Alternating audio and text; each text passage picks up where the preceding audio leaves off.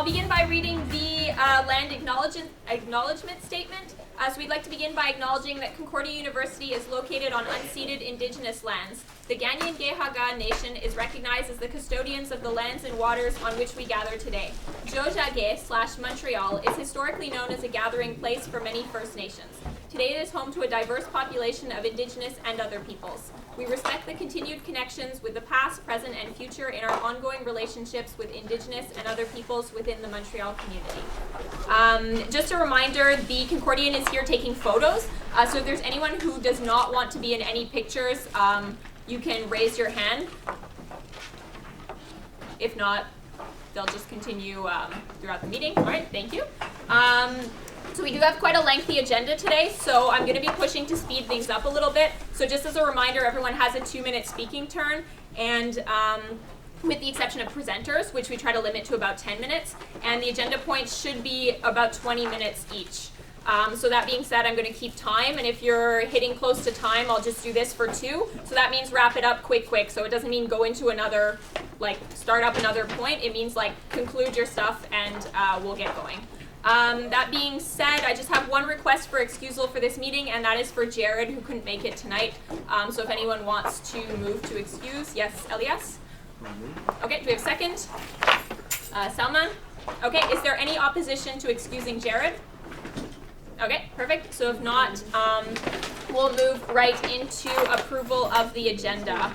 Yes, James? I would like to move that the engineering presentation be moved before B and C be switched. So, yeah. So the engineering presentation will go before the mindfulness. Okay, do you have a second? Actually, really need that. Yeah, Patrick. Okay, is there anything else for the agenda? Hannah? I would like to pull the academic and advocacy report from the consent agenda. Okay, so I'll put that at the end of, thank you, at the end of substantive, where we usually put the pulled reports. So academic and advocacy. Chris, sorry.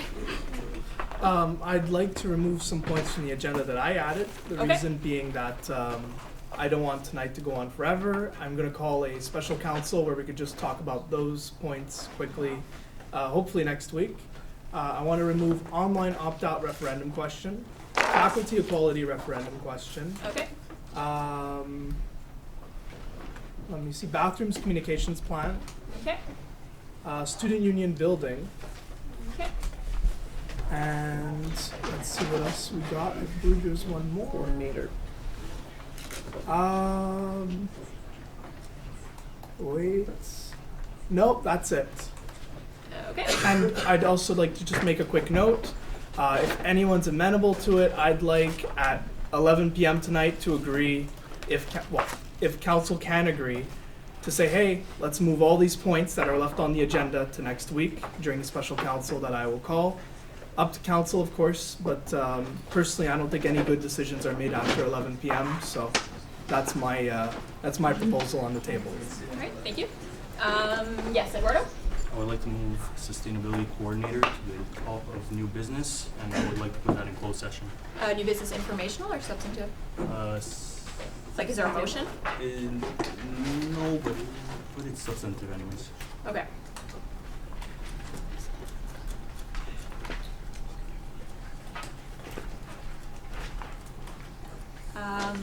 Yes, Lee?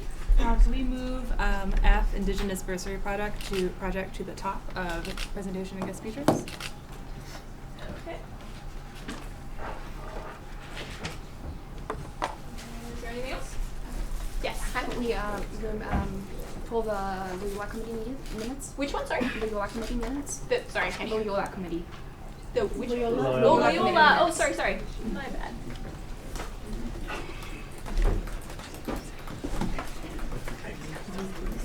Yes, James?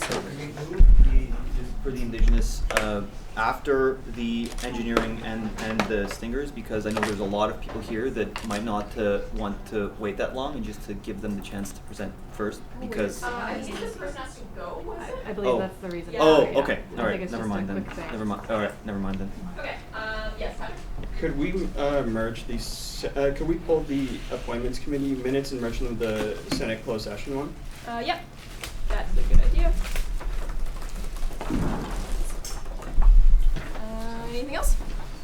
Okay, so if not, I just need a motion to approve the agenda and all items under the consent agenda. Yes, Victoria? Sorry, I wanted a motion to pull out the minutes from the club space meetings.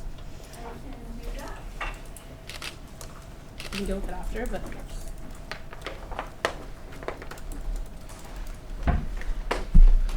Okay, so that being said, I just need the thing I said before. Yes, Salman? Move to approve the agenda. Okay, quick second. Sorry, it's been a while. All right, so is there any opposition to approving the agenda? Okay, so if you just give me 2 seconds, I'm going to PDF this and export it to the, upload it to the Facebook group. That way everyone can follow along. And I will email that to you. That way we have it on that thing.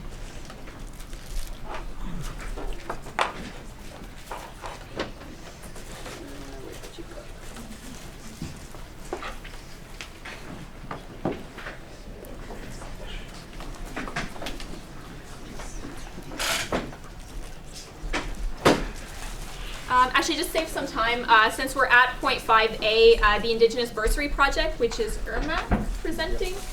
Oh, there you are, sorry. I didn't see you there. Yes, you can go ahead and begin your presentation. And Okay. Great, thanks everyone. Do you wanna? Sure, so, welcome to Orlando, Zoagwego, Rendak, Wanajum, Bushe, Curet, and Jets. So I am the coordinator of the Aboriginal Student Resource Center here at Concordia, and Ermac and I have been working on a proposal to help support some of our Indigenous students who have children in the CSU daycare, or are trying to get their children into the daycare, because one of the major issues for some of our students is that daycare is not affordable to them. Many of them are trying to balance some work, some school, and parenting, and so that really limits their amount of financial resources. So the CSU daycare and Ermac have proposed to request a certain amount of money for a bursary to help support some of our Indigenous students and improve their success rate. I have actually a little presentation. yeah, go ahead. It's right here. Oh, great. This is it. Just to also add, we currently have about 200 students that we provide services for on a daily basis. And many days like today, we actually had probably over 100 students in our office for various things. And we think we have about 20 to 25 students right now that have children either at the daycare level or new infants. The rest of those parents that we help support are older children, so. Perfect. Okay. Thanks, everyone. So, I have, my name's Ermac. I work at the CSU as the campaigns coordinator. I have been working for the CSU for the past 4 years, and I've been doing some work to support student parents and during this time. And some of the things that we realized that student parents are not a homogenous group, right? They have different needs, and Indigenous student parents have very specific needs that are different from settler student parents. So in doing the kind of work that I've been doing, which I'll talk about, it was brought up actually from the ARC. ASRC. I always do it the other way around, the Aboriginal Student Resource Center, that there is an issue of cost when it comes to daycare. So we came up with this project to propose an additional bursary for 3 Indigenous undergraduate students at Concordia. Can I just go over really quick the profile of our students? Absolutely. Okay, so just to give you an idea of what our students, what kind of students we're supporting. Many of our students are not from the Montreal area. We have a lot of students coming from up north. We have a big Cree and Inuit population. We have a lot of people coming from out west. We even have some coming up from the States. This year we don't have any international Indigenous students who come seek out support, but that does happen once in a while. In most cases, these students are coming alone with their children here, or in some cases, because they can't find affordable childcare, they're here studying while their children are being raised by their grandparents in their home communities, because that's the only available resource that they have. We currently have 1 student right now who's in that case, like has that situation going on where she doesn't get to see her daughter all semester because her daughter has to stay up north with her grandmother while she's going here for school, and so she only gets to see her during summer and Christmas break. And her daughter's 3. Yeah. I did not bring enough. This is a full room, but I think it would have been passed out with the council minutes. Yeah. But we have 4 copies. So I don't know. If it was with Take the a look. council minutes, they've all. It should have been, yeah. So if anyone didn't get a chance to look, that's basically the presentation. So I just wanted to go over, some of what we stand for at the CSU, what we've been doing, right, over the past years. So we are demonstrably committed to supporting student parents, right? Over the past at least 5 years, we've not only adopted, I can definitely move this over, many mandates in support of student parents, but we've actually put our money where our mouth is, right? And we've followed, backed them up with concrete actions. So some of the services and events offered by CSU for student parents include a family barbecue, right? It's become a regular event during orientation. We organize kids' clothing swaps. We now have pledged to provide childcare at every single event, or make sure events are actually child-friendly. And of course, we opened a daycare and nursery, which is a huge accomplishment. So we've been doing quite good, I would say, but of course, there's always more that we can be doing. So as I mentioned earlier, as we continue to do this work to support student parents, it really is important for us to actually reflect on the unique context of Indigenous student parents, and these are some of the things that Brenda brought up. I think that example really hits it home for me personally. So the feedback is that we have received is that cost is unsurprisingly a barrier, and we can think of all the systemic reasons why this is the case. And at the CSU, as counselors, you have an incredible opportunity to do something about it. And this is what I am proposing to you. We also, of course, have multiple mandates in support of feminism, Indigenous rights, and Indigenous sovereignty. And this would be one more act that we can take to really further put our money where our mouth is. So the project that I want to propose to you is a 4-year pilot project, and it would fund 3 spots at the daycare. Specifically for undergraduate Indigenous student parents. Keep going. Some of the breakdowns. So our daycare and nursery costs $35 a day. So one full-time spot would be just around $9,000 a year, right? I've been speaking with our daycare manager, Angela, and she's been really helpful in helping me get this information. So we found out, for instance, that I found out that on average, children attend daycare for a maximum of 50 months. It's written here, I don't want to give you the wrong information, but they tend to start somewhere when they're toddlers. I don't remember anymore. Shoot. It's usually about a year when maternity leave ends. That's it. But some students Yeah. do return back earlier because it's when the semester starts. That's exactly it. So it says that around 9 months, actually, on average, is when children start daycare, and they go until about they're 5, at which point they're in the school system, right? And so the proposal for that reason is for about 50 months. And the maximum cost is going to be about $7,000 a year, or $28,500 in total.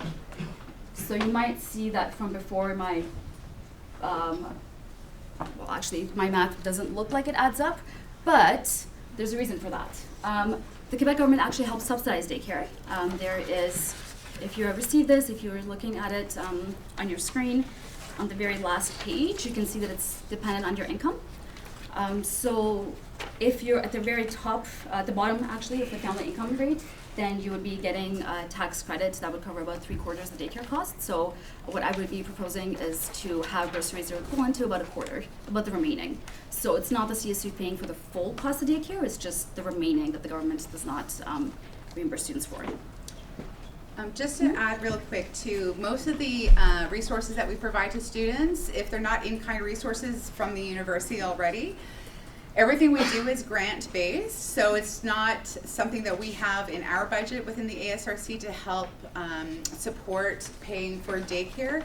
But I can tell you that myself, when I was a student and I had a 2-year-old and a 5-year-old, and I was a single parent, which is often the case for our students, even trying to put my kids into the low-cost daycare system was still too expensive. There were days where I didn't eat unless I was here at the university and could get free lunch here on campus, because food was, I had food for the kids at home and I had to pay daycare costs. So I wasn't eating, and that meant I was not able to really engage in my classes. So it's a real struggle for some of our students.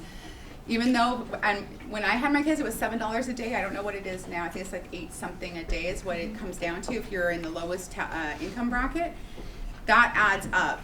That's $40 a week that you don't have for yourself, and you're having to pay towards daycare. Thank you. Okay. So we have a proposed distribution procedure as well. I'm really going through this quickly, but if you have any questions, obviously, that's what we're here for. The idea would be for us to select 3 students at random and have them come in with their receipts on a monthly basis, show how much they pay the daycare, right? And that we'd write them checks for a maximum of $190. That is basically calculated at a quarter of the daycare cost for someone whose kid is in daycare full-time, right? And who also receives the maximum government subsidy. Students with children and then enrolled in daycare part-time we would calculate that, right? And they'd receive a bursary that's not more than 25%. So it's, at maximum, it's always going to be evening it out so that there are no daycare costs, right? It's never going to be more than that. It's never going to be extra money. So, I think that's the end of my slideshow. In all, we are proposing, based on my understanding of talking with the finance committee and the finance coordinator, that the best place would be to liberate funds from the student endowment fund for the project. And I would suggest that the project starts as soon as it's granted, it's approved. If it's approved, I hope that it is, and would last either for the 15 months that I mentioned earlier, or until the last child graduates from daycare. Now keep in mind, we are suggesting that the children and the parents are selected at random, right? So you might end up with some kids that are already 3 years old or 4 years old. So this is what I have at the very top here, is the very maximum total cost, but it's quite possible that it might be less if these kids don't need to be in daycare, right? Or if they're going to daycare part-time. The reason that we set it up to be for the maximum is to make it as much as possible flexible for student parents, right? One semester you might be a full-time student and need maximum daycare. The next semester you might have more flexibility and not need to put your kid in daycare for 5 days a week. But we didn't want to be limiting, we just want to be accommodating as much as possible with the proposal. So this is the very, very maximum amount, but as soon as the actual lottery is drawn and we know who the kids are, we'll have a more concrete idea of what the numbers are, and quite likely they'll be lower. There is so much more information here and in both our heads, so if you have any questions, are available. Thank you for listening.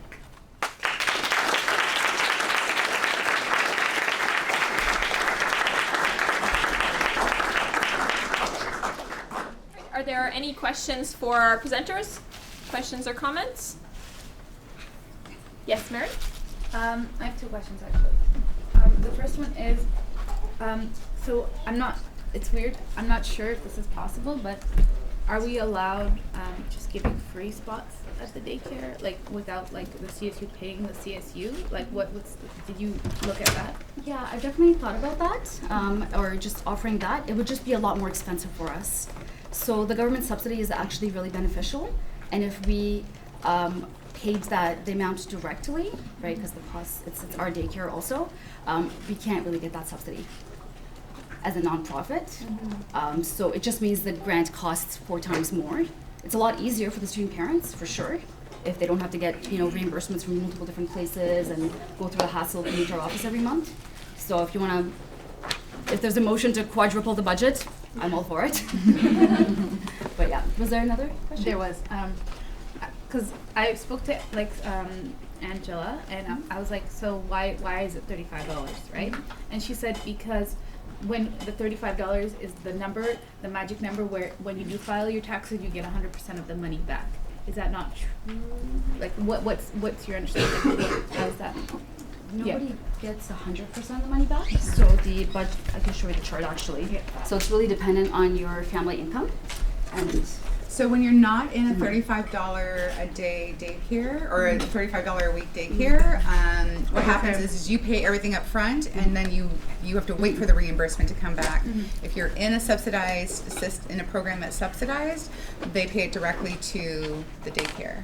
Is my understanding. That's how it was when my kids were So in daycare. this case, Because not all daycares are approved. They're not all covered. Thank you. Chris?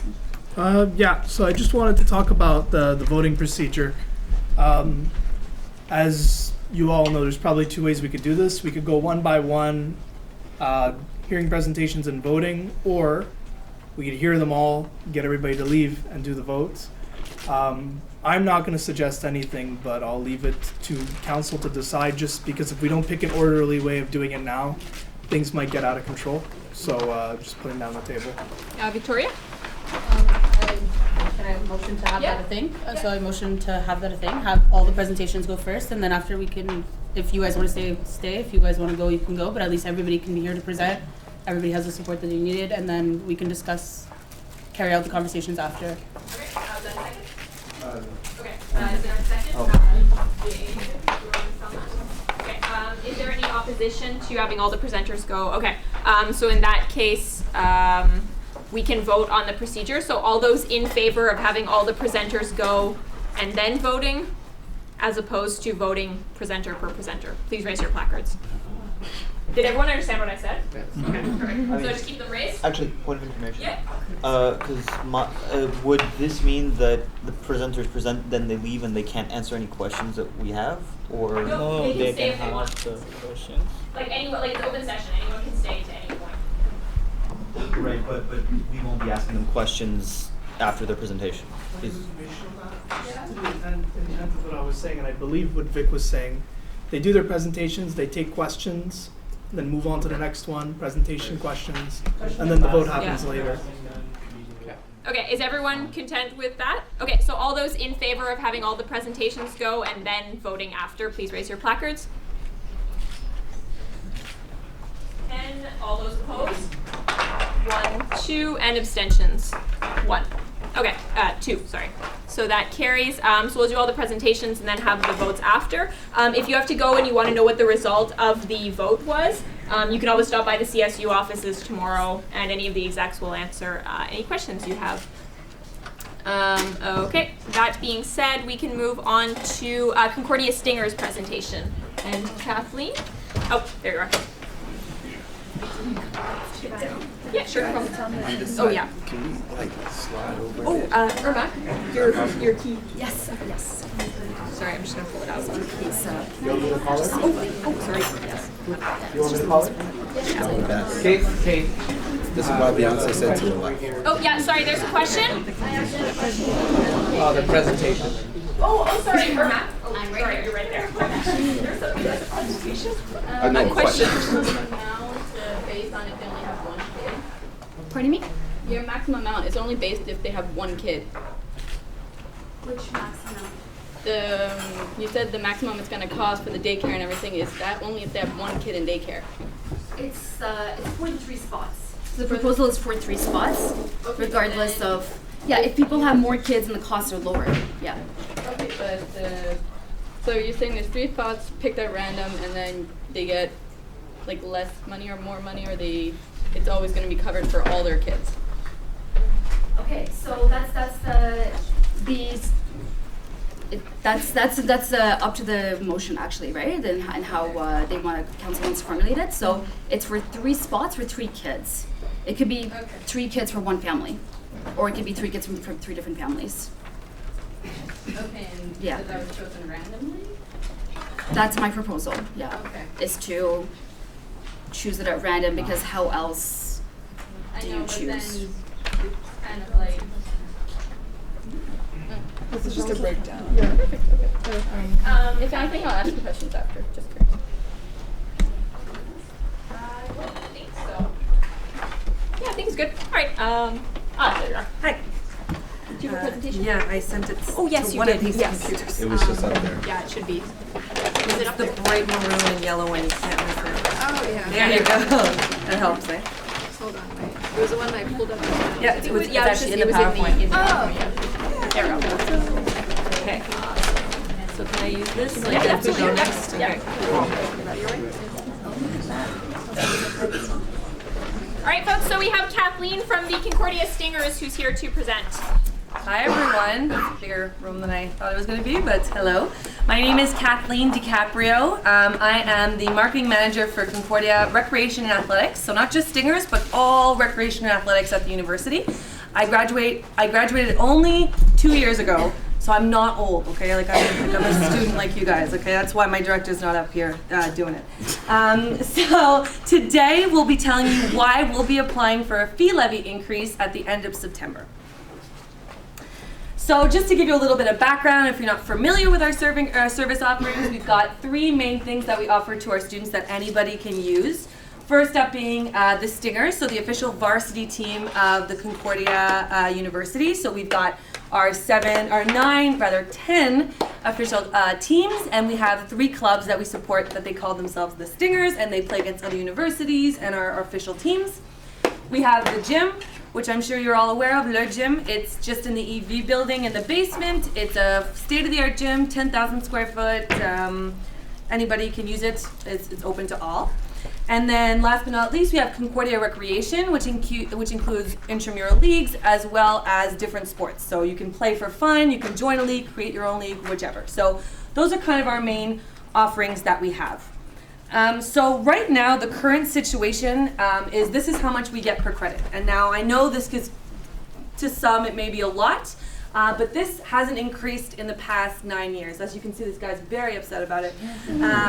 We are, the request for more recreation, for more activities has not stopped increasing. Unfortunately, we're stuck with that amount year after year after year after year, so we can't provide.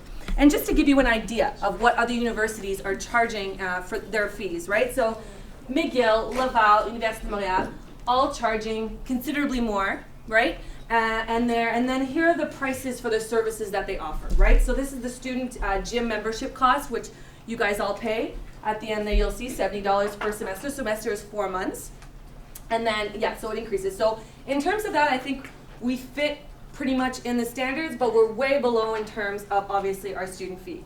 But I'm not gonna sit here and say, give me all your money, we'll do some cool things with it. I'm gonna show you exactly what we plan on doing with the increase and how it will benefit all 1,000 people in this room. Our suggestion, a big increase, $2.08 per credit, which equals a total of $5 per credit. But it's really cool. We're really offering some cool things. So I'm gonna take you through our whole presentation of what exactly you'll be getting with this increase. First off, more recreation, right? So we keep saying recreation. There was a health and wellness review done in 2017 by the university, and it was made very clear that students want more rec. And it's not just sports. It's actually other types of recreation that we haven't even started to look at. So this is just some ideas of what we'll be doing. So more types of sports. As you know, or the CSU, which is here tonight, a lot of clubs under you guys are sports clubs, right? There's the tennis club, there's the cheer squad, and we've always wanted it to be under the Stingers. We've always wanted them to be Stingers, for them to compete against other universities. We've never been able to have the funds to do so. So obviously that's our #1 priority, is get the cheer squad, get the tennis club under the Stingers. Cricket. I mean, I go to all of the information sessions, the orientations, all that stuff, and the amount of requests I get for cricket is insane, and we should be able to accommodate that, but it takes a field and it takes money to be able to run cricket, right? So all that stuff is going to be into play. Alternative recreation, so not just sports. Some people don't release stress by doing sports, and we get that. We want to be able to accommodate those people. So sleep pods was a big one that keeps coming up in elections and people keep talking about, but that's something that can be done under recreation. And then of course we've got our spaces that we want to expand as well. So Le Gym, if you don't know this, on the 3rd floor it's just storage. We have a plan in motion right now that we're just missing the money for, but to turn that 3rd space into a CrossFit gym. Everything is but done, we just need the money to do it. You know that little detail. We want to increase more open time, and we want to have more unofficial recreational spaces. So that was another thing that was brought up in the review. People sometimes just want to play table tennis and not have an official field or a place to play it, just in the hall building or in the JMSB lobby. We can provide that for the students easily with just a little more money. Why? Well, the reason we're here, right? Next up, which seems to be a crowd favorite. Oops. The gym memberships. As we know, the gym membership, $70 for 4 months. As you saw from the other universities, it's okay, it's affordable. It's around $20 a month-ish, $70, a little bit less than $20 a month, but with taxes it comes out to about that. But we think that's still a little bit expensive. So our goal is to cut those full on in half. So just to show you the example, this is the most popular among students this semester. So right now it's 70, we want to offer it at 35, $40 tax in. Not bad. I wanted to hear like a yay, but okay. 50, yeah, so that's for winter and fall. So I know what you're thinking. You're like, okay, well I want to go in the summer, right? What do I do in the summer? Well, that's easy. It's free. So we want to offer all students who are in the university here because they're studying, because they live close by, free gym in the summer. And the whole point of this is because it should be accessible. Working out should not be a luxury. You should be able to afford it. You shouldn't have to pay, not pay rent to be able to go to the gym. Hopefully none of you are doing that. But we want to make it more accessible. And last but not least, it's my personal favorite because I really like the word free. So when I was talking with my boss, I was like, okay, what else can we do that's free?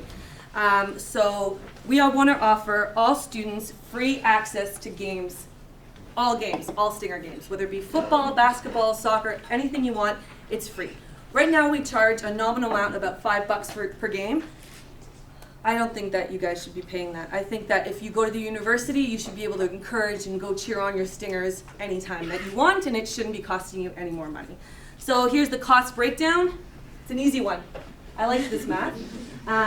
Roughly you're paying about $6 a ticket to go to a game. Obviously when you look at memberships, not memberships rather, but season passes, that goes up. It's $0 if you have a student ID. So we all know the benefits of going to a Stingers game or a university game and cheering on your team, right? It creates a sense of community. It gets you that feeling of being part of something. And when you graduate, it makes you want to come back, which we all love alumni. So that's my 100% reduction on Stinger games. So just to give you a quick example of what that would look like now with the fee levy. So $5 a credit, which falls into the average of the other universities, and there's mumbles of Université de Montréal doing a referendum exactly like this to increase theirs. So we should be at the cheaper level considerably.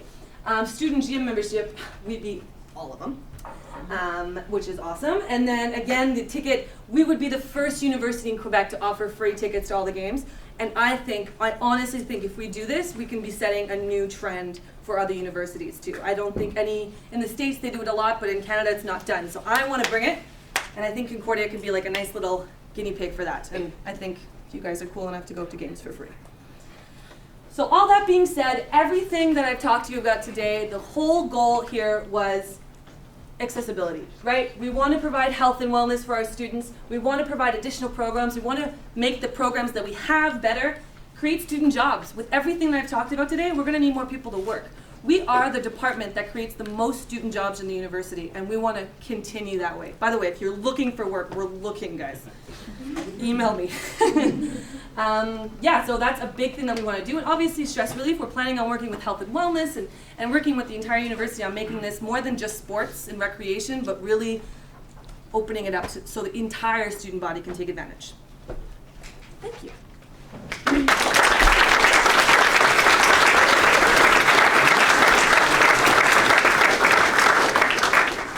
Questions and Thank you very much. Questions right now.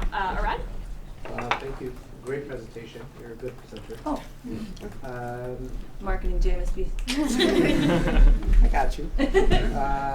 Yeah, well, you mentioned a lot of really cool stuff, but I struggle to believe you can do all of them at once. At once? Yeah, no, absolutely. Okay. You're very... do you have a timeline, a set of priorities? Yes, so when we apply I didn't want to bore you guys, we only had 10 minutes. But I will have the whole timeline on September 30th when we apply officially. But yes, we're 100% aware that none of this can be done, although the new fees being applied, so the 50% off in the gym and then free, can be applied as soon as it's get approved. And then for us, yeah, there's a 3 to 5 year plan to execute all that stuff. Thank you. Melise? There you are. So I saw that you were gonna make it cheaper for the gym, but Yes. I guess you guys don't have the performance center under your jurisdiction. But Not yet. there's also us Loyola people that like to work out sometimes. I know so you like, do.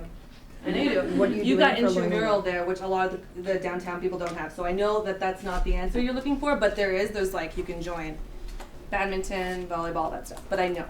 And I don't know if Darcy at the end of he's the athletic director, if he's got any knowledge on that, but I get that question often. Perform Center is really a research center, so it's not a gym like the gym is, but I know that there's plans to help.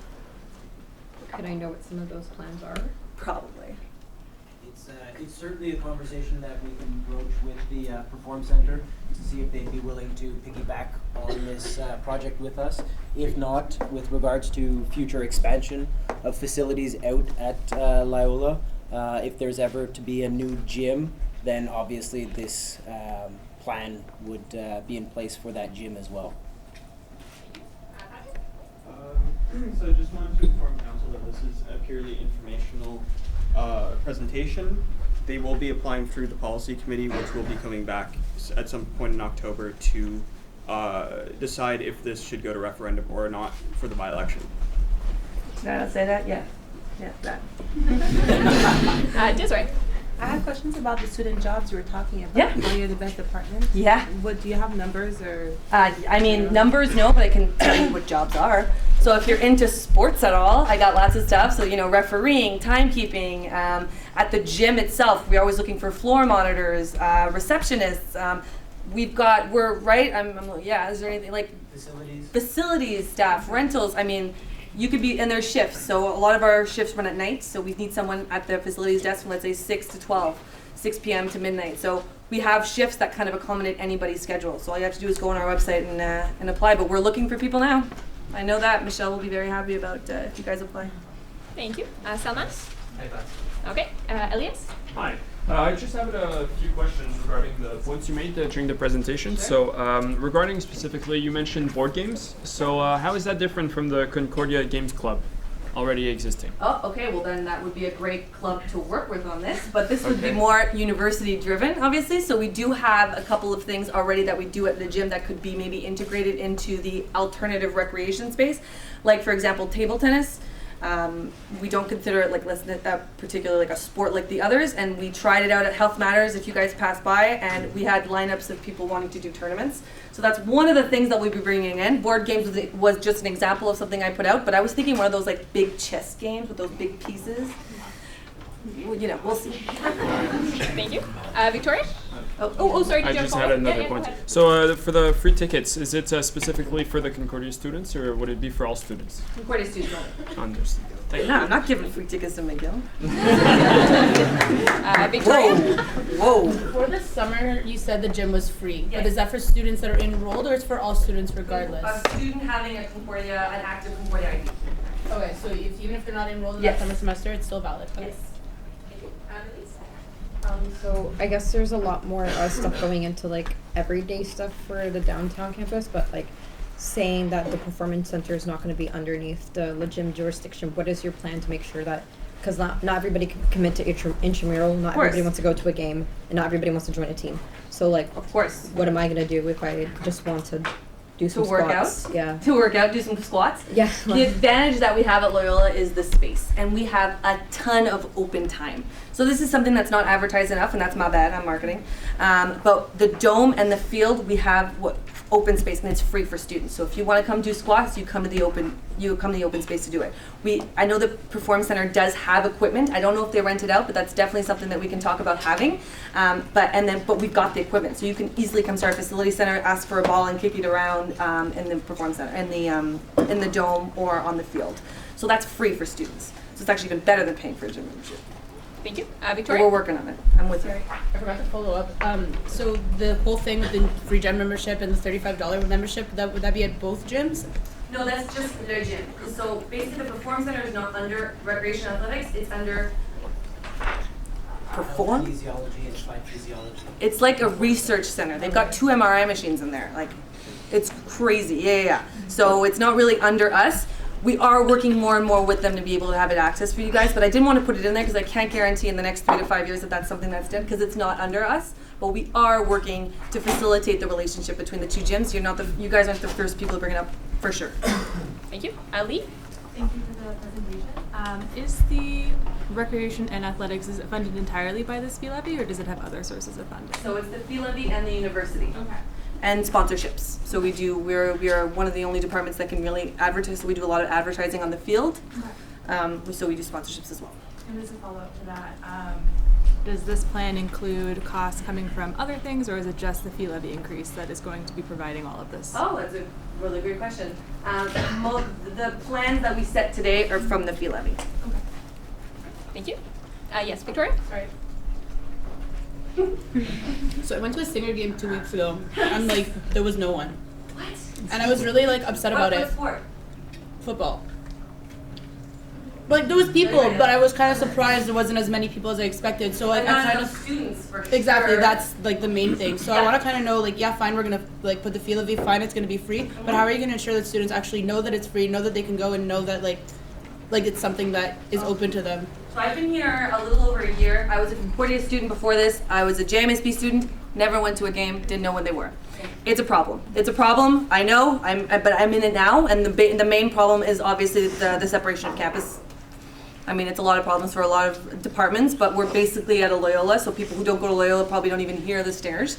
I would gladly have you in my office to talk about my marketing plan for the next year, but it includes a lot of outreach. Social media obviously is a huge part of it, but really just getting into the communications department and spreading it out. But we've already made a lot of efforts, and student attendance is up.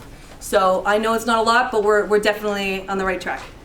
No, it's just your executive team had been mentioning it as well, so I was wondering if you had a plan for it. So. It's in motion. Thank you. With word of mouth, with the 1,000-odd students that you crammed into here. Guys, Saturday, right direction. big homecoming game. Okay, against Sherwood, we're gonna win this one, hopefully. Count of the game. Right. Are there any other questions or comments for Kathleen? Oh, yes, in the back. So, obviously, any Concordia issue, it's always twofold. There's the money aspect for sure, but the other aspect, and arguably the most difficult aspect to deal with for any project on this campus is space. Yep. So you mentioned the alternative recreation center, or recreation room. How do we know if we approve this fee levy, or council approves this fee levy eventually? How do I know you're not going to shove it in the old Omer Dessert across the hall from the gym? That's a really good question, and I'm glad you brought it up because the point is not to create more space, it's to use the space that we have. So I don't even, is it still an Omer Dessert? I have no idea. I don't It's even. been empty for as long as Oh I've been God, no, we don't want to put anybody under the stairs. That's not the goal. So what was suggested is to use the common spaces that exist. So I'm talking about the hall mezzanine. I'm talking about the JMSB lobby. I was really talking about the open spaces that exist. The alternative recreation was really to use free spaces that the university already has. And it's to make it not complicated. I'm working already with my recreation manager and talking about the least kind of equipment that we would need, a couple of exercise balls, a table tennis table, that we could literally leave there all year without any equipment needed. So I get you, but I'm also going to make it so accessible that you're going to see it, you're going to bump into it on your way to class. That's the goal, not to hide it. We have the space reserved already above the gym. Yeah, that's just the storage unit right now, and we have the plans to blow that out into CrossFit. Sorry, what's your name as well for the minutes? Alex. Alex, okay, thank you. Okay, is there any further questions or comments? All right, so if not, I'd like to thank you very much for being here.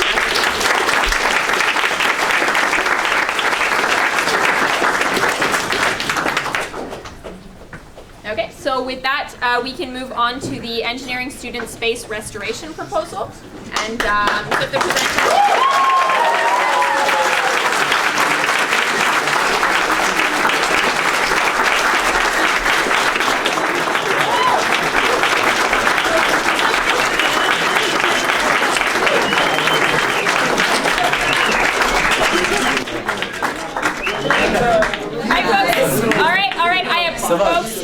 I appreciate your enthusiasm. It's really great to see everyone out here, but it's absolutely deafening when there's clapping. So if we just want to do jazz hands for the rest of the time, if no one's against that, that's awesome. All right. So with that, I will give the floor to our presenters. Sorry, we're just getting the PowerPoint. Oh, yeah, no problem. But oh my goodness, thank you so much for coming, everybody. I'm crying a little bit. Oh yeah. We hope not to take too much of your time. I know it's a lot to get through today. So, but we really wanted to talk about something that we care a lot about, which is the places that we live or that we work and live at this school. So it's for the maintenance and restoration of student spaces for engineering hands-on activities at Concordia. So, hi everyone, my name is Alex and I'm the president of Concordia SE. And I'm Hannah, I'm the president of Space Concordia. So over here, today we're representing a number of student societies, part of the engineering faculty. And we'll be going over the type of work we do, the current state of our student spaces, and why the current situation is just not sustainable for the continuing of our activities.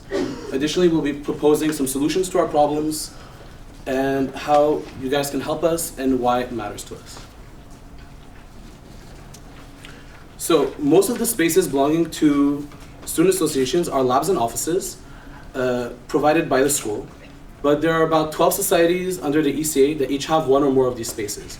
The groups that are present today, that are being represented today, are 7 groups, and we represent the majority of the active student body and of the spaces being used. So real quick, I'm just going to go over basically who we are and what each of these groups do. So this is Engineering Games. They are the team that, yeah, they are. They represent Concordia at the Engineering Games of Quebec, which is an awesome nerdy Olympics. IEEE, they provide an open electronics lab, so you can go there and you can work on an electronics project, and they also offer workshops in electrical engineering fields. IISE, they represent Concordia at conferences and competitions that have to do with industrial and supply chain engineering, so basically logistics, how things move around the world. SCS, Software and Computer Science, they also offer workshops in an open space for students to work on software-related projects. They have weekly code nights, that kind of thing. Space Concordia, we are the grassroots space agency here at Concordia. We are sending a satellite to orbit in 2021. We're trying to send the first student rocket to space ever, and our robotics team is currently in Poland competing internationally. UAV, they compete internationally as well with unmanned aerial vehicles. Oh my goodness, sorry. And SAE, they have 4 competition teams that also compete internationally in the fields of aviation and automotive engineering. So that's planes and cars, including an electric vehicle. That's pretty cool. So overall, our whole goal with all of these clubs together, these teams, these groups, is to create communities, create amazing technology, and to really enhance the student experience here. So, so as you can see, did it change? Yeah. Okay, so. Okay, we're missing a slide. That's all fine. Right. So our societies together, we engage hundreds upon hundreds of students through our activities and our events. And while our activities are primarily engineering or computer science related, we are we have members from all backgrounds, all different faculties, helping us work on these projects. Anyone can get involved if they choose. Our technical work is it's accelerating, it's being globally recognized and locally impactful for the students that work on these projects. And these projects keep getting more and more advanced. But to keep up competitively and in our spaces here, to keep going above and beyond and making sure that everything is accessible to any student, our facilities really need to be kept up as well. And right now we're doing a pretty bad job of that. So one of the biggest problems our groups are facing is that we are lacking the equipment that we need to be able to get our projects to term reliably and have them perform as we want them. So one of the main things that any modern engineering project needs is that you have to do a design, you have to do analysis, and you have to use something to manage your project. But just to give an example of how bad things can get, just for analysis only, a single simulation can last like a week to complete on a single computer, making it unusable. And one of the reasons why the computer labs that are available at the school are not a good option is that you cannot just sit at a computer lab in the hall building overnight for a number of days. You will get kicked out, and then other people will try to use it, and it causes problems. Yeah, so it's for those reasons that we propose the Engineering Student Space Restoration Project. This project focuses on these groups, but will impact the general populace, hopefully, if people get more involved. And it just focuses on upping the quality of these spaces so that they can become more accessible and increase the quality of life. So yeah. I will try to go this as quickly as I possibly can, but this is a very summarized breakdown of what our problem is and how we're trying to fix it. So the first society up is UAV, who doesn't have any computers whatsoever in their student space, and so they rely entirely on their members bringing their own laptops, which is a big barrier into entry for some people because they either cannot afford it or cannot afford to bring them with them to school.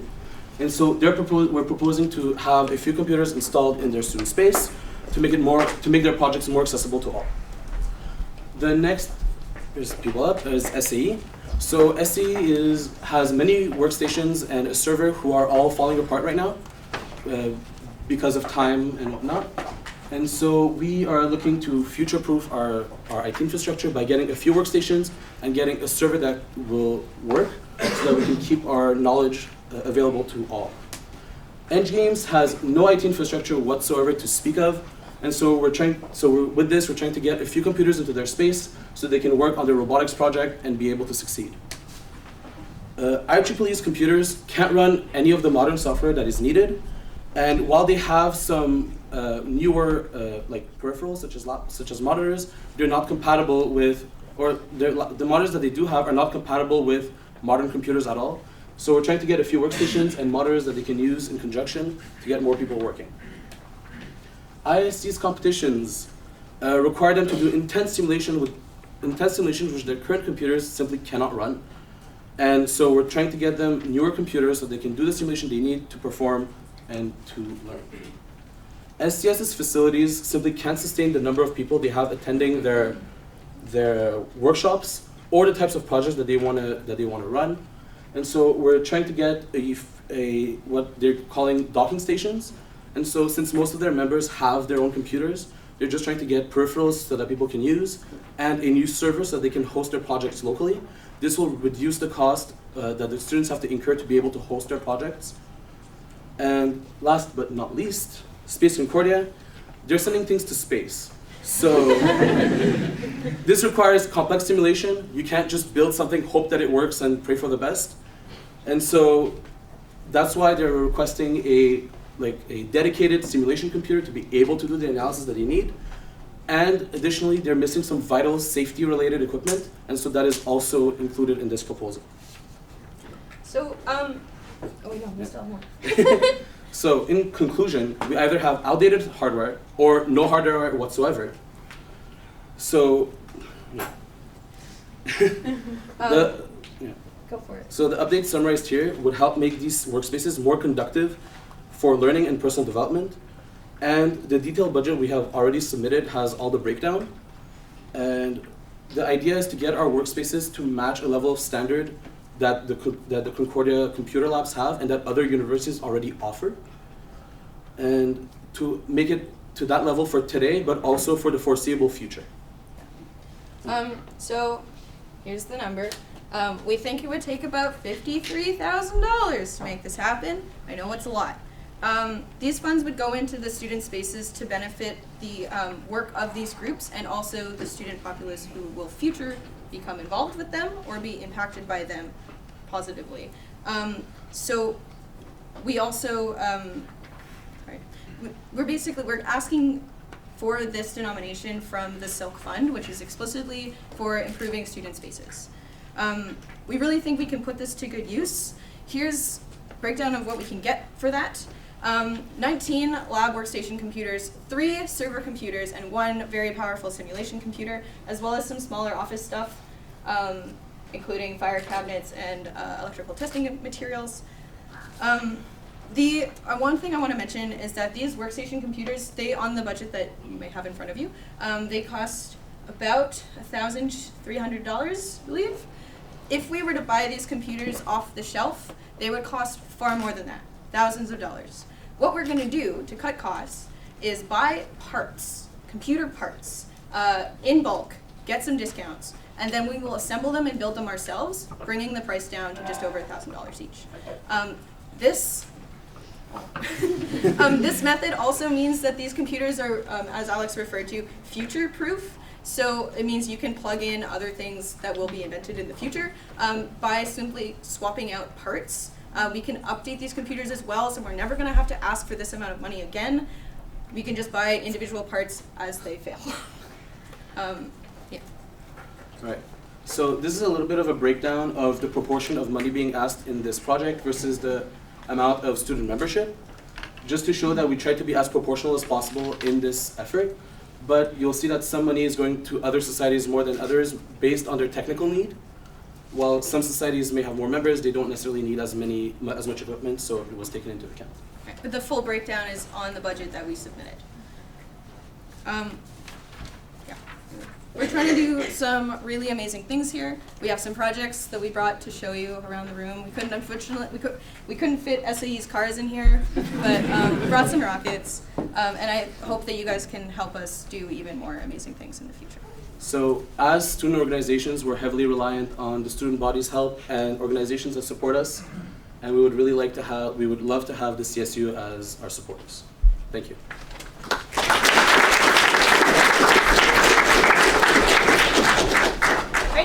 So does anyone have any questions or comments? Yes, Chris. Yeah, I'd just like to say it's amazing to see how many people came out to support this project. When I see the Silk Fund and what it's intended to do, I mean, obviously its main purpose is for student building, but it is also for student space, and there's literally people who live in the hall building, and you are all those people. And if there's anybody this Silk Fund, in my opinion, should be for, it's for those people who live in the hall building. So thanks for coming out and supporting your associations and your two presidents who decided to take on the mantle. I think that's a great thing to show to council, which is unfortunately sometimes we don't get to see the people we're supposed to represent all the time. So it's a great opportunity, and that goes for executives as well. Thank you. Desiree? Yeah, I wanted to say also, I'm in engineering, so it's really cool seeing so many engineers. I don't think that's ever happened. Just swing by the cage. It's very impressive. At the same time, I will encourage fellow engineers to run for CSU. We need counselors. So this would help you get in, and then you get to vote on these types of things. Although I get everyone's really busy, like, I completely understand.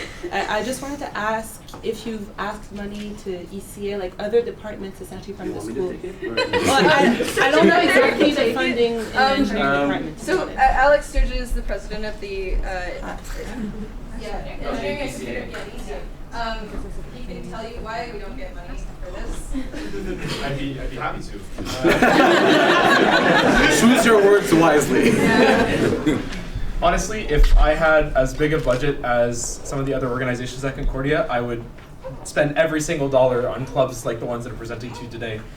The fact is we want to keep our fee levy as low as possible because we want to make sure school is as accessible as possible to every student. That being said, of course, it is in our plans this year to pursue a fee levy increase. However, that is not nearly enough to cover what is needed to give these societies the kickstart they need to get back into shape and keep representing us the way that they do. Hannah kind of didn't mention it, but Space Concordia, the society that she's president of, has put Concordia on the map these past couple years with their projects. And I'm honestly, it's a big honor for me to be president this year, to have of all these societies come out here and show their support for this project, because we need it. Honestly, as much as I try and find funding, we all do our best to find funding. Sponsorships are hard to come by, especially as the economy kind of takes a little bit of a turn right now. Just being honest. And that's why we really think that the student space fund is the kick in the leg that some of these societies need to get back in shape and help and hopefully keep representing us the way that they've been doing. Thank you very much. I also wanted to add that beyond all this enthusiasm of the proposal, there's also a lot of tense faces because people need this fund. It's a very, very important fund for this community that we have around us. I just hope we all take this as seriously as they do. Thank you. Thank you. Salman? Yeah. Firstly, thank you so much for such a great presentation. I'm one of the two Keen Equity School of Engineering and Technology representative. Welcome to 14th floor of JMSB. You all have never been here, including me. Just a quick question regarding the. So this is the funding that you guys need, $53,000. That's aside. Aside of CSU, what other funding or sponsorship you guys are planning to reach to, or other universities platform you're planning to reach to? Yeah, not other platforms in Concordia. Yeah. So just to give SAE's point of view, and I'm sure this goes very similarly to the other people in the room, and the operating budget that we requested from ECA this year is something along the lines of $350,000, and we may be getting something along the lines of 30 to 40 from them.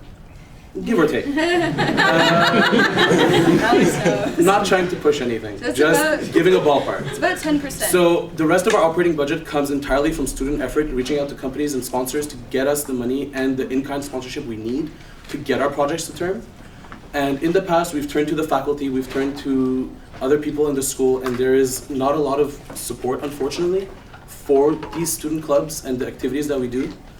And while I think everyone in the room agrees that the experiences that we provide are really important and they will make you a better engineer, we unfortunately don't get that much support from the faculty. So there's a few things that I would also like to add. The figure that we've submitted assumes that we will not get any kind of discount through ordering by bulk or through sponsorship. We do intend to ask. So we may, in fact, need less. But this is worst case scenario. Also, if you want an example of how much sponsorship we do, Oleg, you built a rocket trailer. How much did it cost? Us? Yeah. Like a couple dozen grand. And how much is it worth? It's about $500,000. I'm not actually exaggerating. That all comes from in-kind donations. Those are not paid back. We paid people in experience. Yeah. Sounds about right. Yeah. All right, thank you. Elias? Yes, so I just had a few questions regarding the usage of the equipment. So can anyone come and use the equipment for simulations or projects, or is it specifically and only for members? It depends on the society, so on the group. So for those that run open labs like IEEE and SCS, it is open to anyone who attends their workshops or anything like that. They run open events. From Space Concordia's standpoint, we are working on specific projects. So our material is to be used explicitly for those projects. If you have a cool thing and there's no one in the lab, then no one's going to tell you. But no, it's meant to do the projects that we're using, but anyone can be a part of those projects. Okay. The main restrictions related to the use of space are safety related things. For example, for ST we have, for example, the cage and an office. And to be allowed into those spaces, you have to have completed EHS trainings to prove that you know how to handle whatever material may be, and a mandatory training that the EDML, which is the Engineering Design and Manufacturing Lab, imposes on us. But other than that, we do prioritize our own projects, but we do not prevent people from being in our space. Okay. And I have another question. So regarding just the detailed budget, it doesn't specify necessarily all the amounts for many computers and for the licenses. So I just wanted to know Why is that, and when could you perhaps provide the details? The licenses is in like for operating systems or Yeah, for software? well, it's a very round number, and there's no description for where we can look at the prices in the we detailed sent budgets. Sev, yeah. Yeah, so the computers, I can send you all the link. Okay. I think it should have been in the document. No, it's not. Some of them don't have links because of what So, you said. Okay. So, for instance, this one, this one, this one, and this one, and you know I have all of them. Okay, sweet. I can forward them to you. That'd be nice. For the licenses, how it works for most of the societies is that students get student licenses from Concordia, and then they put it on the computers. So that is how, for example, we get Windows 10. That is how we get Office. Okay. And for most of our like technical software, we hope that the company was willing to sponsor us a few licenses of their software for us to use. Yeah, but when it comes to hardware, it's very difficult to find in-kind sponsorships. Okay. Thank you. Can the minutes also clarify that it was already answered why computers don't have a link? What? They Sorry? For the bulk combined. Oh. Yeah, exactly, because it's bought in bulk. Yeah. I can go and send it now. Yeah, you can. Anyone who has questions, like you folks, can send it to the person you sent all your presentations Yeah, to, and Sev I can actually send did it to. the Yeah. documentation work, so Perfect. he's the man behind the scenes. Thank Thank you, Sev. Elise? Okay, two things. One, so it says that you guys are making workstations so that if you have to replace something, you can. But like, let's say if you do need to replace something, who does the bill go to? Is it us That again? would be issued through our regular like facilities budget, which is non-existent, but we hope through replacing a single graphics card or a single processor is within the means of our societies and our groups in our yearly budget. Buying that many new computers is not.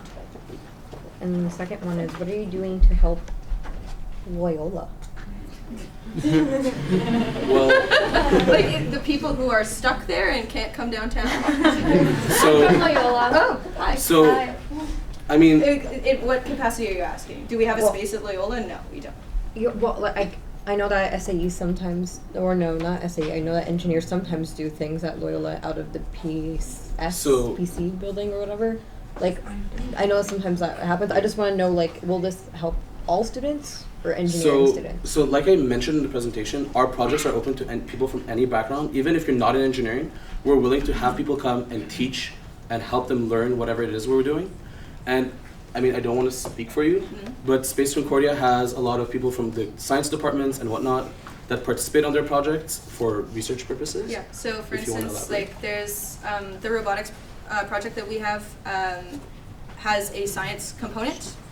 So that's like biology and chemistry. We're searching for signs of life in soil on board a rover. It's really cool.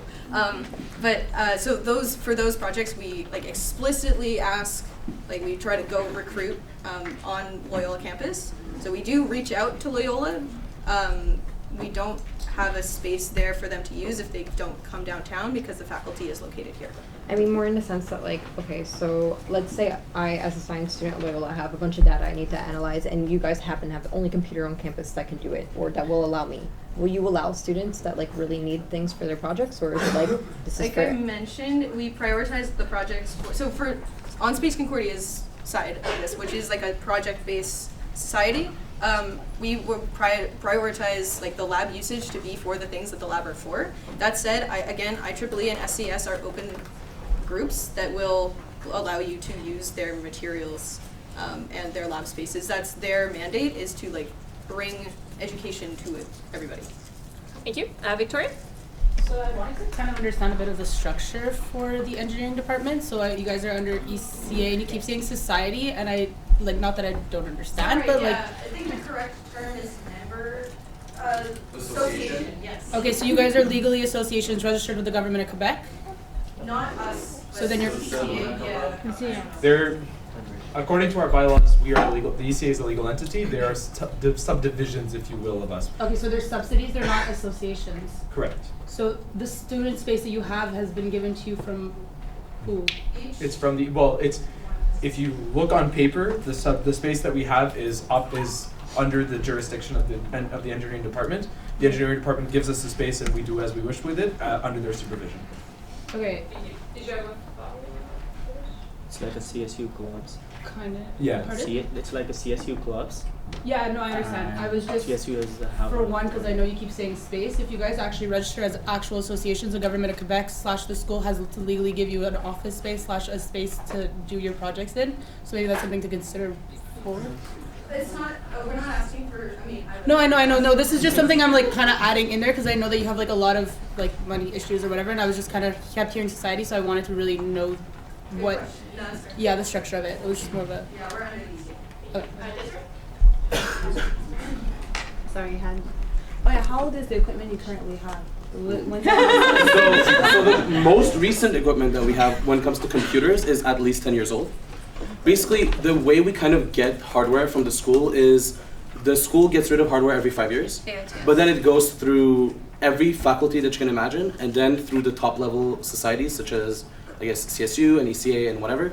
And then once they've taken what they want, we get what's left. Yeah, so you end up with like our lab computers are probably about 8 years old, and until like a few days ago, they had Windows 7 on them. Okay.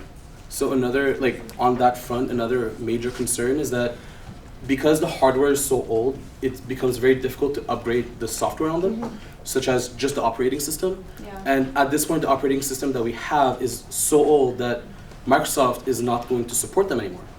Which means at this point, if we do not upgrade them, anyone could very easily hack into our systems and block access to all our computers and make it impossible for us to do the meaningful activities that we do. Thank you. Okay, so it's been more than 20 minutes already.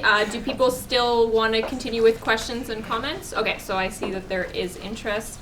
I'll finish this speakers list, and then if we want to keep going, we'll have to do a motion. Isaiah? Just in terms of non-engineer, you guys are in my prayers. Thank you. In terms of security, how are you guys going to make sure that like the equipment is secure? And That's a great question. So the current spaces that we have are kind of, they're delegated to the societies at their own jurisdiction, but at least from the way that we work is we have a members list, and only the members on that list can open the space. So and then before everyone leaves, you have to lock the space. So it's under lock and key, but it is open for everybody when there's someone there. So this is like, this rule comes from facilities management at Concordia. Yeah. And so the person in charge of the space who is I can't remember his last name, Guy Gosselin. So basically what we do is we send them a members list who have all the necessary trainings. He then approves it, and that list goes with security. And then at least for our space, at least the spaces that are in the B Annex, which is where most of the societies are located, are under lock and key. And so you can go to the security desk, give them your student ID, say, I want the key for this room. They'll check if you have permission to be there, and then they'll give you the key. Once the room is open, there must be someone who has permission to open that room present at all times. Otherwise, they must kick everyone out. But other than that, anyone can come and go as they please. Thank you. Lee?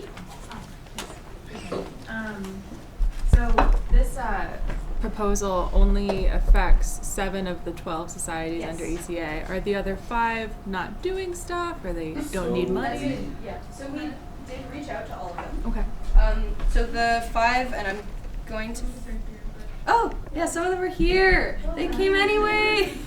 So, for example, Women Engineering, who is there in the very nice white shirt, we reached out to them, but when we spoke, they said that they didn't really have a need for advanced hardware because of the types of activities that they do. And so the 7 societies are mainly the ones who have this technical need and therefore need the newer hardware.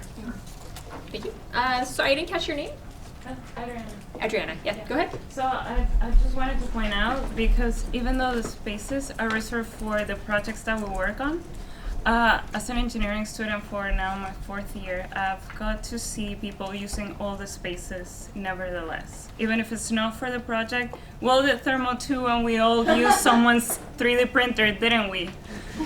Or at least the people who did it. I've had members from SAE reaching out to other societies for help, like IEEE, where's Kitchen? Yes, reaching out to IEEE and spending nights there working with them.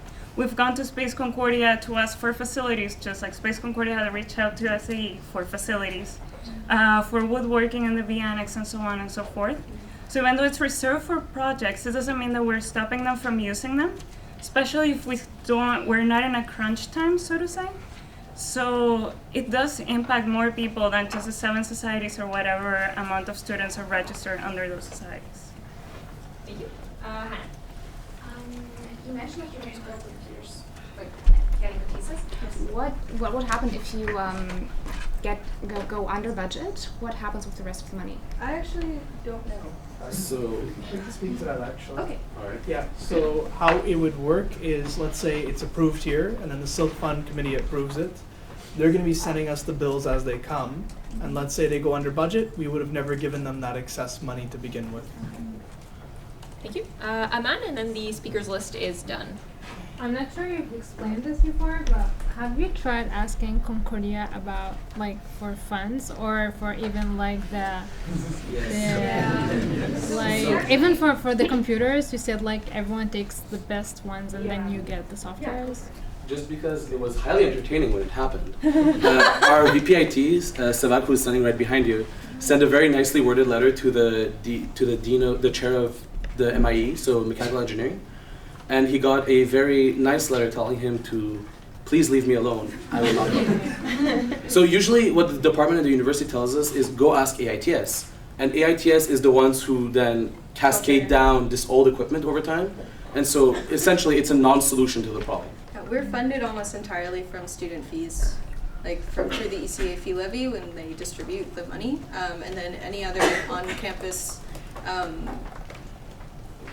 like other than sponsorship, of course, but any other like on-campus grants or whatever that we apply for, we're in debt to the Concordia community and to our wonderful sponsors. So, for example, at least for SAE, Yeah. we tap into the SAF fund for some of our projects. We also tap into CCSL to get some funding for some of our projects, but it remains that it goes mainly towards the competition projects because of the rules associated with these grants. They're project-based.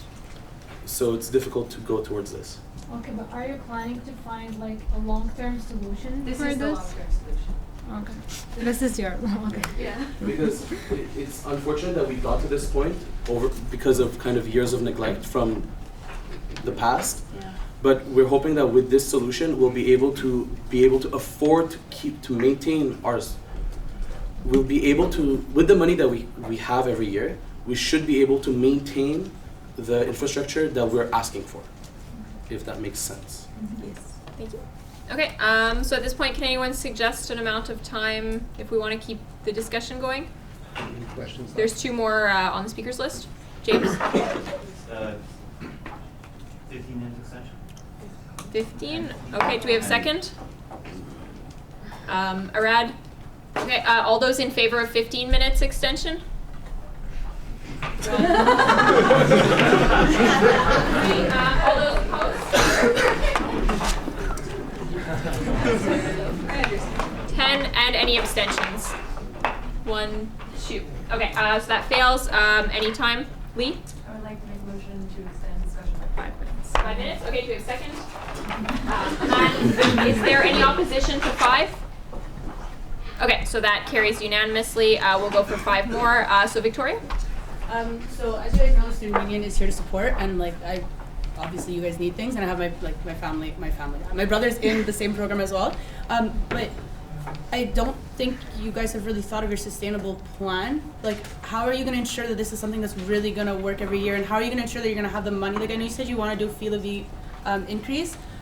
Well, that's not on your end. That's on your end. But how are like each faculty going to ensure they have the money for it? Like, do you guys have a plan with us necessarily where we can pressure the board to give you the money for this? Not necessarily the board, but your dean of students and whatnot. Because realistically, if it's part of your education, it's part of something that like That'd be awesome. changes it. Our plan was to, every year we have a budget allocated to us from the Engineering and Computer Science Association.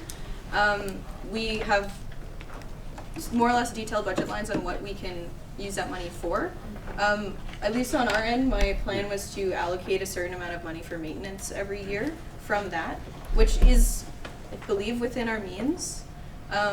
But, I mean, we won't say no to extra support, so I would love to hear any other avenues. But that was the plan, is to like take it out of the budget every year and make it a consistent budget line. I think that you should fight to ensure that the school pays to keep it maintained, because realistically, it's part of your education, it's part of making your school a better place, and it's part of having Concordia to give a national name for themselves. So the fact that you guys are coming here, like, and I said this before, not that I'm upset about it, not that I whatever, but like, to me, it almost doesn't make sense, because it's part of your education, it's part of the school's name, and it's part of like such a bigger picture, and the school should be providing for you guys. And it's like really upsetting that it's not like that. So. Thank you.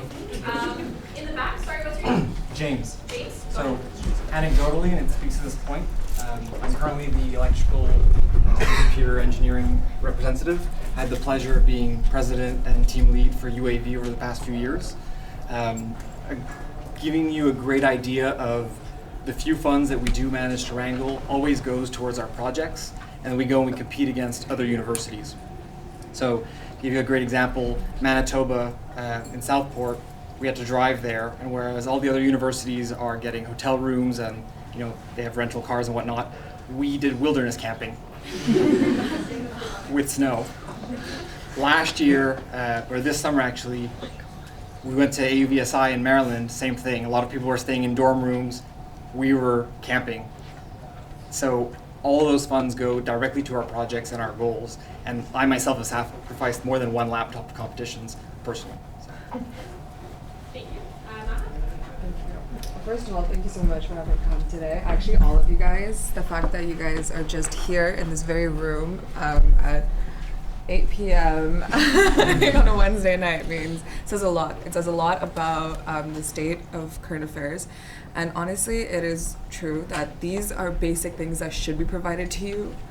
However, that's the thing we do. So I know that it must be tiresome also for you guys to constantly hear, well, why don't you guys just ask the school for money? Or why don't you guys pursue other avenues of funding? Where I know it's not always the most obvious. And I know that, well, not just for engineering students, but also for like me, going out there and securing external sponsorships, trying to like get these big companies. Why on earth would they even be interested in a little school club? Or like, it's kind of daunting, but that's why the CSU also does offer services. Like we actually did this whole entire networking event. I see so many of you guys here right now, and I would have loved to have seen perhaps at least like one or two familiar faces, but I even gave a whole networking event on how to make budgets, on how to secure external sponsorships, on how to network, on how to get out there, and a lot of like really beneficial things. So we do try to also provide you guys with tools as to how to make sure that after this year, how is this going to maintain itself? How is the society or the club still going to run? So those are just some networking events that are also provided, but that's the thing, we do need to stress your faculty to provide these type of equipments for you. I agree. I'd like to reiterate the point on how much sponsorship we have already gotten. We have done so much work and we are killing it about this. Again, $500,000 trailer, 10 grand. It cost us 10 grand. We got 10 grand, and then we built the most powerful rocket engine test stand in Canada, and it's valued at $500,000. But like that's the thing, is we get so little money. We got 10 grand from our governing body, which is fair, and but whatever you do get has to go to the project. We launch in May. The rocket has to be done. Just not to say that we don't. So. It's not like we need extra education on how to create budgets, and it's not like our societies are going to fall apart after if this project is passed. We've already been running for 10 years. Space Concordia, you've already been running for what? We celebrated our 40th year. 40 years. We already know how to do things. We probably existed before then, but not too sure how long. The school has. I agree completely that we need to talk to the faculty more, and I would love. Maybe that's actually probably something we could use help with from the CSU and from other faculties even supporting us, talking to our faculty. They just really don't want to talk to us. Honestly, they love putting us on their posters and they don't give us anything. But suggesting that it's because we don't know how to do the things that we're already doing, I think is a little unfair. So I would like just to clarify that. Thank you. Okay, so at this point it's been 5 minutes. Can anyone throw out a time? Or conclude. Okay. So at that point, yes, James? 5 more minutes? Okay, so there's a motion in that case. Do we have a second? Aman, is everyone amenable to 5 minutes? Okay, so we'll do 5 minutes and then conclude. Isaiah? I think I think the decision on the table is not more so the competency of the groups themselves and because they're doing work. It's just more so they want support in this one thing. Like they want the equipment, the best resources, the hammers and nails to do what they do best. And the question is whether or not we are in a capacity to give it to them. And it's in a way, from what I understand, there's like computers that they can kind of just like one size fits all. Your screen breaks, I replace the screen. It's not like you go in, you get a nice, what I don't know what brand this is, where you store-bought, where it's like, it's a laptop that you can build yourself, and every year you pass it on, you teach the person after you how to use it. If it breaks, you fix it yourself so that they don't need to be dependent on anyone else, keep on coming, knocking at the door, asking for money. So it's not more so of like, oh, because if there was more money in the world, probably they would go get it. So it's more so the decision that has to be made is whether or not we can afford to give them money from this specific fund for this very specific reason. Thank you. So just prioritize the external speakers since we made a motion to do that at the beginning of the year. Alex? So it was brought up a couple times like about approaching faculty for funding. So this is actually just to let you guys know, for those of you who don't know me, it's my 3rd year involved with ECA. I was my 3rd mandate.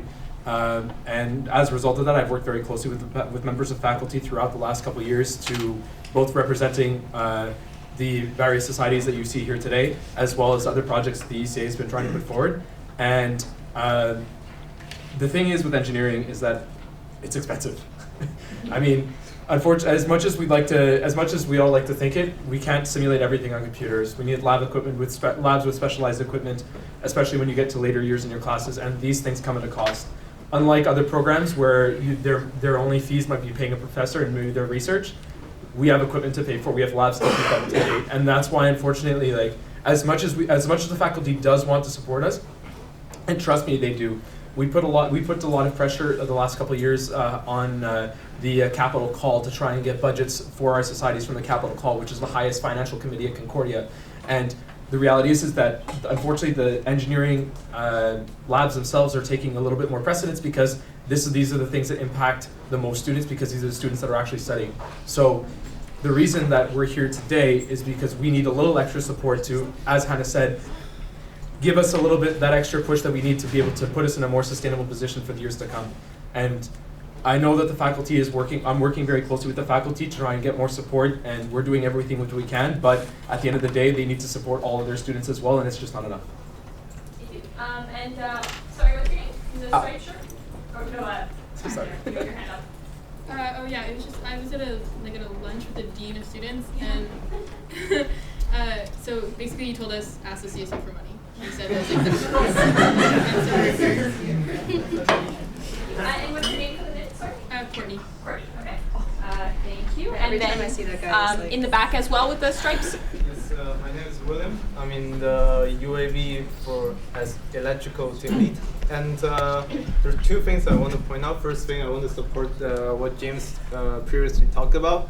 Comparing to other schools, when we go to competition, Concordia really looks like we come out of like a hobo. Like we live in the jungle. We literally live in the jungle, camp in the jungle, and get feed by mosquito, and then go to competition like with no sleep whatsoever, and then the other day go to competition. That's the first thing. We comparing to the other university, we really not in a good state. And the second thing I want to point out is about previously whether we are sharing the resources or not. First thing first, we're definitely, at least if you are coming through a proper channel, we definitely will be willing to share our resources. But again, like Hannah was saying, that most of our equipment in our space are very valuable. Like anything, anything with them could be a disaster for us. Like missing a piece of equipment in the competition would probably just cost us the entire competition, probably cost us the entire semester of hard work. And also, secondly, about this sharing resources, to be honest, there are some other resources in other departments. We really need them, however, it's highly inaccessible for us. Either they always give call it skills or whatever, they always say like prioritizing their student, which to our point, if the resource is ours, of course it will be prioritizing our engineering students. It's the same thing.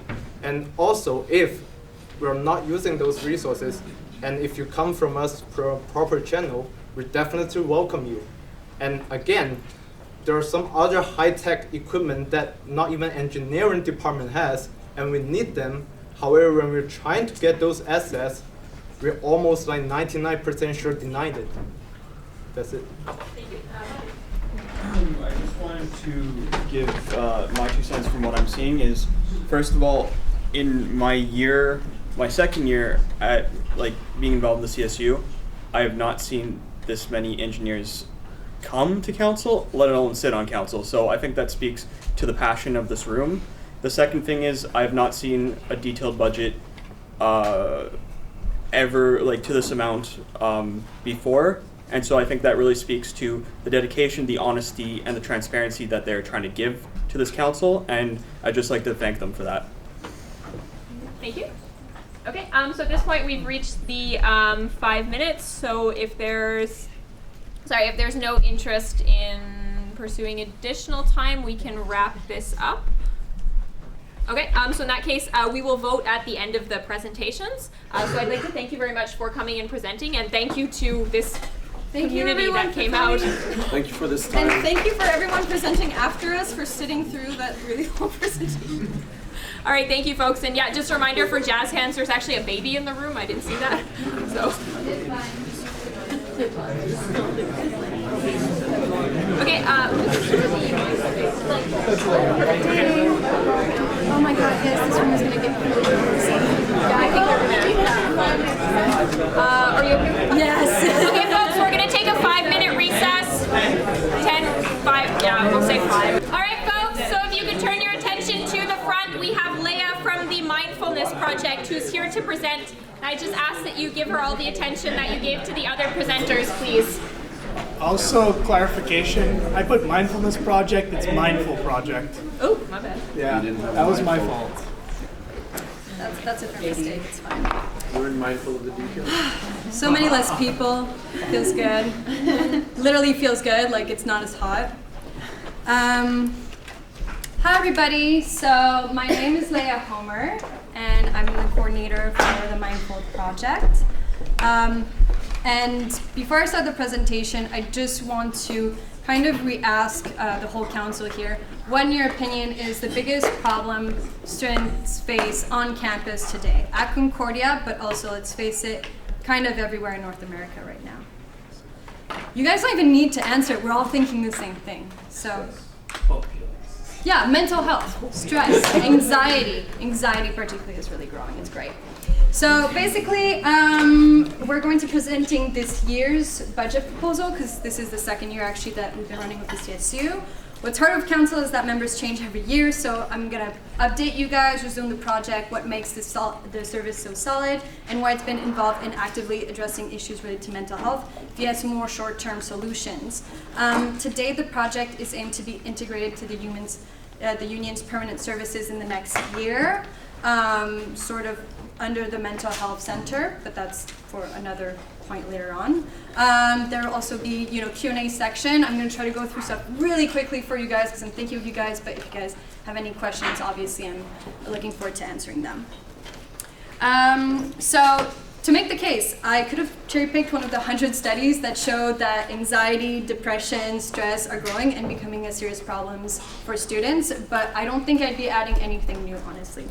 So instead, I will point out a major finding that points out that these issues don't only affect our personal lives, it's also really seriously affecting our academic ones.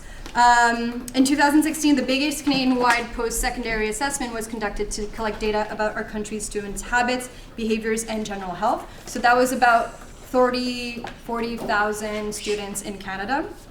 And when they asked the question, within the last 12 months, students reported the following factors affecting their individual academic performance. So this is like dropping a class, having a bad grade, having a problem with writing down your thesis, anything related to academic performance. They found out that 4 criteria for issues are really repeatedly affecting it the most. So anxiety, depression, sleep, and stress. And by far, honestly.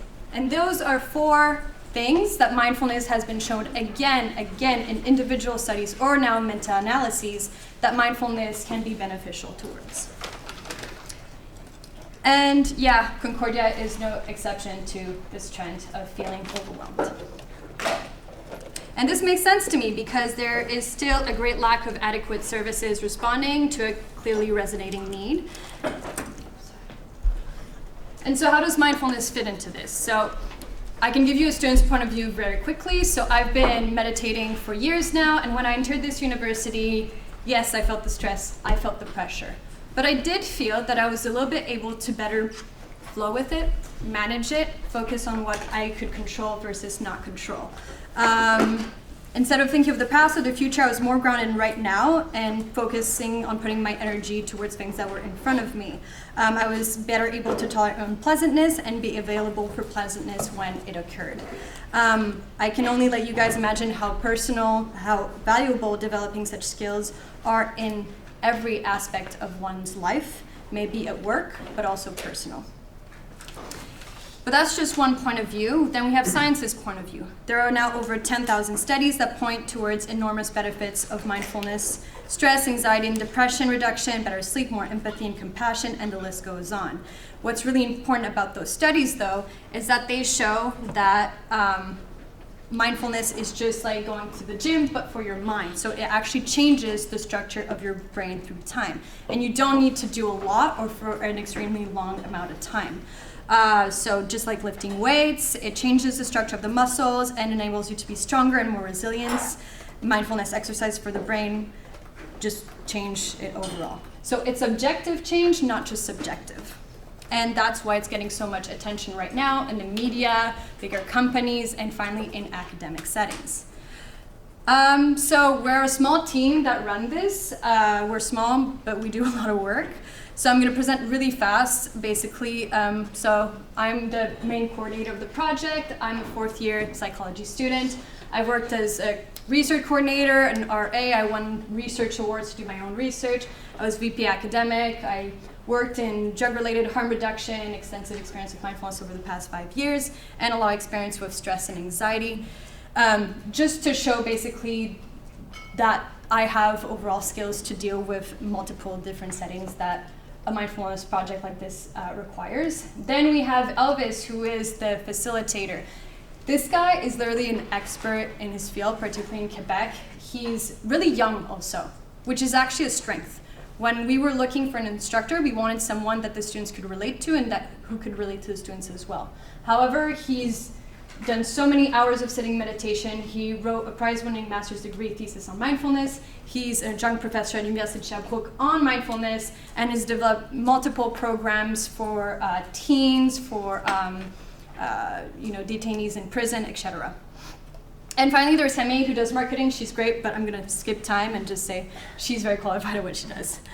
Overview of the project. So the goal is providing students better tools to manage the stress that comes with an academic lifestyle. It's secular, science-based, experiential, and multi-week to develop healthy habits. So we want to develop autonomy and resilience within the students. We don't want them to come out of the program and then at some point be like, what am I supposed to do? No, those are skills that you learn and that you keep with yourself. Also, quick notice, this program was built for students, and particularly Concordia students. So it's always adapted to what Concordia students are going through in general. Now we've updated to 6-week, 90 minutes per week, 15 to 20 students, theory, experience, and guided meditations. We also talk about different themes, so stress, procrastination, empathy. What are those, and how can mindfulness help in those regards? Quickly disclaiming to who we cater to. We cater to the general population or clinically supported population. That means people who are in crisis, but who are supported by a psychologist, a counselor, because this is really important. We are not meant to replace therapy. It's a certain skill you get, but the work that you do with a therapist is a whole other level, and it can be used in conjunction, but it's not meant to replace. So that's why we have screening methods where we interview every person we see where they are in their life, explain them what the program is about, and manage each other's expectations and see if this is the right route for them. So what we've been priding ourselves for a while now is taking things slow and trying to do things right. So we've been around for now, this is going to be our 3rd year. So the first year we launched a program, very important, we evaluated the efficiency because I don't want to do something that doesn't work, particularly in regards to mental health. There's so much money being thrown out to things that are useful but are not there to work the long-term problem. And then searching for better support. Which was the CSU. Once we had certain numbers, we presented it to last year's council, said we think there's something really important here. We want to become a part of service with you guys, and we got a small budget. So we perfected our program, solidified our image, and expanded to downtown campus, which was really exciting. And this year, the plan is to expand the program following demand, so we're already working on that. Concretizing relations with other services like counseling, Success Center, for example, and finally, most importantly, formalize the project as a permanent mental health service and finally become the CSU's Mindful Project, ideally under the Mental Health Center. So, these are the actual responses in regards to satisfaction. So as we can see, 100% of the students say that this program met their expectations and that they would recommend us to other students, that we were useful. And that's great, but what about the actual metrics of concrete issues we're trying to tackle? So these are the legit numbers. I just want to be as transparent as possible. There's also some from a bit earlier, but there's just not enough space and they're all quite similar. So we can see that here, basically, if you go to 4 or further for every number, that means that yes, there was a positive effect. What's really impressive is that not only for most cases there was a positive effect, at that time, we only talked about stress 2 weeks before the evaluation and procrastination 1 week before the evaluation. So this doesn't mean they had 4-week training before this, it means they had 2 weeks and 1 week. And yet they still reported progress. And finally, if these tools, they thought, do they actually help them with their academic lifestyle? Everybody pretty much says yes constantly. So this part is just the budget proposal for this year. So I was told by Chris this is actually a pretty good budget, so I hope it's the case. This is for 4 programs, this is for a whole year, and this also includes the work we do during the summer to prepare for the upcoming fall and winter semester. So basically, it's really about working the staff with fair wages. You have the main coordinator salary, you have the marketing coordinator salary, the trainer cost. Can I just also point out that this is extremely cheap for the services that are being given? And the reason why is because our partner working with us really believes in what we're doing. And so he's comfortable winning more money elsewhere and giving back to the student community, which means a lot to him. Marketing and materials, a small budget. We really don't need a lot. We book as much free as possible and try to get our materials as free as possible. So if anybody wants to go through the budget later on, just let me know. And finally, just to wrap this up,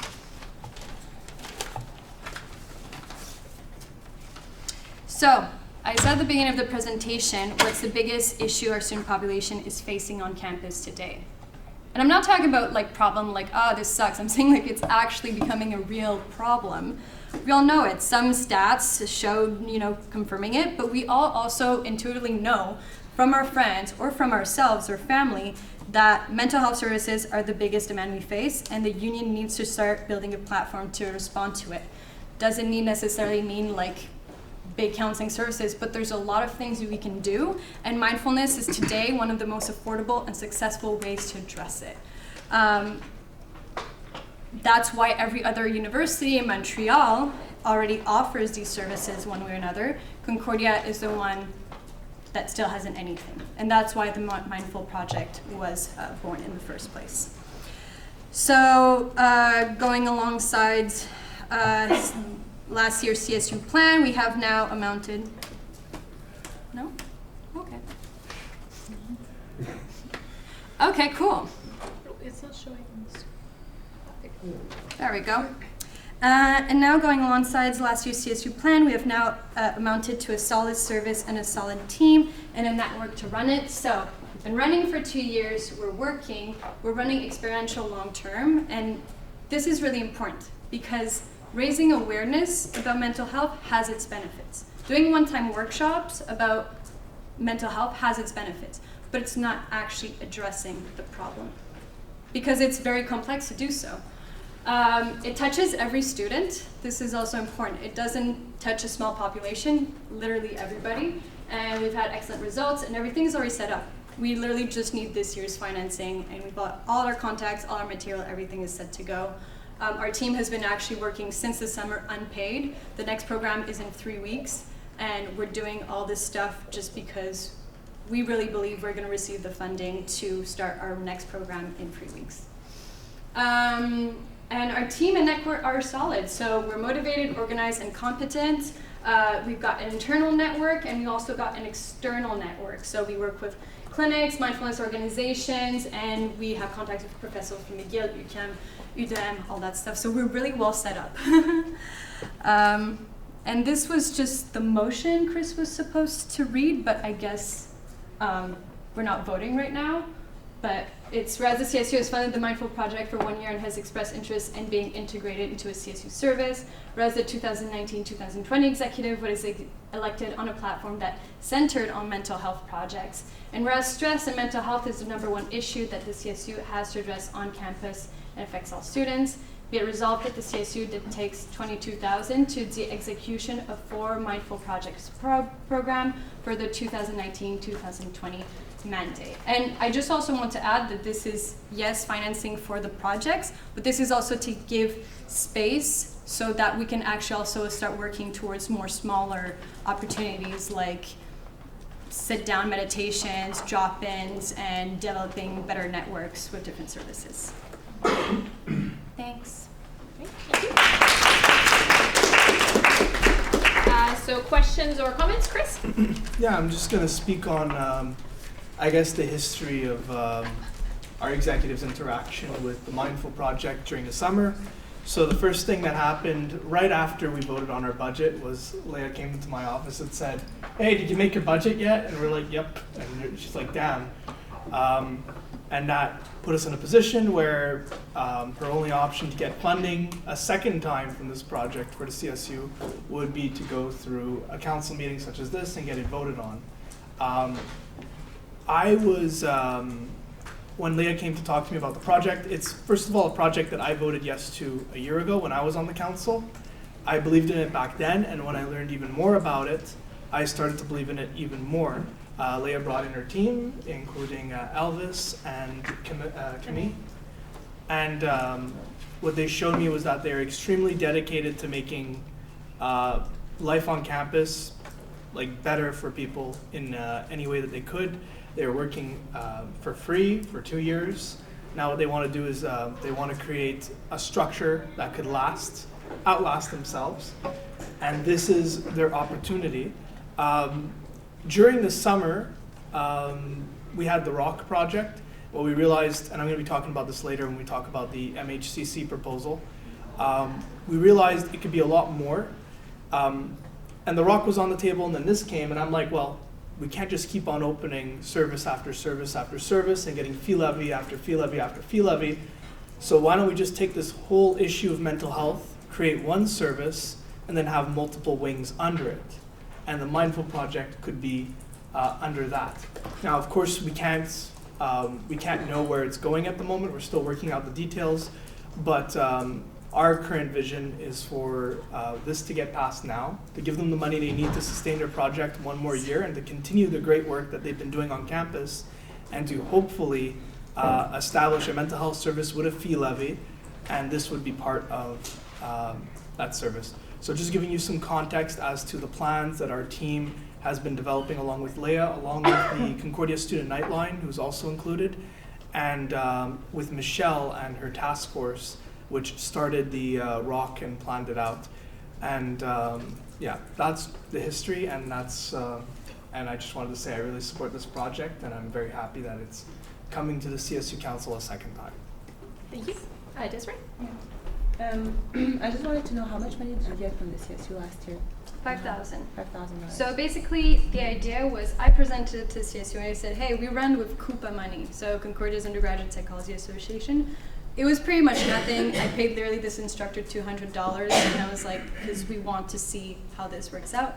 When we brought it to the CSU, it was kind of like on mutual understanding. They said, well, we want to finance you, but we still need to, I said actually, we still need to figure out, I don't want a lot of money because I still don't know if it's worth actually a huge budget. So $5,000 was enough to pay the instructor a lot better, and for me to give me like a few $100s to support the work I was doing.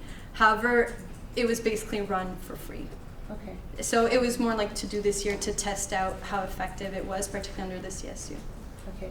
It's just because right now, you know, the budget has been proposed and sent out and everything, and we only are running a very slight surplus right now just to stay afloat essentially and make sure that we have enough cushion to figure out the rest throughout the year. And something we had talked about in Finance Committee is if something is presented to Council, we'll get to have our discussion afterwards, but we could straight up just look at the budget and then see, because right now, full disclaimer, like we wouldn't technically have the fund to allocate the full 22K out of our operational, sadly, but there is some flexibility in a lot of budget lines. So what I would want to do with Council is just we all look at all the budget lines and see which cuts would have to be done for this project to be financed. Because I think it was just a thing of miscommunication because we weren't put in contact when the project was being put out. Yeah, definitely. So, yeah, that's really that was it. It fell through the cracks. Yeah, and like I apologize for that. Like transition of teams is always completely hectic, but that's the way I could see this going forward is like hearing what you have to say, because obviously it's a great project and you're helping a lot of students, but for us to finance it, we all have to look together and see how is this going to work essentially. Yeah. All right. Could you go back to the budget slide, please? Thank you. So I'm guessing this is like a full year budget, right? Like, Yeah, full year and includes the it's fine that there isn't like budgeted hours or anything, but do you know, can you tell us like a little bit how much the trainer normally charges, let's say hourly or whatever, versus how much he's actually charging? A program like that, let's say 4 weeks, generally costs $8,000. Okay. One of them, easily. This is for 4. Okay. Like, So because... basically, a quarter is what he's charging. Yeah. Okay. Yeah. Thank you. Are there any more questions or comments? Sorry, I can't see whose hand that was. Oh, Maha. Thank you. Well, first of all, I would like to thank you guys for the work that you guys do with the students. I know that a lot of this comes out of your own time. A lot of this, this is your own initiative that you're putting into this. So that's something that you're clearly very passionate about, and we need more initiatives like that. And so it's definitely important to encourage that. I just wanted to know a bit more about the statistics. So I wanted to know more about how many people have you guys helped in the last year, and those sample sizes that you had. Would you care to mention how many people, like what that sample size was? It was kind of all over the place a little bit because it depended on the year and the semester, and then we expanded downtown. So if I start by the statistics, so we've run about 5 programs, I think. I had that slide, but I took it out for time reasons.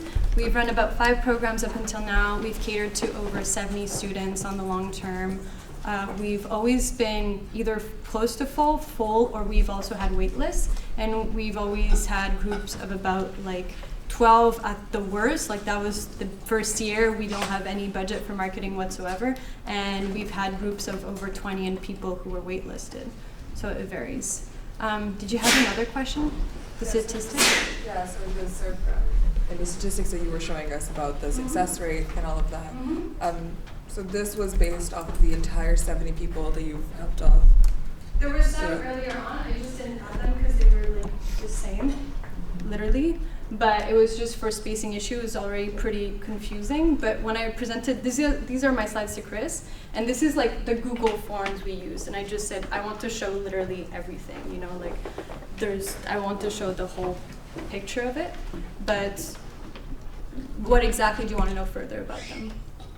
I was just supposed to. So how many people answer those questions? Oh yeah, it depends. I would say it's about 12 to 18 people per semester. Okay. Yeah. Desiree?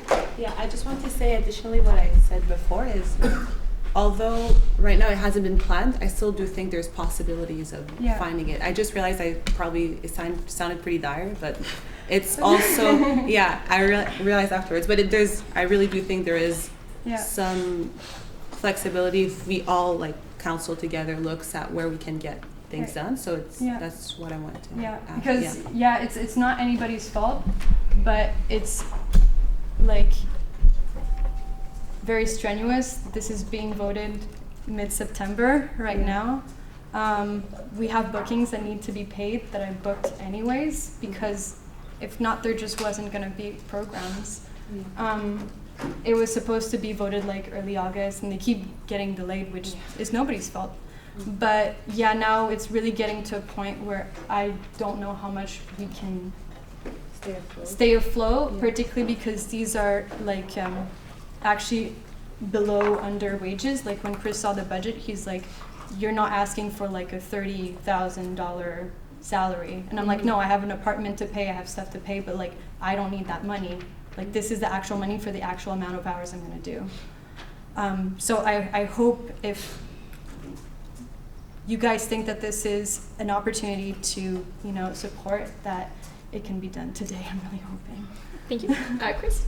Yeah, and on Desiree's concerns, I think I might have something that we can maybe add into the motion to help out, and it could be that we give, if we decide to grant the full amount, we could give it the responsibility to Finance Committee to find out where the money's coming from, and perhaps maneuver it. It could go, you could apply to different funds, you could, like basically for Finance Committee to sit down and go, okay, where could we get this money?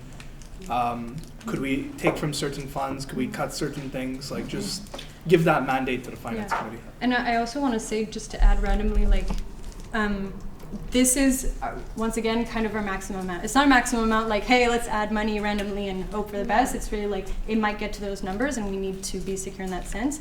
But we have in the past, I've really tried to cut down budget as much as possible and within like what was the range of what we needed. And also sometimes we were able to give money back. Actually, the last year I managed to, because I want to keep showing like that it's a two-side, as much as possible, if that makes sense. Like it's supposed to continue in the long term. Yeah, it's not just for this semester you want it No, exactly. Keep on living and, yeah. All right, thank you. Okay, so if there's no further questions or comments, all right, I'd like to thank you very much for coming and presenting.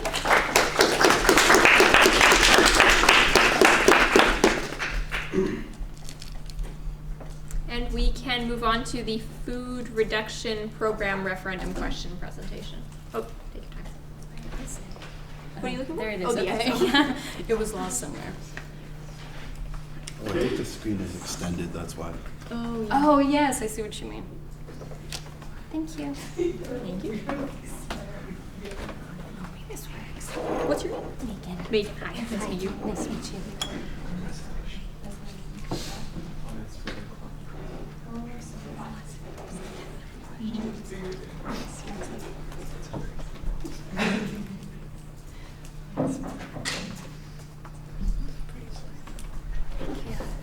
All right, so my name is Megan Clark, and I am the founder, I guess you can call it, to the food waste reduction program that I'm trying to instill.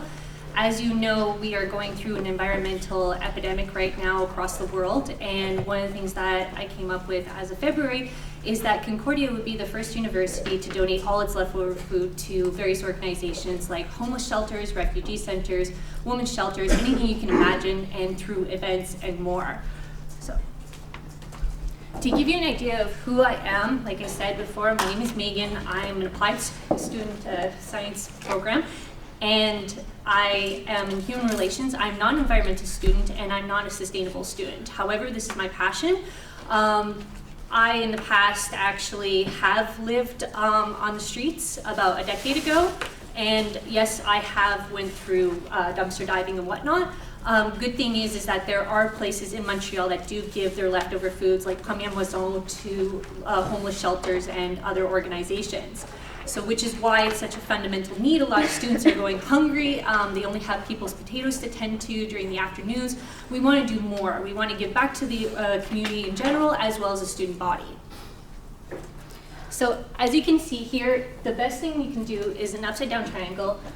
You can reduce the consumption, and then the next thing you would do is feed the people.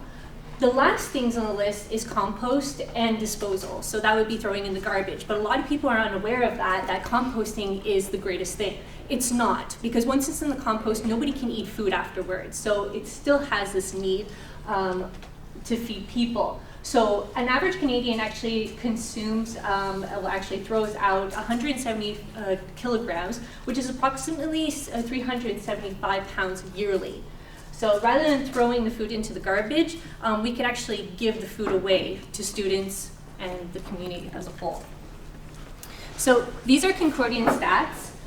We actually throw out about 300 tons a year of food, which is disgusting. We are the #1 country that throws out food besides the United States, which is really funny because we're up there. But however, we do compost 100 tons a year. We want to reduce those numbers quite substantially. So why is this important? As I mentioned before, it's important because my past and because of other people's past that have actually been through this. My friend, who I won't disclose their name, actually came up with this idea and the project since February that we would actually give back to the student body and as well as the community at large. These are just photos that we've taken of her home to give you an idea last year. She's currently sober now for 9 months and she's been off the streets, but this is something that we can face on a daily basis. So Table des Chefs is the organization that we're currently working with at Concordia. The hospitality department actually instills within it that we give all our leftover food to Table des Chefs. What happens is they actually, you give them a call about 24 hours in advance, they come pick up the food and they redistribute it to various organizations. So it's a nonprofit organization. And these are the organizations that last year, between 2018 to 2019, that we redistributed food to. So to give you an idea, Old Mission Brewery is one that we're all aware of. Chez Doris is not on the list because it was at the end of the year. Another one is the Alimentaire des Pauvres of NDG, which is in my area at Loyola campus. And this is actually one of the first time that we actually implemented the food redistribution. So this is my significant other, this is Michael, and that's the Frosters right there. They gave 4 boxes of pizza, which doesn't seem like a lot, but it is quite substantial. Table des Chefs called up an organization and we distributed 4 full boxes of pizza to the Old Mission Brewery, and it was a complete success. And we've had several more after that. So the food donation coordinator is something that I want to bring up to attention at CSU. Because I'm doing this project completely by myself, I don't have any volunteers helping me as of right now. I'm trying to get on the student body and really voice what's happening within our campus and try to get this to be a universal policy. We are looking to perhaps have a food coordinator who would do about 30 orientation events, about 30 semester events included would be 60 events per semester. So $15 an hour comes up to be about $2,700 per semester, and the timesheet would be actually allocated for the person who is doing. That consists of getting in touch with the coordinators, having Table des Chefs, provide the information and also redistribute the food. So we also need volunteers, as I mentioned previously. I'm doing this all by myself. I am a full-time student, I work part-time, and I'm also volunteering for this entire project, which is about 25 hours a week on top of it. So I drink lots of coffee. The equipment needed is really minimal. We just need 6 pairs of tongs just to pick up the food, 2 boxes of gloves per semester, hopefully, and pins to identify volunteers. I want pins because I kind of live a zero-waste lifestyle. I don't feel like name tags is feasible, but pins would actually be something that's great, and t-shirts, of course, I want to eliminate that as well because different sizes, whatnot. So my referendum question, I've done this for the first time presenting in front of you, so thank you. But I wanted to make it a university-wide policy with the CSU and also the student unions involved. So meaning that we would have all events donate their leftover foods to various organizations and also make it mandatory that the community and student body would be able to take advantages at large. So that is all for me right now, so thank you.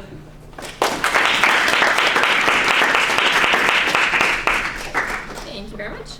Yes, James. Alright, so thanks for the presentation.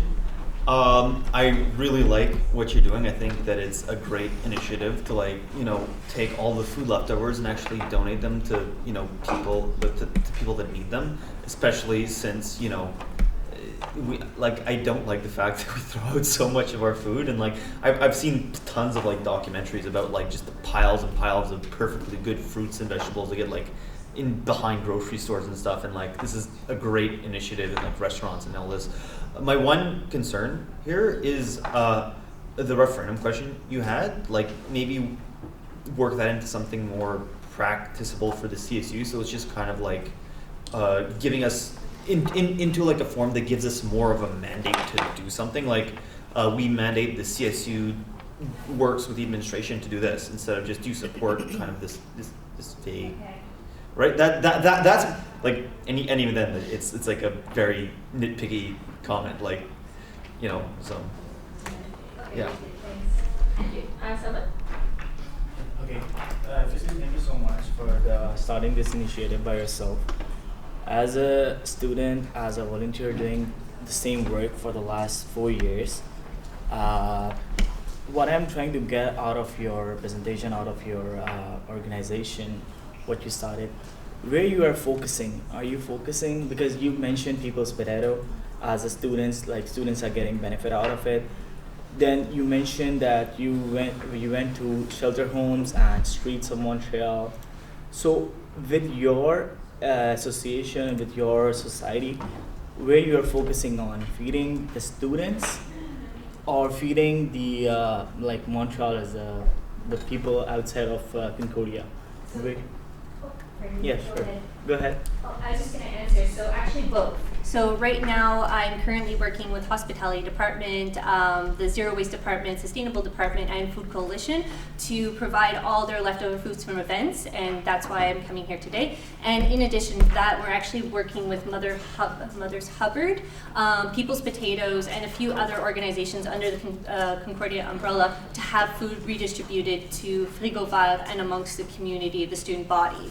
So does that answer your question? Go ahead. So what basically is your plan is after the events of CSU or any other association, faculty association, you guys gonna get the leftover food and take it to the because let's say if the event is finishing at night, and so how you gonna benefit with that food? Because I'm just asking how directly is gonna support students who are going to People's Potato. They can go somewhere else for having the food that you guys are distributing. Okay, so there's two parts to that question, and the first one is with the redistribution. So with Table des Chefs, what happens is if it's a large quantity, they actually come 24 hours. They actually call an organization, whether it be Old Mission Brewery, they get in touch with them, they provide us a contact information, and at that point the contact person would come and pick up the food and bring it back to their establishment. So whether it's 9:30 or 10:30 at night, it happens. We had an event I think with Eduardo, your event that you contacted me about, it was at 10:30 p.m. and they came, they picked up the food and we redistributed it. When it comes to the student body, what I want to do is actually make it mandatory that if the food is not large enough to have organizations pick up, we'd actually have a place of contact where students can automatically come and pick it up. We do have fridges on the 7th floor of the hall building, so that's where we can actually store the food for the time being, from my understanding from Marie-Josée and Marie-France from the hospitality department. Does that answer your question? Okay. Thank you. Naomi? I just wanted to say that if you needed help to adjust your referendum question, you could always get an appointment with policy committee. Okay. So I have a question regarding taking food from events and whatnot, and unfortunately a lot of the events on campus we do kind of plan to ensure that we have enough food just for our events.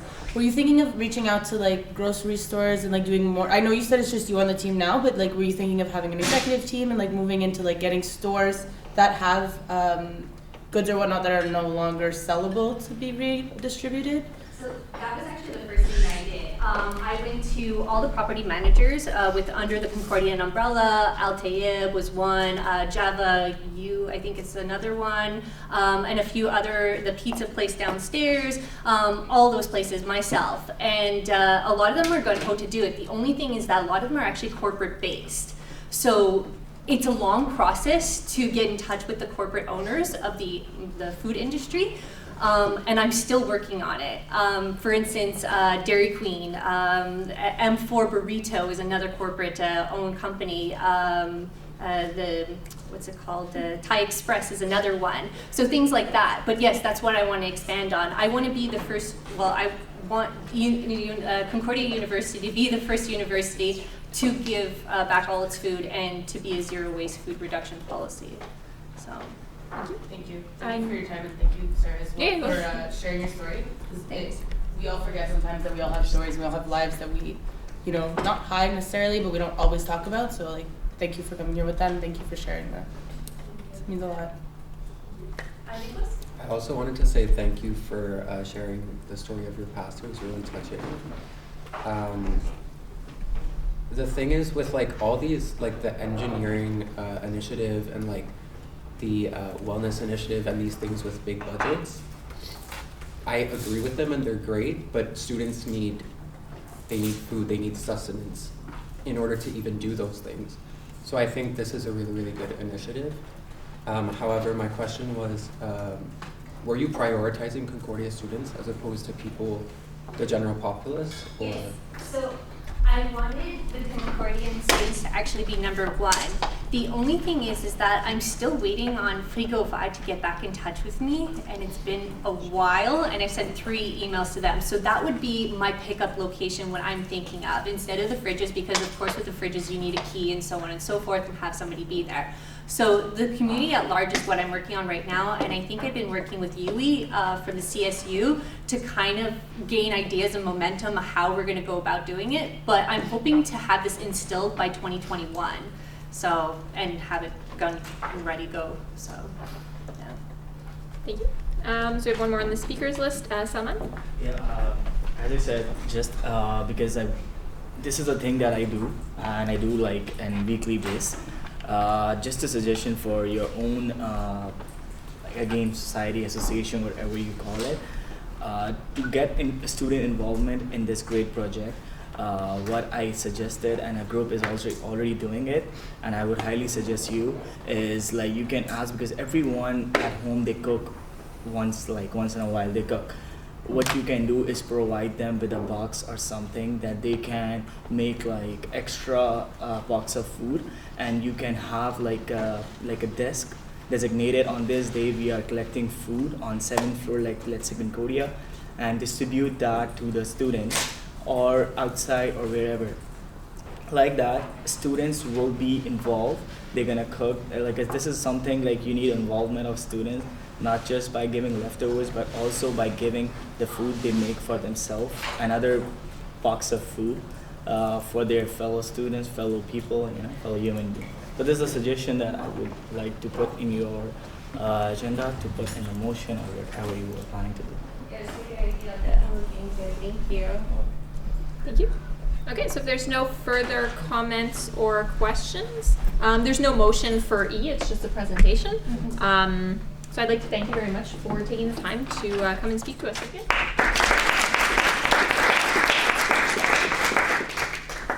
Hannah. Right, so at this point we are on C's conference proposal, and Chloe and Ben are here. Sorry. Did Leah leave? Did you still act? Could you copy and paste the motion from PowerPoint and send it to me? Sure. Right now? Yeah. See you. Don't worry. Black things to talk about.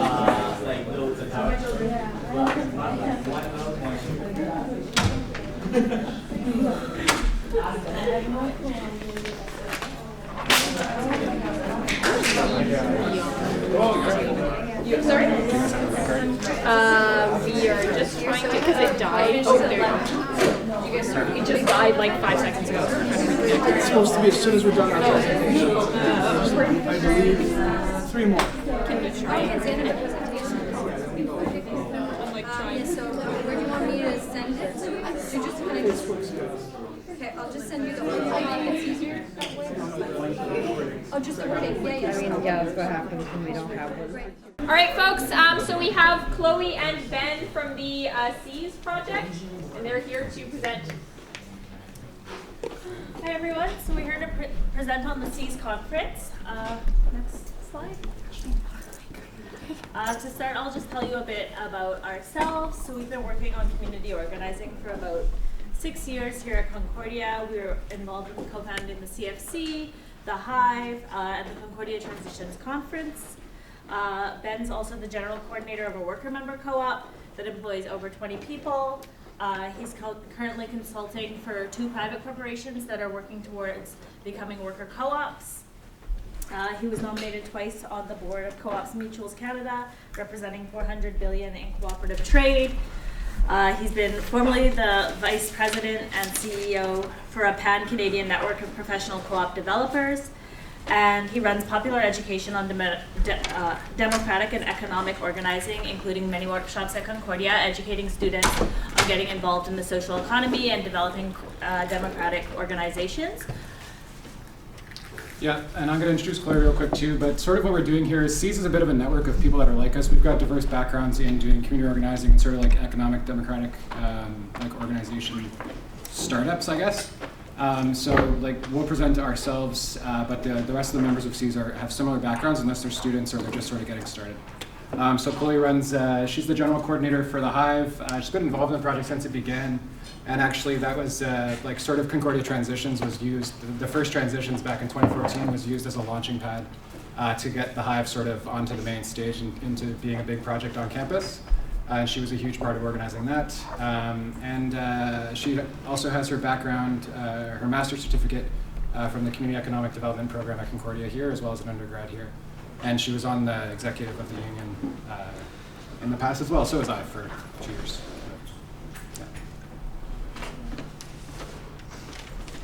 Yes, this is just a little bit on the Hive, which was a Democratic Concordia project. We spoke about that. Do you want to just go to the next slide, actually? So at the time when we were starting the Hive, these projects also came out of like that same era. The Woodnote Housing Cooperative, Reggie's, and the CSU Daycare. All of these projects were backed by students. They went to referendums multiple times and were voted in favor with like 80 to 95% in favor of developing these kind of democratic organizations on campus where students really had control over them. Yeah, I think that's all for those ones. Yep. We can go to the next Go one. to the next one. Keep it short for you. Yeah, the idea too is like, so we're talking about a conference right now, and so when we work in sort of cooperative startups and like getting more and more people involved in starting cooperatives and democratic businesses. But our process sort of goes back and forth between building momentum and building sort of social movement-oriented work, and then going back into starting new projects, starting new organizations, and supporting those and getting them off the ground. And so you can sort of see how conferences fit in. So after we did the Transitions Conference, then that sort of contributed to the momentum that led to the daycare and all of those other projects at the same time. Burritoville was another project that sort of came into existence. I don't know if people have any idea about this project. It was a failure, but it's important sort of to talk about failures as well. Just like in normal enterprises, like restaurants are, like they failed, almost all of them. Let's just say like the vast majority of restaurants that start fail very quickly. Burritoville and co-ops, there are no exception. And so this was a pretty important lesson that was learned. We just wanted to put that in there just to be sort of transparent about, you know, there's a lot of successes. I would say that the Hive has been a success. I would say that the Woodnote seems to have been a success. It's launching right now. The daycare just launched last year, but it started at the same time. It'll probably be a success. Burritoville definitely was not, but you know, lots of lessons learned, and we have to talk about those too. So if we could go to the next slide. So what do you do with so much momentum, right? When you've got like a housing co-op, this is pretty unprecedented with $1.85 million going in from students, unheard of. When you've got also the food co-op in the Hive with 6,000 members, 2,000 of which signed up in the first 2 months of operations, also quite unheard of. And then you've got a daycare coming out all of a sudden. It's sort of, this is all happening in the same period. If you look at the sort of 5 years before at the union, you're going to notice there's no new projects really coming out. The years afterwards were continuations of launching these projects. So there was a lot of momentum sort of in a key moment. It's not surprising that it would happen at that moment. It was right after the strike in 2012 with lots of energy that went into this kind of stuff. But what do you do, right? Our answer was to sort of make it bigger than Concordia again, to go back and make it larger. And so we got together, a few of us, some of the founders of the Hive, as well as the group that sort of is behind the Woodnote Co-op, UTSO. Some of the founders of those two projects, we got together and we started a project called Transform Montreal, disrupt and democratize our economy. The key words being disrupt and democratize, because when you enter co-ops into new sectors, they do disrupt for the better, at least for regular people. If we could go to the next slide, please. So Transform Montreal, what was it? It was we were pretty lucky to have a big success. Not lucky, we put a lot of work into it. So first of all, it was primarily volunteer run, especially the first year. The people, myself, as well as the other organizers, we got no pay for it. This was really a project of passion. And so we managed to raise over $80,000 in funding from 30 different sources. We had over 800 attendees between both of them. Between both years, we had over 50 workshops on solidarity economic organizing, 10 international keynote speakers, and we sort of put center stage multiple community projects like Bâtiment 7 in Montreal, the Hive, and a few others. Does anybody know what Bâtiment 7 in the room? Nice. I know what it is, but I can't explain. Yeah. It's a story in itself. It's a presentation in of itself. So we gave them we gave them the opening panel, for example, because we wanted to highlight the grassroots projects. They're doing really great now too. So we wanted to sort of also highlight some of our successes, just to show kind of the scope of the work. So we were students at Concordia when we started this. I'm sort of brought back to support students, like I was asked to come in again. But when we were doing this, we were still students at the time, and we managed to get an article in the Gazette, which was pretty good. And then we managed to get two of the other projects, which is the next slide. These two projects also. So the one on the right here is an incredible project. That we kind of put center stage. The lowest paid person makes $25 US an hour. The groceries are 20-40% cheaper for the people that shop there, because everybody volunteers 3 hours every 4 weeks of their time. And it's also run through direct democracy, so the board meetings are open. So imagine all 35,000 of your members were capable of coming here and voting and outvoting the council. That's how they run this, and it's that effective. The lowest paid person makes $25 US in a grocery store. So pretty phenomenal. They've also got a daycare on site.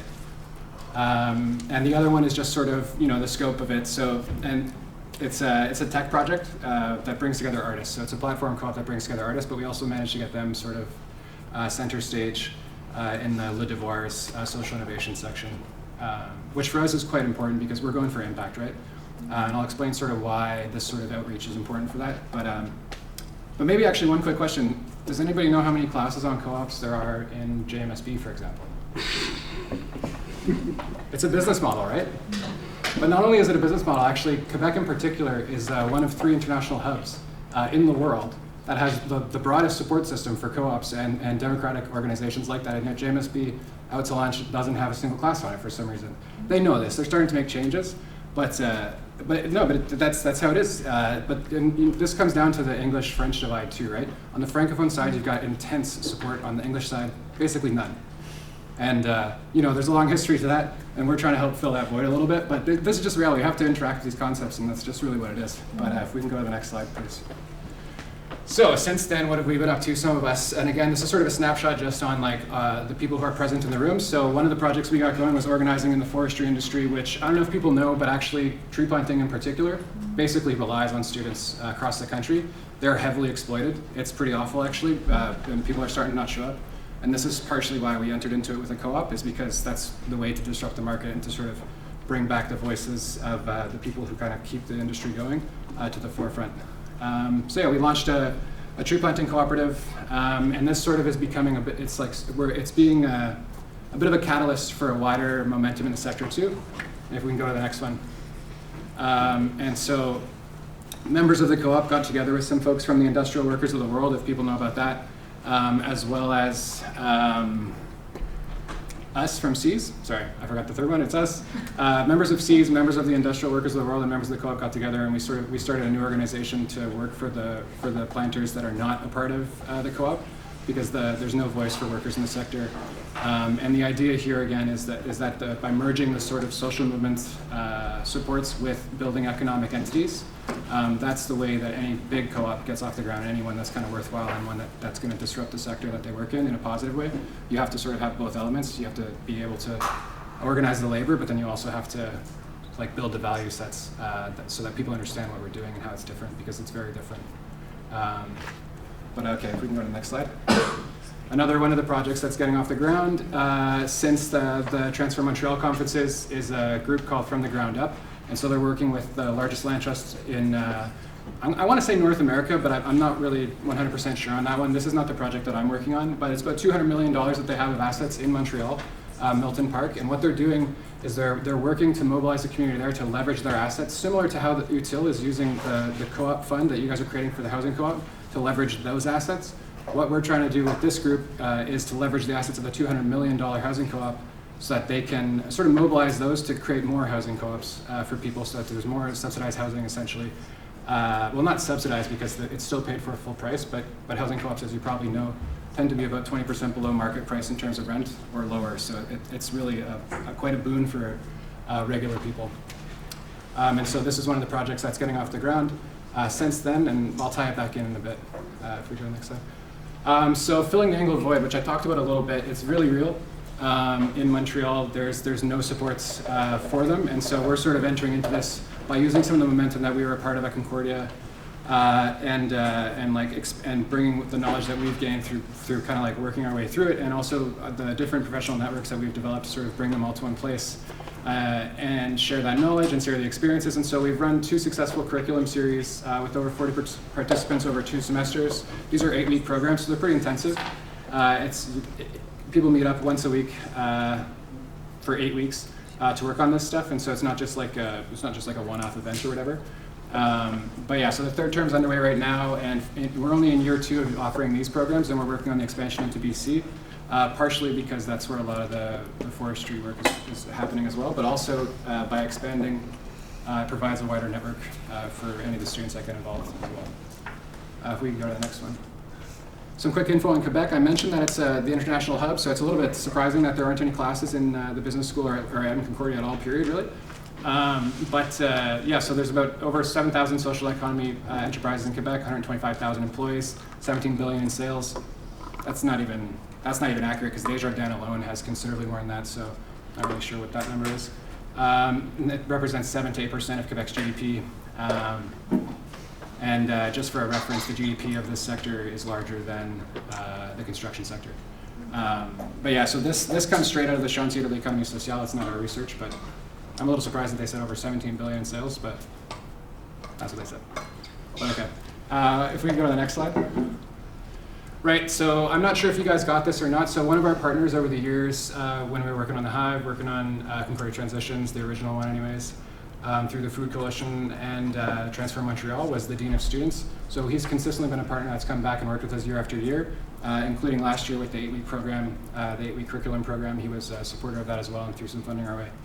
And anyways, he wrote quite a nice, humbling letter actually for us. It was a little bit emotional to read, but basically him and his office are excited about the possibility and they think we're filling a void. And I mean, you can read it for yourselves, but yeah, it was quite nice to receive this letter, especially from the office that's overseeing this and from the partner that we've been working with for so long.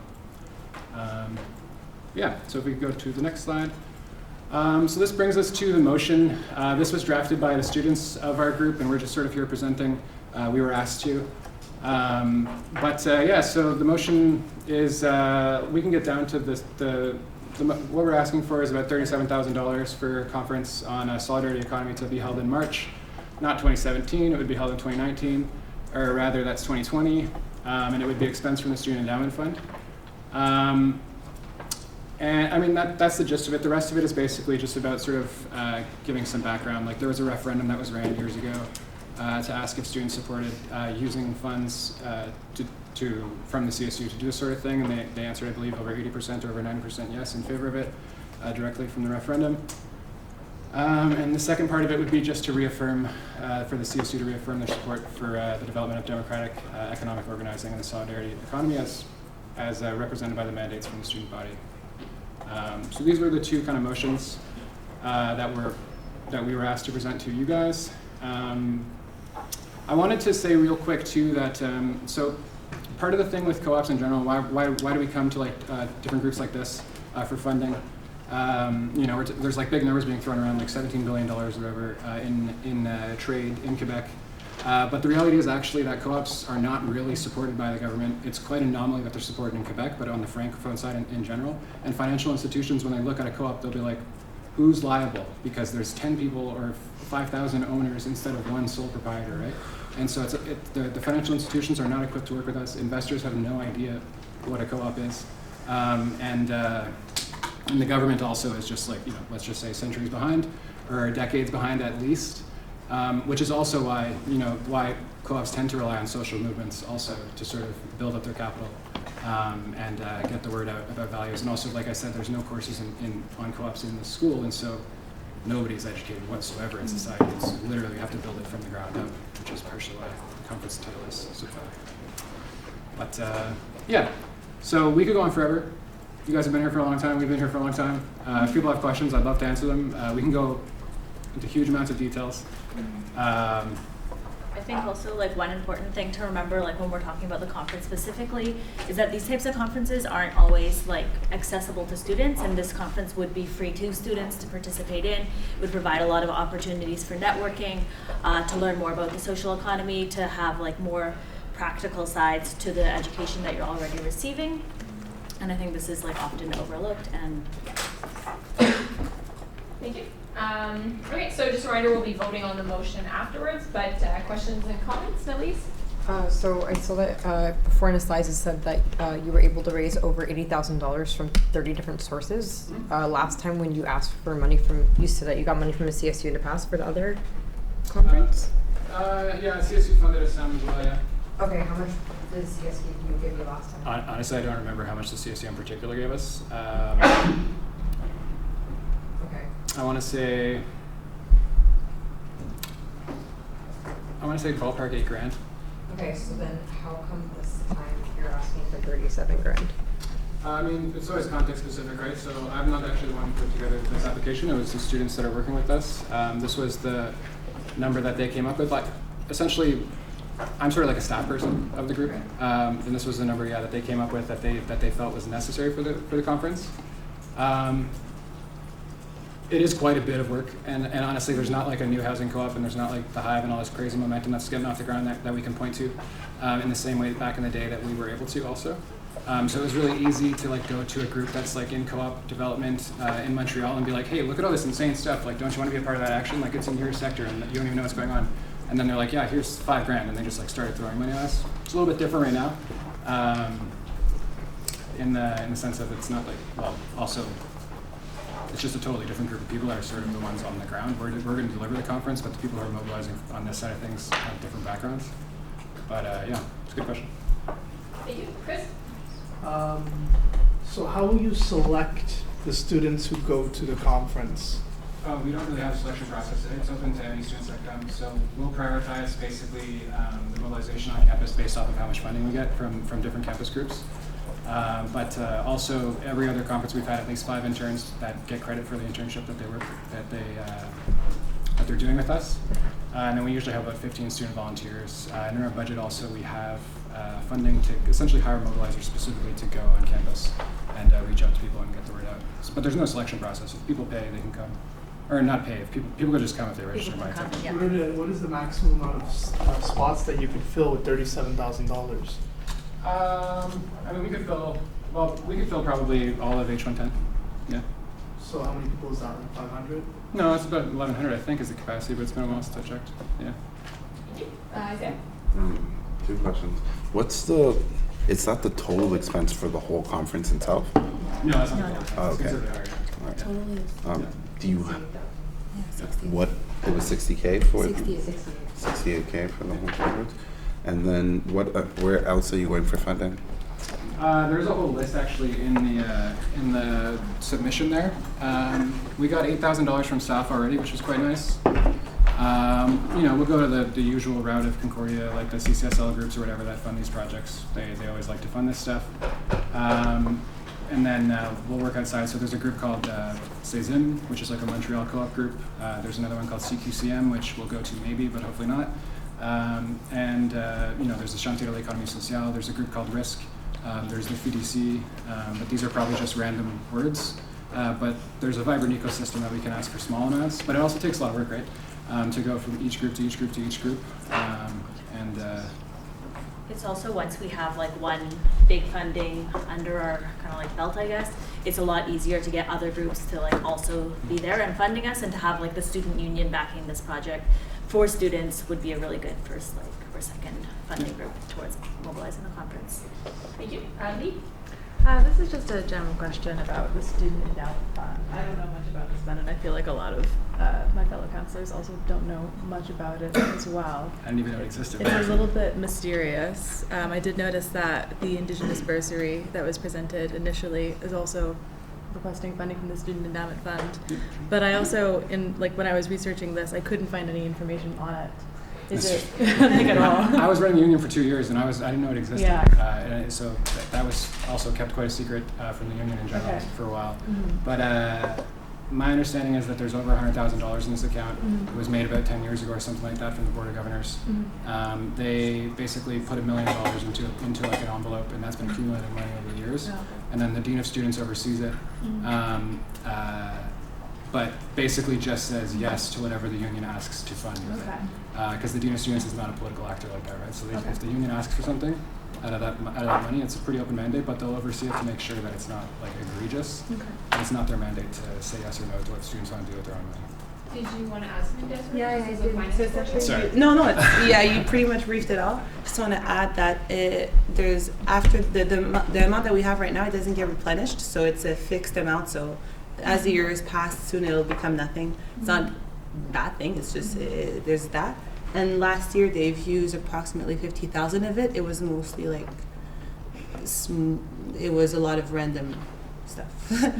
yeah, like some clubs renovations. But the mandate is it's a pretty clear communication with the Dean of Students. It is pretty much, he's very willing to help students' initiatives.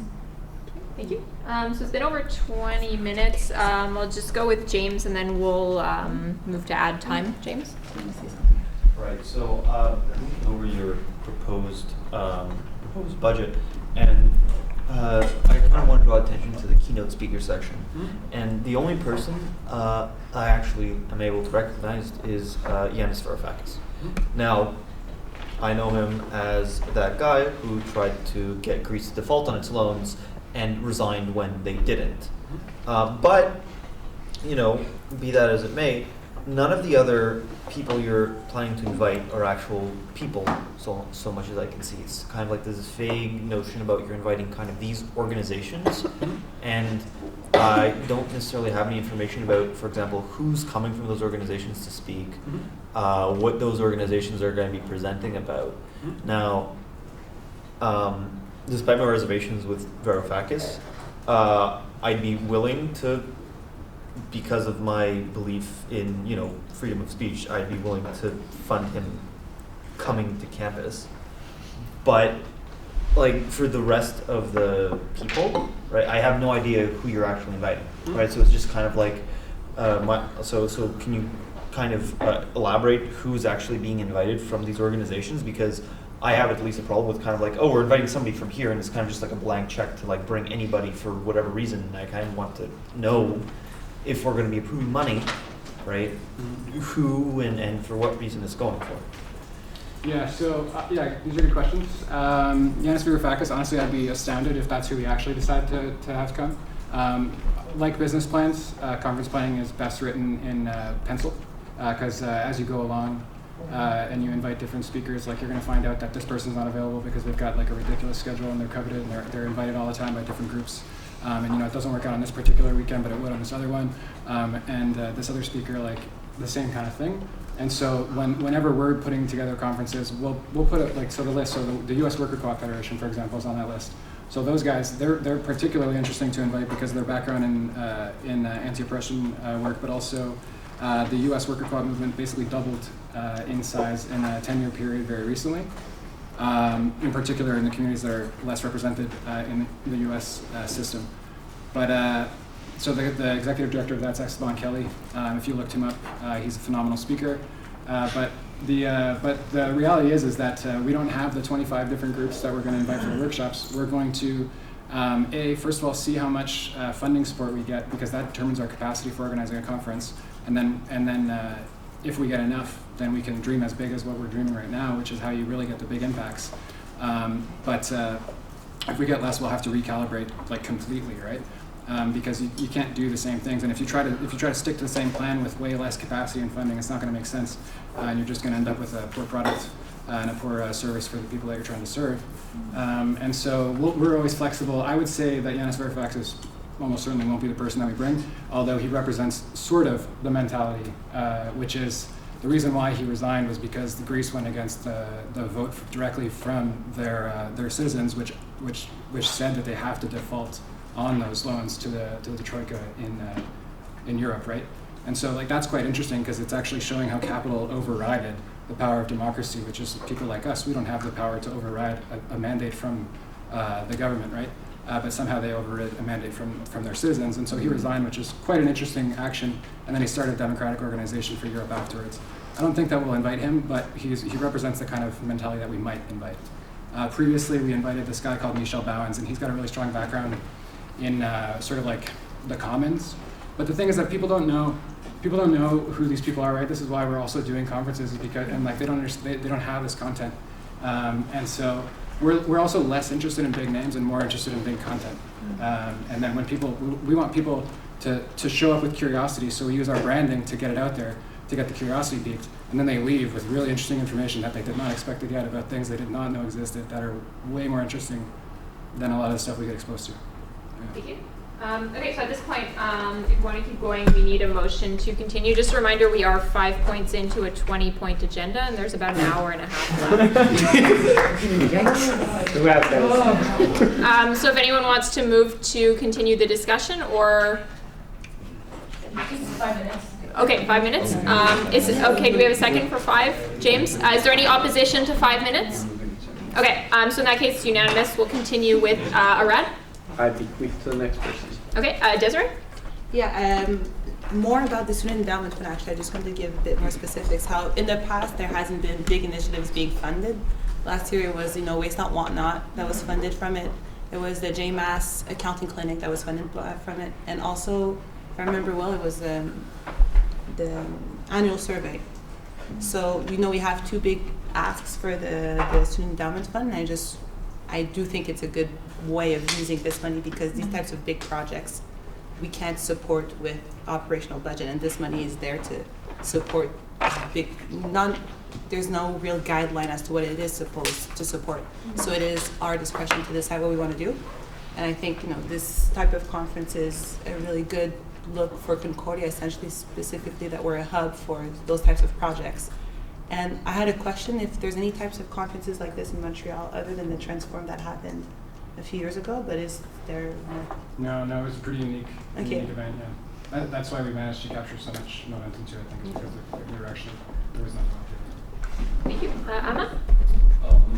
Just a quick question about the conference. How many people do you expect to attend, and how relevant do you think it is for your long-term vision? The conference? Yep. I think it's quite relevant. So it's pretty hard. We're going to aim for the same or more as in the past. So at least 400, hopefully considerably more. Depends on the funding. Depends on a few things. But yeah. Sorry. The second part of your question was. Yeah. How relevant? How relevant do you think it is for your long-term vision? Because it's one event, right? But yeah. What is the impact that you expect on the broader picture of what you just presented? It can be hard. It can be hard to see these impacts because they happen sort of over a longer period of time. And Concordia hasn't made its announcement yet, but they're going to make an announcement very soon about a considerable gift in this area, which maybe the union should be more knowledgeable about than they probably are. I don't know. But if you want to talk to me afterwards, you can. But because I don't know how much they've opened the lines of communication with y'all. But not just that too, though, is and this is why I was talking about the sector, right? The tree planting sector, the forestry sector, and then we've got the other sort of highlight, which is on Concordia as an institution. So we've got a sector, we've got an institution, and then we've got from the ground up, which represents a local community. These are 3 different avenues for 3 different types of involvement in 3 different walks of life that we're all in. And so no longer are we just focusing on one or the other. We're trying to bring them all together and say full economic approach. Like we can, and this also goes into the climate change stuff, right? Too. Like we need dramatic shifts in our economy. in multiple ways. And so over the long term, we expect rippling effects from essentially every single one of those places, to the point where it's not even necessarily traceable. But these lobbying efforts, like we're in the Gazette, we're in the Devoir, and those are reaching different audiences. We're also on campus. We're working directly with like the IWW, for example, a labor group, the TWIG in the sector, the Tree Workers Industrial Group in the planting sector, and the housing people.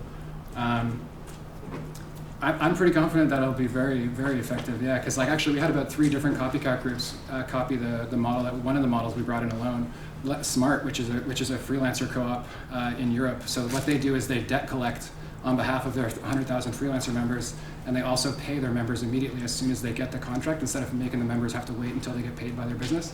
And so in order to avoid that, they're grouping together so they can get paid right away, so they don't have to go hungry. And then they don't have to worry about not being paid later, because they've got 100,000 freelancers that have lawyers essentially that are going to go after their clients on their behalf. And so it's not a union, and it's not it's an economic entity. But anyway, so that group tried to enter into Quebec shortly after, because freelancers in Quebec need that stuff too. We don't have any sports in Quebec. I'm a freelancer as well as a laborer/general coordinator. I do a lot of different stuff. But and so those kinds of effects, they got blocked out by what you call Fortress Quebec, because it's hard to enter into Fortress Quebec, especially for a co-op from France. But it takes time to make change, but the impacts are big. That's like a $200 million freelancer support group that tried to get in, and after transitions, it was the Hive, and then boom, exploded into the housing co-op. All of a sudden was happening, a daycare and all this stuff. And we always leverage. That's why we tell the longer story. That's why it's not just about this conference. It's we keep it going. I appreciate your question. Thank you. Elise? Is it only Concordia students that would be attending this? No, so we'll probably go for about half Concordia students, especially if the funding ends up that way. But the idea is to mix and mingle, right? It's not just to have students and students. With that, why would you not be charging admission for potentially having people that are not Concordia students if Concordia Student Union money is going to be going into it? Why is it? So we do pay what you think is worth it, pay what you can, and we have suggested donations for people that are outside of the school. But also the point is that normally these conferences are only available to industry insiders, and it's $600 a ticket, and the union has to pay for that ticket for their one staff person, or this other thing, or the organization you're a part of has to pay for you to go, and not everybody can go. This being free, being totally translated, food being provided, daycare on site, all that stuff, that's there so that we can talk to the people that we want to talk to, which is just regular people on the street, people that hear about it on the news, in the radio, not the industry insiders. So we don't want the price to be prohibitive either. But if people can afford it, we suggest an amount. So last time we said, if you're a working professional, we suggested you pay $50. Right. Also, what visibility would the union get out of paying this much money? Well, yeah, we could. Well, I'd love to discuss what the union would want for that. Typically, we put if they put this much money, it'll be the largest sponsor, right? So it'll be center stage as far as funders go. And actually, it's one of our favorite type of funders because it's democratic and it's public benefit organization. So we're super proud to be working with the union. Thank you. Elizabeth? So thank you guys so much for coming to speak to us and present. I think this is a really important initiative. I just had a question regarding the past budget. I know in the presentation you guys said that you received about $80,000 in funding. I was just wondering what your last budget was in comparison to this year, and what your vision is for how you aim to get funding in the future, because I assume this is a yearly conference that you guys aim to have. Maybe, yeah, it might be. It's a really long story. I could go into it for a long time, but this is how we're approaching it this year, because this is sort of where the energy has brought us. And in the future, I'm particularly focused on fundraising for the group, but not this kind of fundraising usually. So I've got my eye on fundraising and how we can leverage an event like this to sort of get those longer term networks going that are not attached to big capital, that are attached to the grassroots, which is the people that we want to get funding from, rather than rich single donors. But there's a lot of, it's kind of a long story. I don't want to talk for too long about it, but we've got some plans for that. But so for TWIG, for example, I was leading a lot of fundraising for that. We ran a campaign called One Day for Us, where everybody donated a day of their wage to it, and the biggest donation was $500 from a person, which was pretty encouraging. And so that kind of stuff. Yeah. Okay, so that's about that goes over a bit our 5 minutes. Is there any interest to continue the discussion? Yeah, Marin? 1 minute. Okay. How about the speaker list? Hannah, Victoria, James, Patrick, Marin. How about to finish the speaker list? Yeah.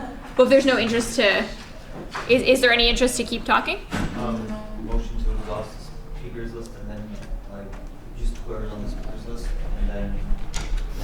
Okay, so we have a motion to just finish the speakers list. Is there a second? Victoria, is there any opposition to finishing the speakers list?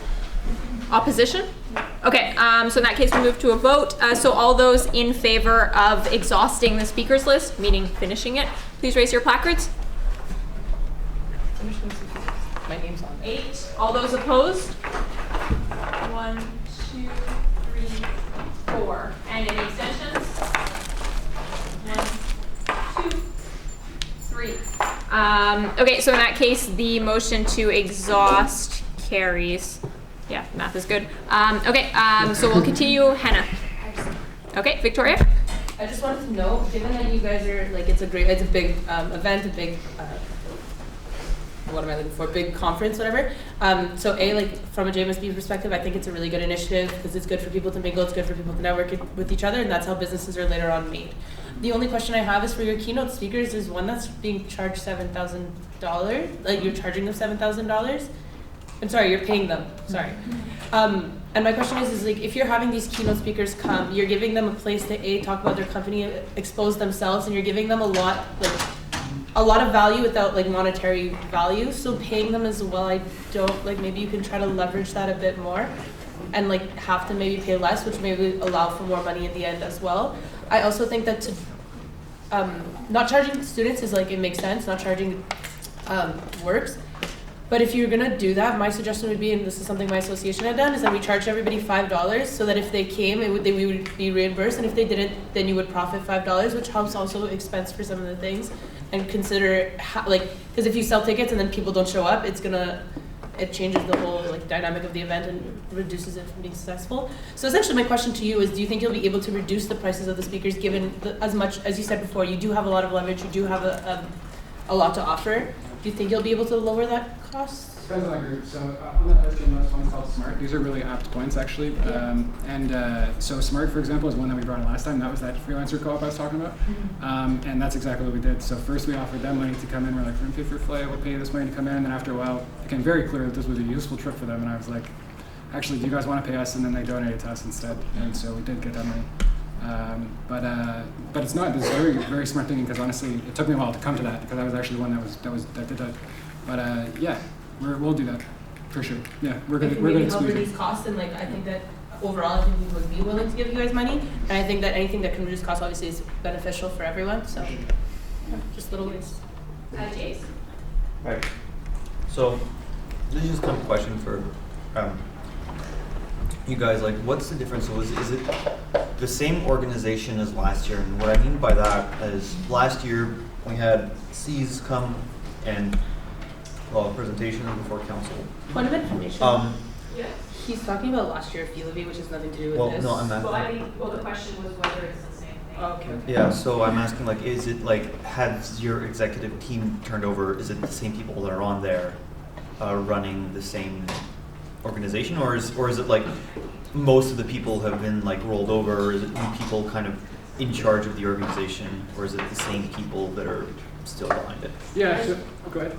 I was gonna say, I think it's a bit of both. I wasn't involved in it last year, but I've become like more involved over the summer when I had the capacity and more time, and I plan to stay like more involved. I think that like with student groups, as you all know, it's like constantly changing. Like I assume half of you were probably like involved in the student union last year, and like half of you are new this year. So it's some will call me and some will call D. Yeah, and also it's like it's imperative, right, that people stick around for organizations in the long term to be healthy. That's why you've got people that are like at the center of the CSU office, for example, they've been there for like over a decade or whatever.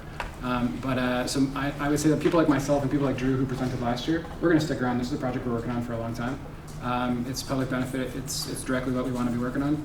And then but we're also always growing the membership, and so every time we run a curriculum, more people get involved and that sort of a thing. Yeah, it's both. It's static and also growing. Thank you. Patrick? Yeah, so a few questions. The first one is, well, actually, I'm going to rephrase this. First of all, I thank you for coming, as you both have probably been here countless times asking for money, and also been sitting at this table, I'm pretty sure. So you know how this goes, and thank you for staying this long. So you gave a good presentation. I appreciated it. I have 2 questions. It might be 3. First question is how many students are you aiming to get at the conference? The second one is what would happen if you didn't get all the money? Would you be able to do the conference or not? And 3.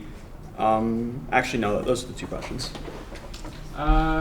So aiming for, let's say, like 20 or more students directly involved in supporting it in some way, either through an internship or volunteering in some capacity, and then a few hundred.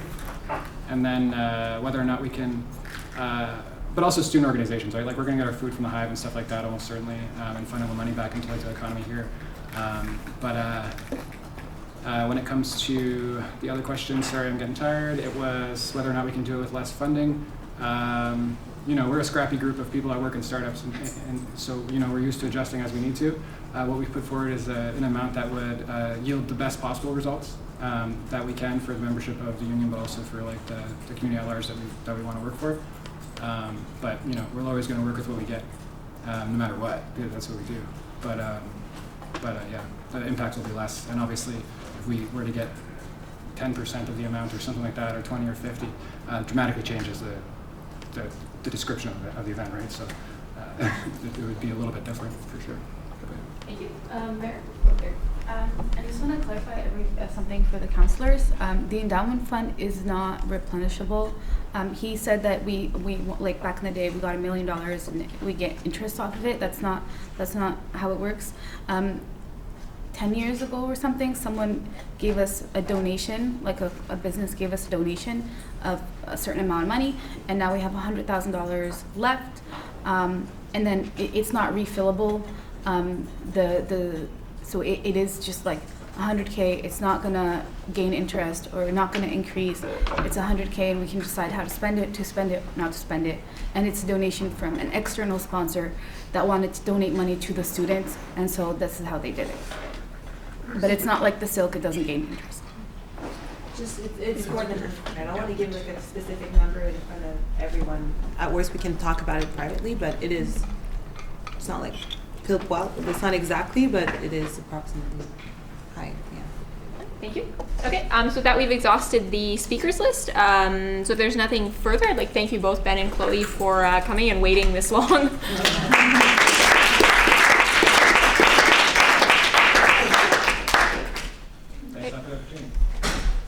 Oh, and just, I'm not sure if you heard before, we're going to vote on the motions at the end. So all of the presenters' motions are going to be voted on. Maybe just change the year and ours and vote on it. Oh, yeah, sure, no problem. We're not voting on the past. Thank you. Okay, so at this point we're on 5G, which is Mental Health Week, and Marin, you had set this one? Oh, but it's not a presentation. Oh, it's not, oh, okay. Yeah. Okay, that's later. Okay, perfect, so we can get rid of that. In that case, it is Health and Dental Plan presentation. I forgot, but can I move it to the next meeting, the special council meeting? Yeah, absolutely. Do it at the Yeah, we can yeah. move that to, is everyone okay with tabling point H to the next meeting? Yes. Okay, perfect. Okay. So at this point we're on the, we're gonna start appointments. So we're on the Library Services Fund Committee, and from my understanding it's already been done in the Facebook group, it just needs a ratification. Yes, Eduardo? Did we mean that we were gonna discuss the funding at the end and end of the agenda, or at the end of the presentations? Oh, sorry, you're right. Yeah, sorry, my mistake. Yeah, so we actually have to discuss the motions at the end. But, Yes, Dave? yeah, so here's the thing, if Library Services Fund Committee can just take like 5 seconds to do, let's just get it over with so that people are actually appointed. Okay. Sorry, I don't actually remember who was appointed in the Facebook group, but if anyone remembers and wants to make a motion. Oh, perfect. We just need a motion to appoint Esther and Hannah. Isaiah? I motion that, is that the right language? Yeah, you move to ratify the appointments I of... move to ratify the appointments of Esther and Hannah to the Library Services Committee. All right, do we have a second? Elias, is there any opposition? Okay, congratulations. Your positions on the LSFC are secured. So with that, we are back on the presentation motions. So just for some context, there's motions for A, C, D, and F. Chris? Yeah, I want to ask the room something. So like before, when I gave 2 options, I want to do the same thing. There's two ways we could go about this. We could do it publicly, which it's good because it's on public record, what we're doing, accountability, transparency.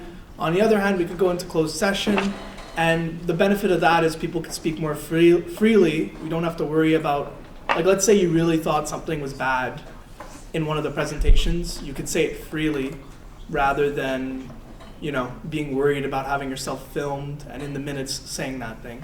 So our two options are to stay in, keep this public or to go into closed session. If we are to go into closed session, it's a 2/3 majority of council.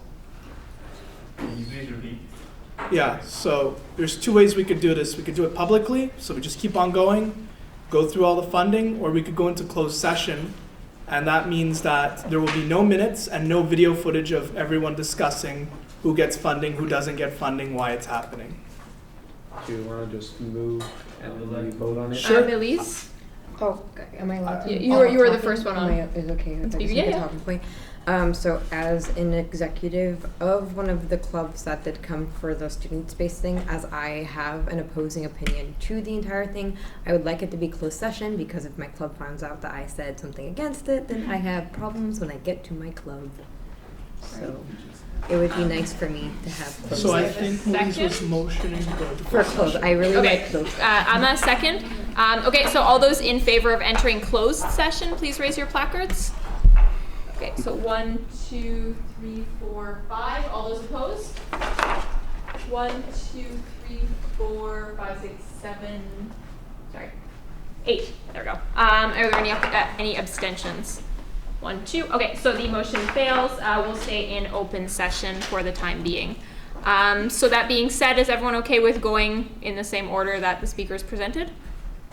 Okay, so the first one was the Indigenous Bursary Project, and I put the motion in the group in case anyone wants to see the wording. Yes, Chris? And one last comment. If anyone here doesn't feel comfortable having their votes done by placard, you could go by secret ballot. Just making sure people are informed of their options. Okay, thank you. Okay, so if anyone wants to move the motion that was posted in the group, and then we can open discussion on the matter. Yes, Hannah? Okay, is the one, do you mind reading it out? Just so. Be it resolved, the CSU allocates 6,851.25 per year, or 28,546.88 over the next 4 years and 2 months to fund 3 bursaries for Indigenous student parents as presented in the pilot project proposal document. Be it further resolved, the funds from the endowment fund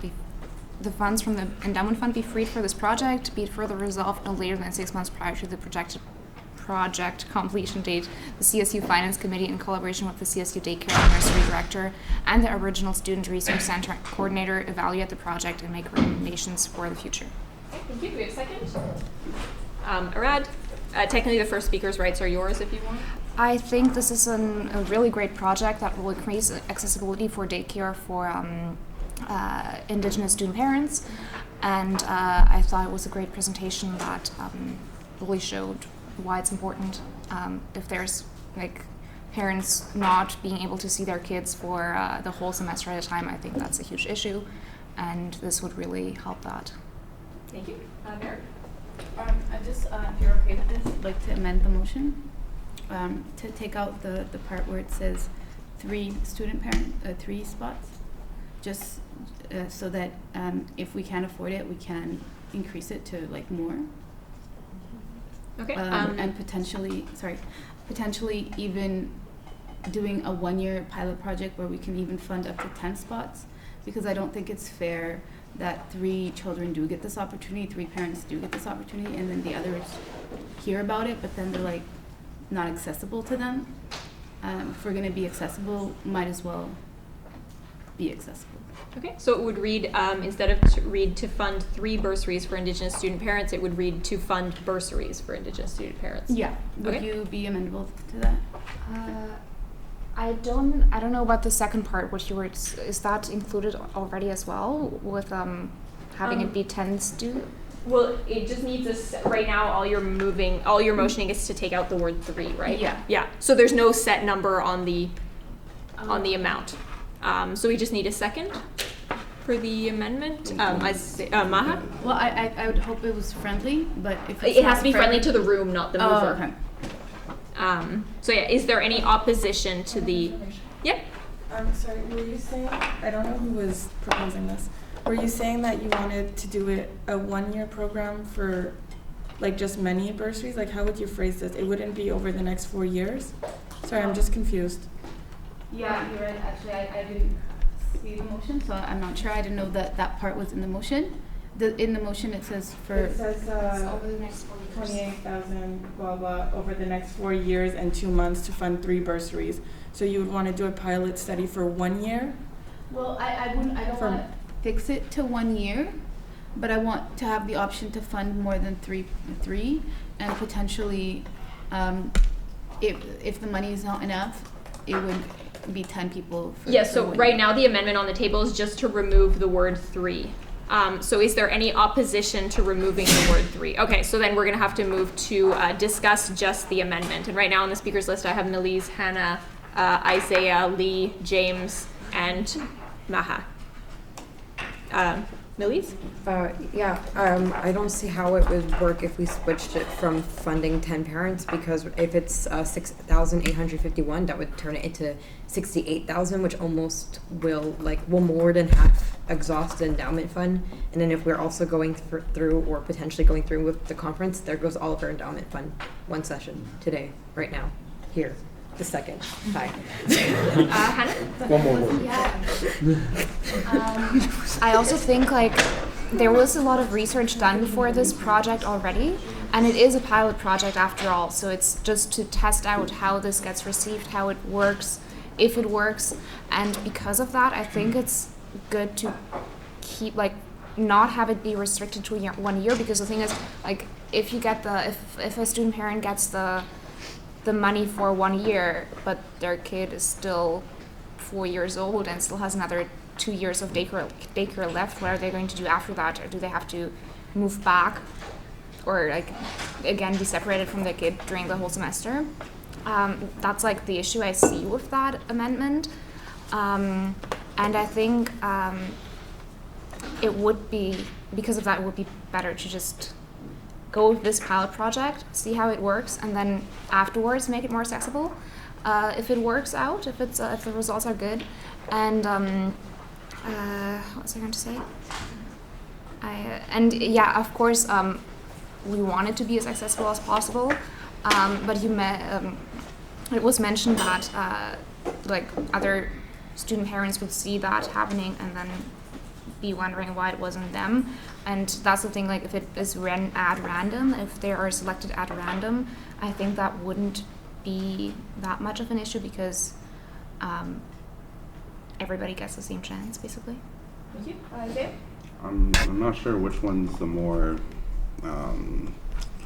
which amendment, there's two amendments, either making it a year or 4 years, or making right now we're just talking about removing the word 3 from the motion. Instead of removing the word 3, I think if I understand the spirit of your amendment, Maren, I would say at least 3. So it's if you're saying that you want more people to have the opportunity, I would say at least 3 student, because it could be limiting, because I guess if one person has 3 kids, there goes all 3 spots. Or if we want to make sure that 3 parents have the opportunity to send their kids to the daycare, so that we could be flexible in that range. So I would amend, obviously this is not a motion yet, I would amend it to at least 3 spots in the daycare, maybe. Thank you. James? Right, so I think my reservation about this is that as you said earlier, the endowment fund isn't infinite. If this was a replenishing fund that we got this money every year, that'd be a great place to take this from. We could run a pilot project. I'm not comfortable voting on this unless I know how much money is actually left in the endowment fund. If we can actually get a number for that, so that we know that because now we have 2 projects that are asking for money from me. Did you want to just say what? Okay, great. I thought it would have to stay private, but I guess not, especially for making decisions. It's full on $140,000. A few hundred extra, but that's, yeah. Okay, thank you. So, all right, so a 1 year right, to do this would be something like $70,000. So it's already half the endowment fund. That's like, it's not a sustainable thing. So, like, if we're funding this from the endowment fund, this is only going to last for like a small while, and like limiting it to 3. Or I wouldn't say limiting it to 3 would at least give us some sort of base to see for now. Like, it's not that much off the endowment fund, and it's like space for us to like at least get the word out about this, and then find a more sustainable way to fund these bursaries. Because like, if we just give a bursary this year and then next year we have no money to fund any more bursaries, well, that's not fair to these people either, right? So we need to find a way to fund this stuff more sustainably than from the endowment fund. Thank you. Ali? I just wanted to echo what Hannah said. I think the amendment in removing 3 is not the right way to go about doing this. It changes the spirit of this being a pilot project over the long term. That's pretty much, you covered all my bases, really. Okay. It seems to be consensus. In some senses, everyone's made their decision. So at some point, we'll have to vote either in favor or against it in order to continue. Maha? Thank you. Actually, yeah, I'm really glad that Desiree pointed that out, because that's the thing, our decision, at least mine, and I'm assuming many of ours here, depending on how much to give to these different organizations coming from the endowment fund, definitely relied on how much was in the endowment fund.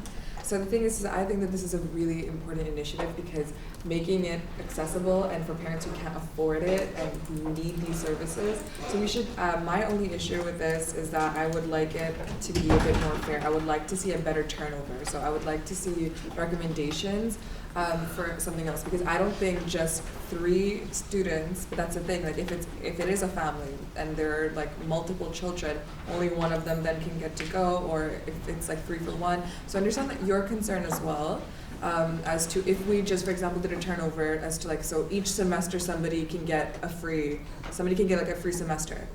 So we could do, for example, like 3 per semester, and that way the total amount will stay what it is, but then more students kind of get to benefit from that. So then at least for a pilot program. Also, so this was, this was also suggested for a 4-year thing. We could also just see how this goes for 1 year, see like 3 students per semester, like see how that goes. Try to give as many families a chance. I know it won't be as much as they need, but something will at least be better than nothing, and it'll at least help while we can work together and maybe find a brainstorm and maybe find some alternative funds to put the kids through school. But yeah, thank you. I still really don't think three is enough, considering when she was presenting, she said about 26 families, and then we're only giving 3, and like. Bylaw J2, C, to grant funding to initiatives or organization aligned with the CSU position book, following the procedures outlined in the CSU standing regulations. D, to accommodate costs needed by a Concordia University undergraduate students association in case of a binding strike mandate voted by said association. E, for the provision of additional resources and to accommodate costs needed in case of a binding strike mandate approved by the membership at a duly convened special general meeting. $50,000 of the above-mentioned annual interest shall be set aside for purpose of section C and D. In the event that the annual interest were to be lower than $50,000, the entirety of said annual interest shall be set aside for the purpose of section C and D. The amount shall be cumulative from year to year for a maximum of $75,000. In the event that section E is invoked, the provision of section C and D shall take precedence.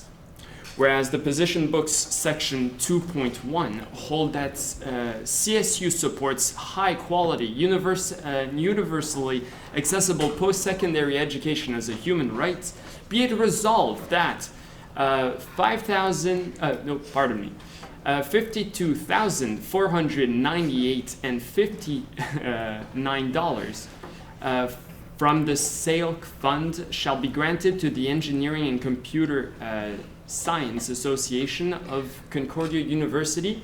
Be it further resolved that the ECA allocates the grant as detailed in the ESSRP letter of intent signed by the president of the ECA.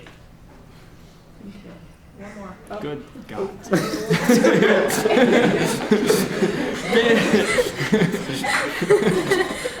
Be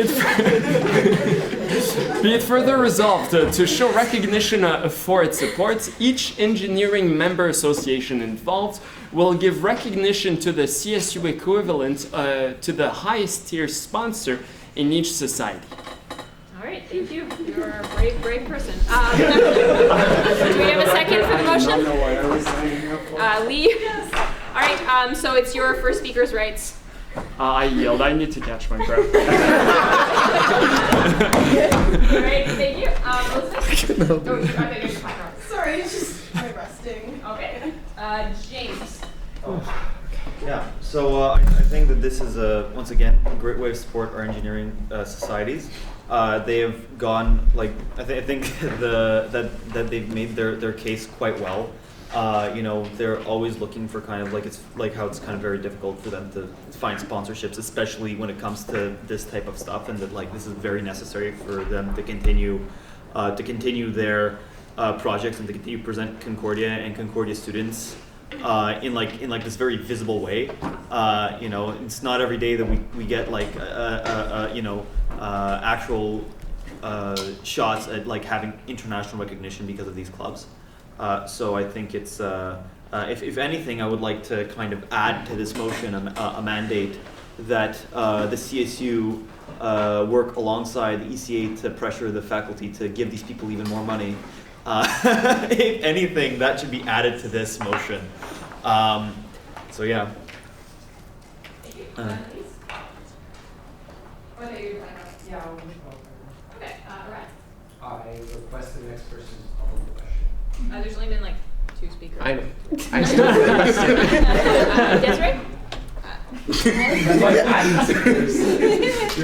I was just gonna say again how good it was, to be honest. I'm just gonna repeat the whole thing, but real quick, because historically SILC has not really been used to help ECA. Actually, last year we approved $70,000 of renovations to FASA, although they haven't gone through and gotten the renovations yet. But I mean, this is the type of stuff that the fund does, and symbolically also is just furthering good relationships with the department that doesn't really get involved in the CSU.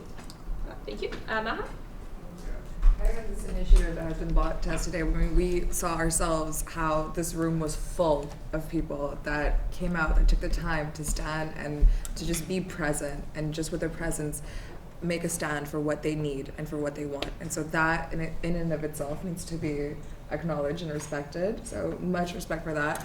I find it so ridiculous that all of these faculties are not willing or are not able to, all of a sudden then they run out of money to help out these type of organizations, and yet they have zero problem profiting off of their awards or showing off any of their accomplishments. And so as also in this room today, you not only have counselors, but you also have senators that can also really help to bridge the gap between faculties and to have inter-aid, because that is also necessary. You guys, just for the future reference, because even though whatever might be passed today, but just in the future to never come to this type of position again, we need to facilitate coordination, communication between faculties. This is not where the funds should come from. If this is something that's benefiting the university and its students, it is the university's duty to provide these type of services. This is going towards your education that you are currently paying the administration for. And so that is also something that will be added on to this. Thank you. Thank you. This is a great motion. We should all support it. And also, I moved to call the question, but I know I can't. Can't do it after Talking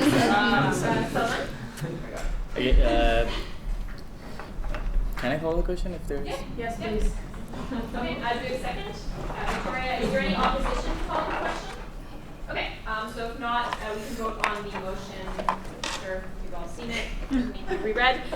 Okay, so all those in favor of the motion on the screen, please raise your placards. Oh, this is Sorry. We're voting for the On motion? Yeah. Wait, just all of a sudden no All closed those ballot? in favor of the motion on the screen, raise your placards. I know that. 15. All those opposed? 0. Just like, and any abstentions? 1. Okay, so that carries. Yes? I'm on the Silk Fund Committee. Is it conflict of interest if I voted? No, because it's got to go to Silk Chapter. So. Speak about Silk Fund Committee actually. We're still looking for a lawyer right now to have our 5th member, and a lot of these projects are being halted right now because we can't have the Silk Fund Committee meeting. Oh, can I speak to that? Yeah. Yeah, so 3 candidates have informally bumped into our general manager. He's met with all 3. He likes all 3 of them. Would we be amenable to, at the next council meeting, maybe putting their CVs in a list and we could decide by CV? Because I don't think they're lawyers. It's pretty intense for them to go, take that much time. As we all know, council meetings go forever. So we could just do 3 CVs and we could select from there if that's okay with everybody. Yeah. Thank you. Okay, sorry, I think this kind of cut into the celebratory mood. Would you like to say a couple words? Thank you. Thank you very much. Thank you so much. Girl, don't cry. Sorry, it needs to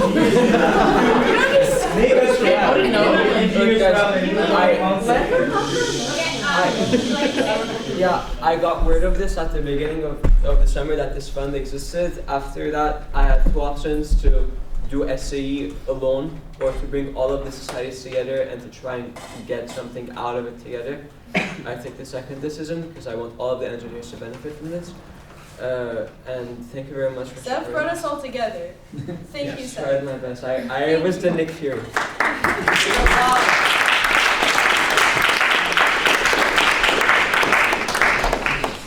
Thank you so much for coming and for bringing your community here. Thank you for Have having a party. us. Thank you so much for supporting us. Victoria? No, I was just gonna say, if you got all of DCA together, you wanna get all of Concordia together? One step at a time. We tried, it's called Beach Club.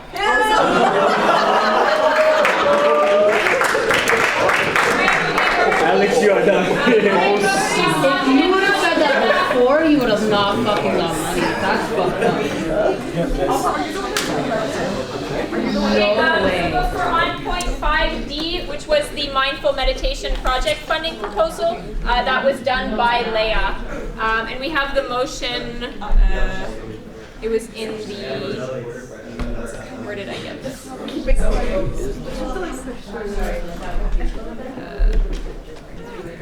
sent me the motion. No, I can't. Do you have the motion?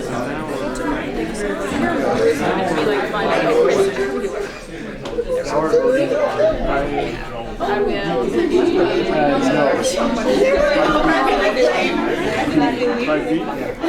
B became G.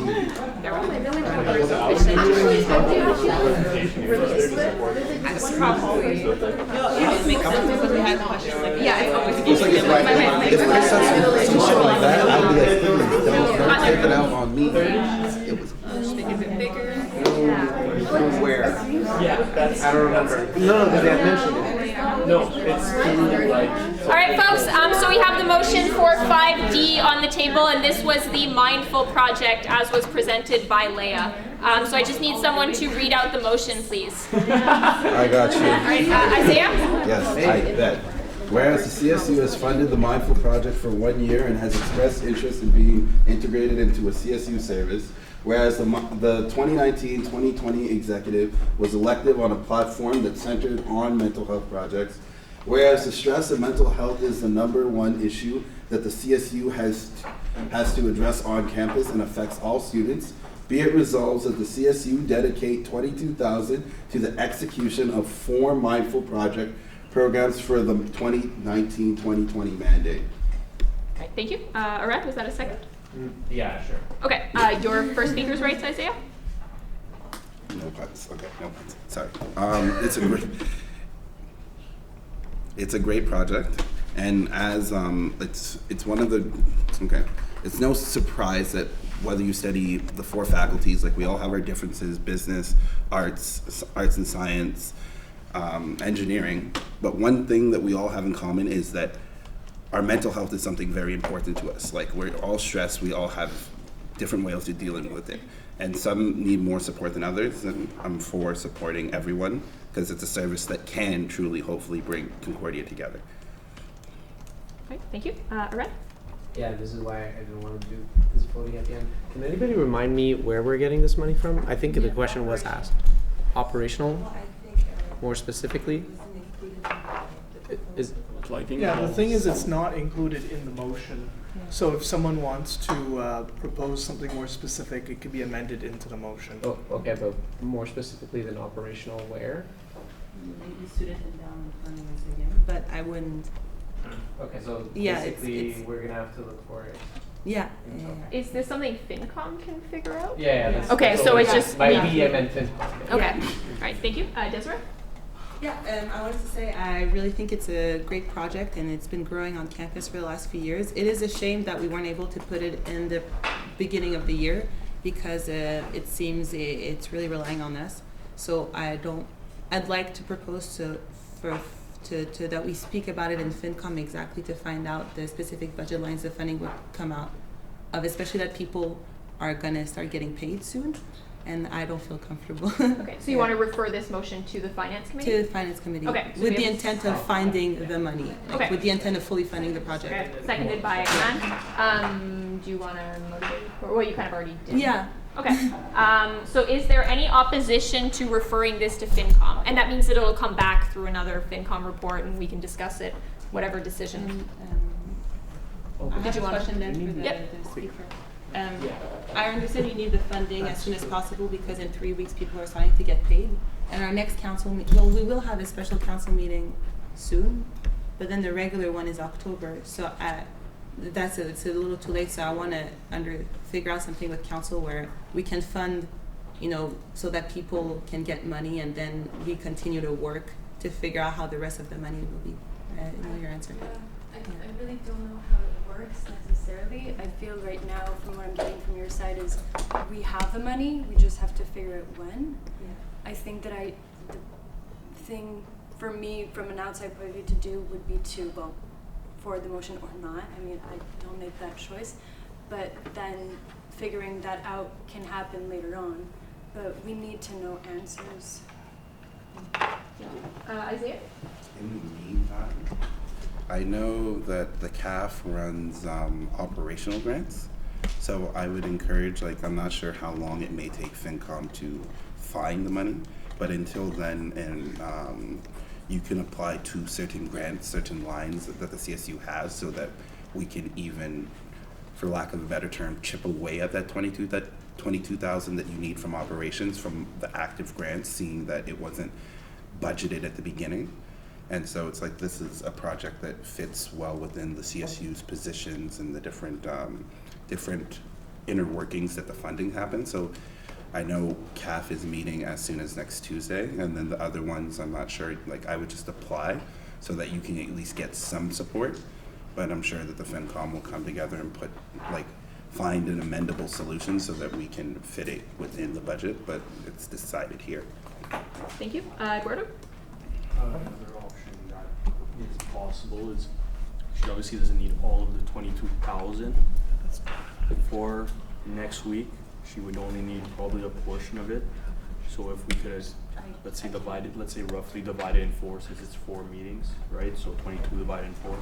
Let's say 5K because that's already in the budget. Yeah, so we could temporarily approve just that amount and then give FinCom the next month to find the rest of it. To scramble. So it's a little more convoluted in motioning that, but it is definitely a possibility that would help out everyone right now. Thank you. Arad? Yeah, I was actually going to propose the same exact thing, so I'm going to do the motion itself. So Well, there's a motion right now on the table to refer it to committee, is the thing. Okay, so I amend that amendment. Is that okay? It's a specific type of motion, the referral to committee. It's not like a main motion or an amendment. It's it's got a name. So I that I hope can the next remember. person calls the question so I can get to that. Thank you. Chris? Yeah.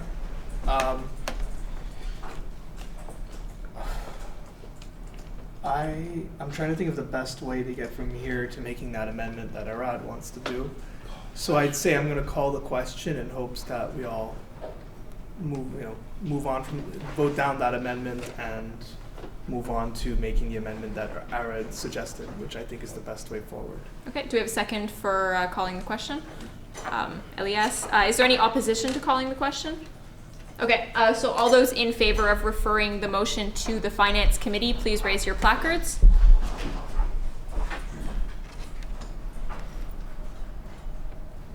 All those opposed? 1, 2, and any abstentions? 1, 2. Okay, so that carries, so the motion will be referred to the Finance Committee. Yes, Chris? To get on the speaker's list. Oh, sorry, my bad. Desiree, you're next on the speaker's list. Oh yeah, as Eduardo, and I think people were starting to think of amend the new motion then to have 5,000 allocated to them, and then it is our responsibility to figure out the additional $17,000 how. And yeah, you can. Yeah. Okay, so basically you're moving the, because this motion, the issue was referred to finance. So basically you're removing this motion, but the 22,000 is now 5,000. 5,000, yeah, and the remaining 17,000 be. You say 5,000 immediately? Yeah, immediately. Yes, we already have a question. That's yeah. I think that's. And since this is already in Finance Committee, like you folks are already going to be talking about it in Finance. So there's no need to say, like, you need to talk about the other 17 in Finance. It's already there. Where did this 5K come from? Yeah. Operational. Yes, I know, but like, where operational? Well, the thing operational, we have a lot of amounts budgeted, but some amounts have been used up. So it's just, it would be a line there, and then we would start figuring out. Great. So we need a second for the motion. Elizabeth, did you want to motivate Desiree for the motion? I think adding it to student engagement initiatives just takes a lot of the strain off of this meeting right now, and it is our responsibility. Thank you. Leah? Sorry, I'm so confused. So my question is, so basically we're voting for the 22,000 will happen. Is that correct? But right now it's 5,000.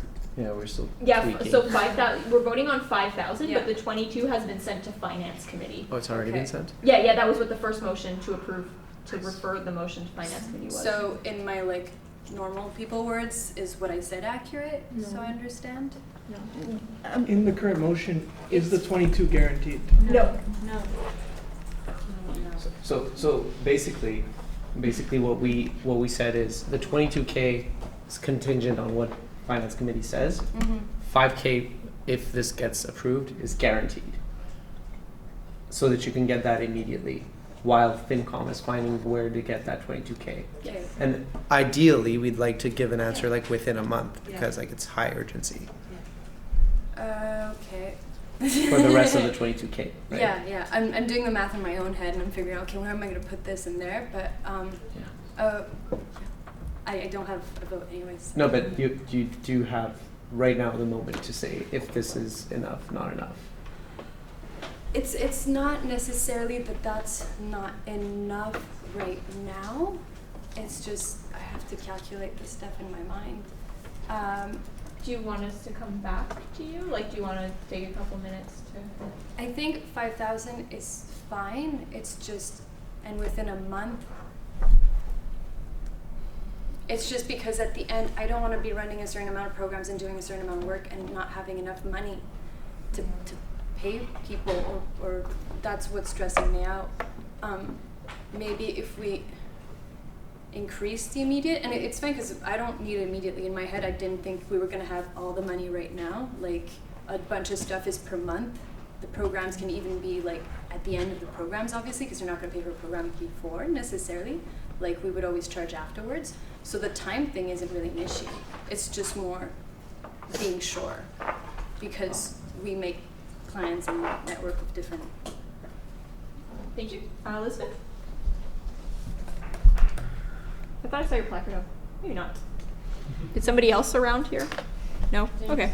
My bad. I have Marin, Aman, and then James.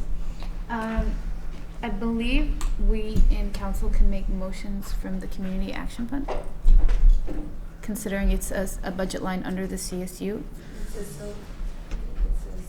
Yeah, that's bylaw. Yeah, bylaw J, I think. K. Can I directly Yeah. respond? Is that the CSU, under our regulations, can make applications to the CAF. That is to the extent of what we're allowed to do, and then the CAF reviews it, and we have no limit on how much money we're asking for from the CAF. I guess I have an amendment that this be sent to the CAF, basically, Well, it's for our- council, for council, the same way we can motion out of silk, to motion out of CAF. Well, it's already been sent to the finance committee is the thing. Like, I mean, you could request it from CAF as well, but then finance and CAF would have to talk to figure out what money is coming out of where. Like, if anyone can clarify this or has a better idea. Isaiah? Yeah, so the way CAF is set up, that's 50K for the year, and 10K, if I'm not mistaken, is mandated for a strike mandate. So that's just 10K that is solely like divided in line for a strike mandate. The CAF does not necessarily have, like, if let's say we took on the full Mindful project, that would be half of the CAF's budget but the spirit of the thing of the budget line is for the community-based organization. So just based off of the spirit of the body, I don't think that it would be able to be fully funded through the CAF. A grant could be given, but not like to that extent. Thank you. Did you want to follow up? Yeah. That's okay. Yeah. Okay, so I move to amend this motion, instead of like leaving it in the air, just out of operations, to come out of potentially the internal grants budget line. What internal grants? Which one? Your budget line. Yeah, because I believe any motion that committees make, council does have higher governing authority to motion. So you're taking it out of your own? No, out of his. Because like right now, if we're motioning 5,000, it's literally coming out of the air. Like we are already in a deficit, so I'd rather. Do you want to clarify? Because I think Now we're messing up budget built-in lines. little surplus in operational. I know our overall built-in surplus is 30,000, but that's with other services. The one strictly to operational, I don't remember exactly, and I don't have the document. So just to say, if it was to come out of operational, this specific 5K, we would have the funds to take the hit. And again, this is only budgeted. So if everyone does a great job and everyone's perfectly on budget too, then there is more place to move around. So strictly to say that if it does come out of operational as a new budget line, we do have the funds for it. It's just that was a built-in surplus in case of things happening throughout the year, unforeseen expenses, and then we don't want to end in a deficit. So this is one of those unforeseen expenses, actually. Yeah, that's why it's there. Yeah. Thank you. Can I Ahmad? go right away, since it's a very direct response? I Yeah, think will just influence if you the can discussion. make this. Yeah, I think that the way that the motion is currently written gives Finance Committee ultimate flexibility and to. No, it doesn't. How does it not? That one. The one that was finished. sent. It's been sent to FinCom. This is a second motion, technically, if you want to call it like that. Yeah, so it has been sent to FinCom. 22K. That's what I meant to say. It is going to be sent to FinCom. But we're voting on another one. They have flexibility. And yeah, I don't think it changes anything, does it? Yeah. How? I mean, this is not so going to the FinCom. amount of 22,000 has been sent to FinCom, but Yeah. this particular motion is just whether or not the CSU wants to dedicate 5,000 immediately. Yeah, exactly. So Yeah. FinCom will be searching for the rest of the money. They have ultimate flexibility to determine how. We're going to bring it to council. I don't see why putting restraints into the motion is going to help anything. We could let FinCom figure out the 5,000, the rest of it. I mean, Desiree, it's her authority as, you know, the finance coordinator to do these things and to figure it out with her committee, and also to work with executives and their individual funds and how they feel about that money being used. Thank you. Aman? As much as I support this mandate or motion, but I move to not increase the number more than that, because like it's already a big number and we still don't know where to get it from. So You can't let's really keep it 5,000. Not do something. Because Move to keep it. Okay. Well, I mean, yeah. In that case, you're just supporting the motion Okay. as is. James. Right. So I got a fear from you that that like we're gonna give you $5,000 and like the rest of the 22,000 is like up in the air. I think there's kind of like a general consensus in this room that we do want to fund this project. It's just we want to figure out like where exactly it's coming from. So we're going to give you the $5,000 so that like, at least you're good for the next while we figure out like exactly which budget line, and finance committee is going to figure that out, and they're going to like put it in one of the reports, and it's going to be under consent agenda, and most likely it's just going to be approved. Like this is basically a formality right now, right? Like this is like I'm like so you don't have to, I don't think have to be worried. I don't think we necessarily have to approve more than that. Like $5,000 gives, I think, finance committee enough time. I don't think you're gonna it's gonna give you enough time for like finance committee to like exactly to like make its decision. It's gonna come in one of the reports, unless somebody picks it out. Like it's probably just gonna be approved under consent, and you'll get the full money. This is just like a like. I have a random question. Does everybody kind of feel that way? I know this is really your motion procedure, but like as I said, it's not about the money right now. You're right, exactly. I'm just worried. I'm thinking about the students that we approve for fall or don't approve for fall that really want to come in for the winter, for example. We keep making all these plans. It's a hard line to work in, honestly, and having security for a year is already so little. Is this how it usually happens? Like, well, I mean, I'm not looking for it's definitely not how it usually happens. Usually it's either voted yes or no and not all these other steps. Right now we've been on this agenda point for over 20 minutes and it's past 11. So council's gonna have to make a motion on whether we want to continue this topic, how we want to move forward, and as well how we want to deal with this in the future, because we passed 3 agenda points tonight. Like we passed 3 motions. And if we're gonna do this in 6 hours every meeting, like it can't keep going on like that. So we need to either cut the meeting short or add time, and preferably not do this again. Naomi? So I wanted to call the question here, and also I wanted to like motion just to finish approving presentations. Okay. Is that so a thing? That's 2 different things. Yeah, we can deal with one at a time. Yeah. So sorry, what was the first motion? To call this question. Okay. On the Word document, and then the second one was to add time to the meeting so that we have time to just finish these agenda points of approving or not proposals. Is there any opposition to concluding discussion on this agenda point? Okay, so in that case, since we are out of time for this point, we will move to a vote on this. So all those in favor of the motion as is on the screen, please raise your placards. Point of question, if you don't mind. So the motion is to move it to the FinCom. That's already been done. So the 22,000 is already at FinCom and it's going to be decided where it comes from. This is just to do like an upfront 5,000. Yeah, and the rest will be decided on at FinCom. So all those in favor of the upfront 5,000, please raise your placards. 15, all those opposed, 0, and any abstentions. What? Okay, so that carries. Maha? I do have to leave soon, and so I would also really like to be here for the debates, but in the effort to conclude things fast. Okay, wait, so how many more? We have... It's the C, well, the C's conference proposal is the last one under presentations. That had a motion, because the food waste reduction didn't have a motion, and the Concordia Stingers didn't have a motion. If we time that bit, can we get a motion to time Yep. We just need it. Okay, perfect. let's keep the discussion to like under 15 minutes, guys. Just so you know, like if it does run late, CSU does pay your taxi more. Not Uber, because we don't support Uber, but like just to get things done. Wait, what? Yeah, so if the meeting runs late, you can submit a check requisition to the CSU, who will pay your transport home.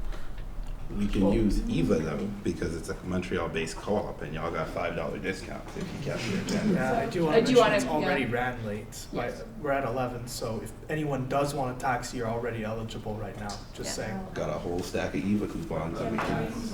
Yeah, okay, so there's a motion on the table to run 15 minutes longer. Do we have a second? Nicholas, is there any opposition to 15 minutes? Okay, so in that case, we are on the C's conference proposal. Crap, where did that motion go?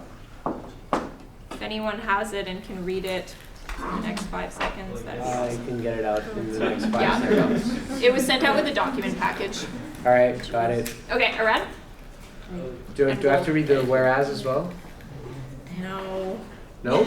Yes. Okay, I won't pull it though, yes.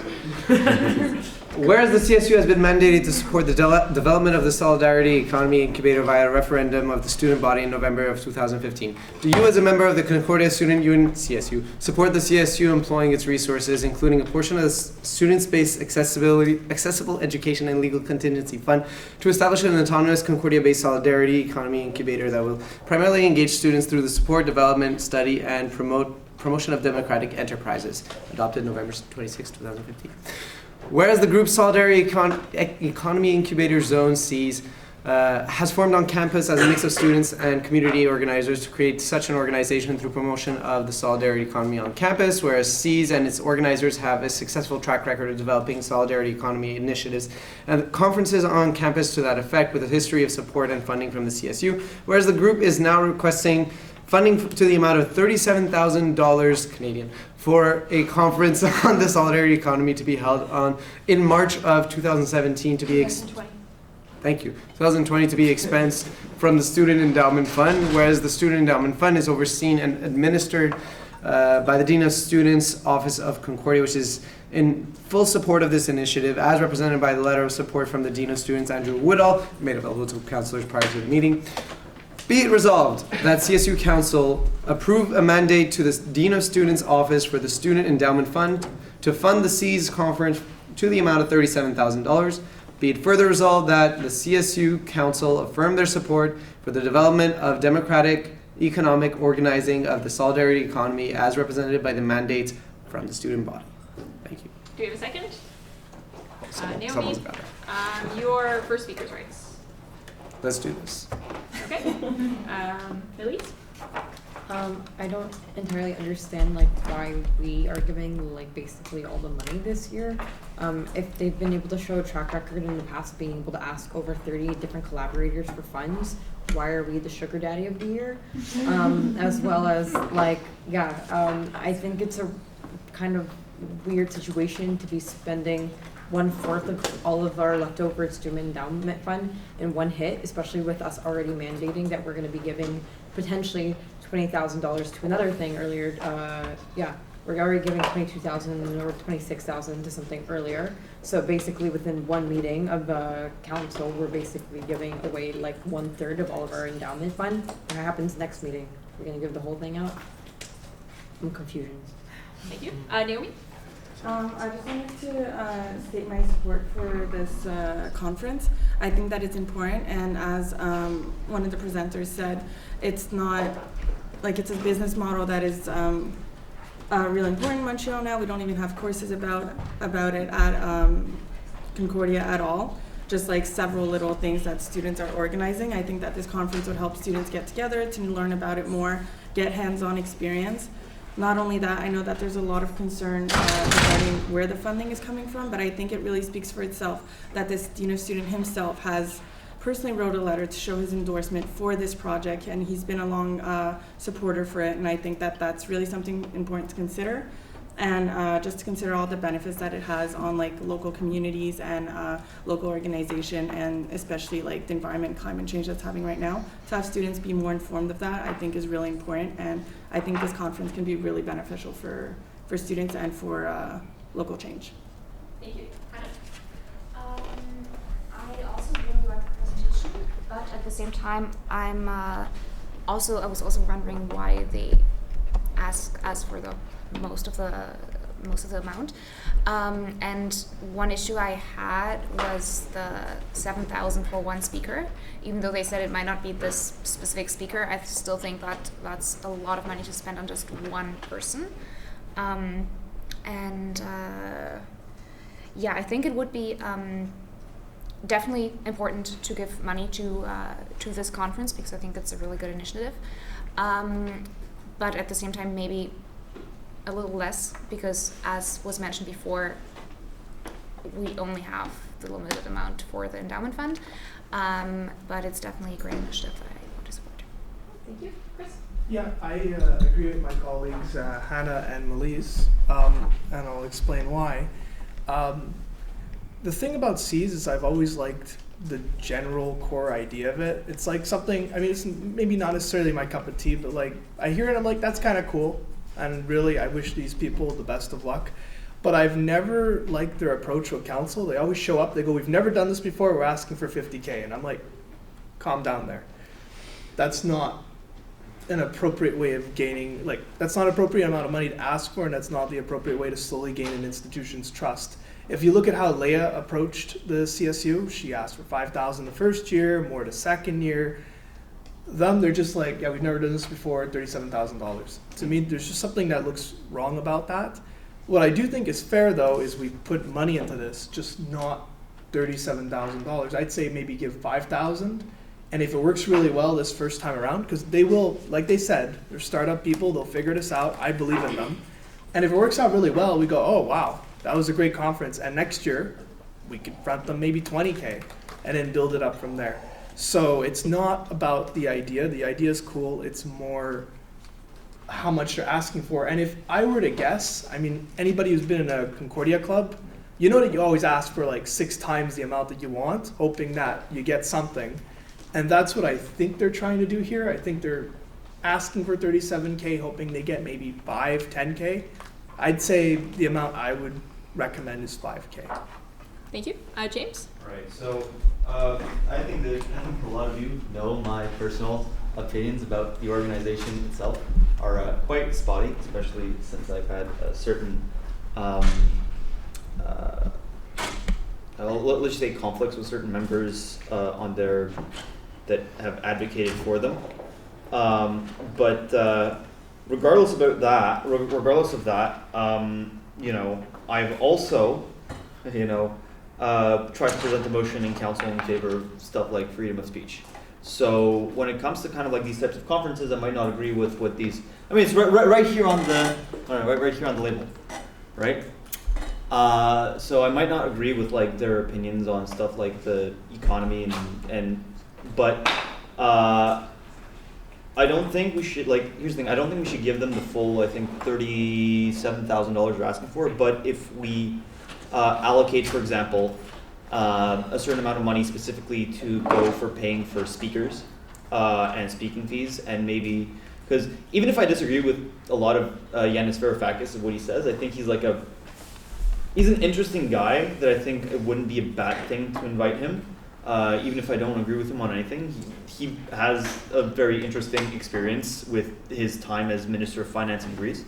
So that would be a project that I would specifically be willing to allocate something like $7,000 for out of a, I don't know, like, I know there's $4,000 for like a speaker series in external, but I don't know how much there is for that in other committees. So maybe take something like $7,000, reserve it if they actually get Mr. Varoufakis to come, right? And then like even they explained that, like, you know, a lot of these speaker events and a lot of this stuff, and it's like an $18,000 budget line that they're not even sure that they're going to use. So I think we should probably, like, this is something that we can actually fund, that we can actually say that, okay, like, we sponsored the speakers because we believe that, you know, in free speech, so we sponsored these people to come over.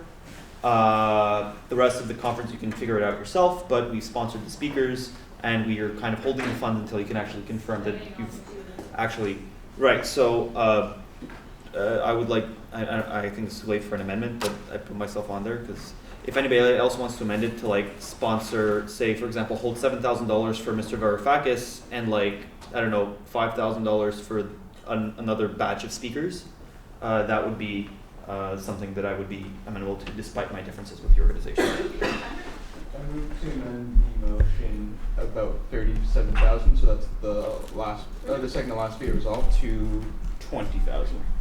Okay, do we have a second? Millie's, was that a second? Or? I don't entirely understand this though. Does that mean, yeah, I'm okay with talking about it? Well, it's more, it's just making the 37,000 20,000.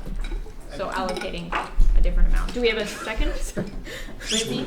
I mean, Do you want to motivate? I mean, it's always up to council how much. I thought 20 was a good starting point. I agree with everybody in this room, and I think my colleagues such as Hannah, Molise, and Chris have eloquently said that maybe 37,000 isn't worth the most, but it's always up to council if they want it to go higher, lower. I'm just saying 20,000 as a starting point. So. Okay, so we're on the amendment to change 37 to 20 millis. Still a little bit confused about this whole format, but I think 20 is a more reasonable one due to the fact that he said originally that we had sponsored in the past and we had given 8,000. I guess based on the success that they said that the last one had, that is a decent amount of success, so 20 is a lot more reasonable. I'm not sure, can I amendment or no? Am I able to? Not after talking, but yeah. Okay. Can To I some degree. tell somebody what I want them to say, and if they want to say it, they can. Okay. I would like to amend it if I can to just paying for the speakers. As I look at the budget and I find a lot of the things like paying for bottles of wine for speakers shouldn't be underneath the CSU. Neither should the design. Neither should the website. So I think paying for speakers is the thing that our students will end up getting the maximum amount of benefit from. So that makes sense if we pay for speakers. Yeah, for that, it's a good amendment, but it would have to be done after the 20, because you're not really amending the amendment, you're just amending the main motion. So we have to deal with this, and then we can do that after. So, all good? Naomi? Am I talking in regards to Patrick's amendment now? Yeah, or just the 20K. Okay. Well, I think 20K is a good compromise. I would say 25. Clearly, these people are very experienced, and they were ground workers that helped develop the Hive and the Wood Knot Co-op and stuff. It's not amateurs who don't know what they're saying, and I think it's inappropriate to. I'm not going to get into it, but I think it's really inappropriate to characterize how people come and present. I don't think that's fair, and yeah, I think that 25 would be reasonable. If the bottles of wine, they could probably eliminate that. I don't know if everyone went through the budget, but I feel like 25,000 for a conference is a really good start and a good compromise. It's half of what they're asking, and yeah, I think that the conference will be very beneficial, and I think that 25,000 should be the amount that we give. Going off of that, I think that reducing the lump sum to somewhere in the realm of 20,000, 25,000 will still give them the amount they need to get those more sponsors. I think what they really need from us is a large lump sum of money to show support or to get support from other organizations. So 20,000, 25, I'm good with giving them something in that ballpark. Thank you. Victoria? So I wanted to just say that $20,000 would cover the design communication and the keynote speakers, which I think is really good, but that's barely covering it. So I do think that the $25,000 is a good cost. And then they do have a section with design and communication material. If we're going to be giving them that money, we can also include additional value for ourselves by saying, listen, add our CSU logo to some of your events and have us as an actual sponsor. So that way we get exposure. Students will know who we are as well, but we're also helping them get the funding they need. But then we're not going to we're not just throwing money and then came from nobody, we'll also get the recognition. So you make it to 25, I'd like to amend it to 25,000 instead of 20,000. Can I change that? Yeah, we have to vote on this amendment and then go back, because the thing is every time you go down, it goes Yeah, back up. Yeah, so it's if you did 25, then you'd have to go back to voting on 20, which doesn't make much sense. Okay, so can we Is- Use button. Is there any opposition to voting on the 20 right now? Well, Yeah, okay, so we'll continue with the speakers list. Desiree? I think it'd be a really good look for the CSU, especially if we officially sponsor it with the logo and everything, because we've sponsored, but we've birthed a lot of really good projects. And 2025, I personally am comfortable with the 25, seeing it is a big chunk we're giving out of the student endowment fund. It's true at the beginning of the semester, but going forward, we can take it into account and always give less than people are asking for. The Indigenous bursary, although it was a great project, we gave the full thing. And I'm not speaking ill of the bursary itself, I'm just saying we can keep that in mind. But yeah, 25 is good. Thank you. James? Right, so if it's allowable, I would like to add a caveat at the end of this thing and say. We have to do it after. Like right now, it's Okay. just on the amount. All right. So I would be kind of like the $20,000. I don't know if like just to add to the end of that, not a motion, but something I want to do after. To add to the end of that so that it's used for speakers' fees. And reserve $7,000 for Mr. Varoufakis, because if they can actually get him, and like out of their fees, even they said that they might not be able to get him, and they're asking $18,000 and $7,000 is for Mr. Varoufakis. So Well, I think think that that right now it's just on the 20,000. right. So we'll add I'm- stuff on okay, after. All right. So, Yeah. But I'm just kind of. Let's just get this one out of the way. Emma? Yes. Is there a second? Victoria, is there any opposition to voting on the 20? Okay, so if not, all those in favor of amending 37 to 20, please raise your placards. 1, 2, all opposed. 1, 2, 3, 4, 5, 6, 7, 8, 9, 10. And any opposition? And amendment. Abstentions. There we go. 1.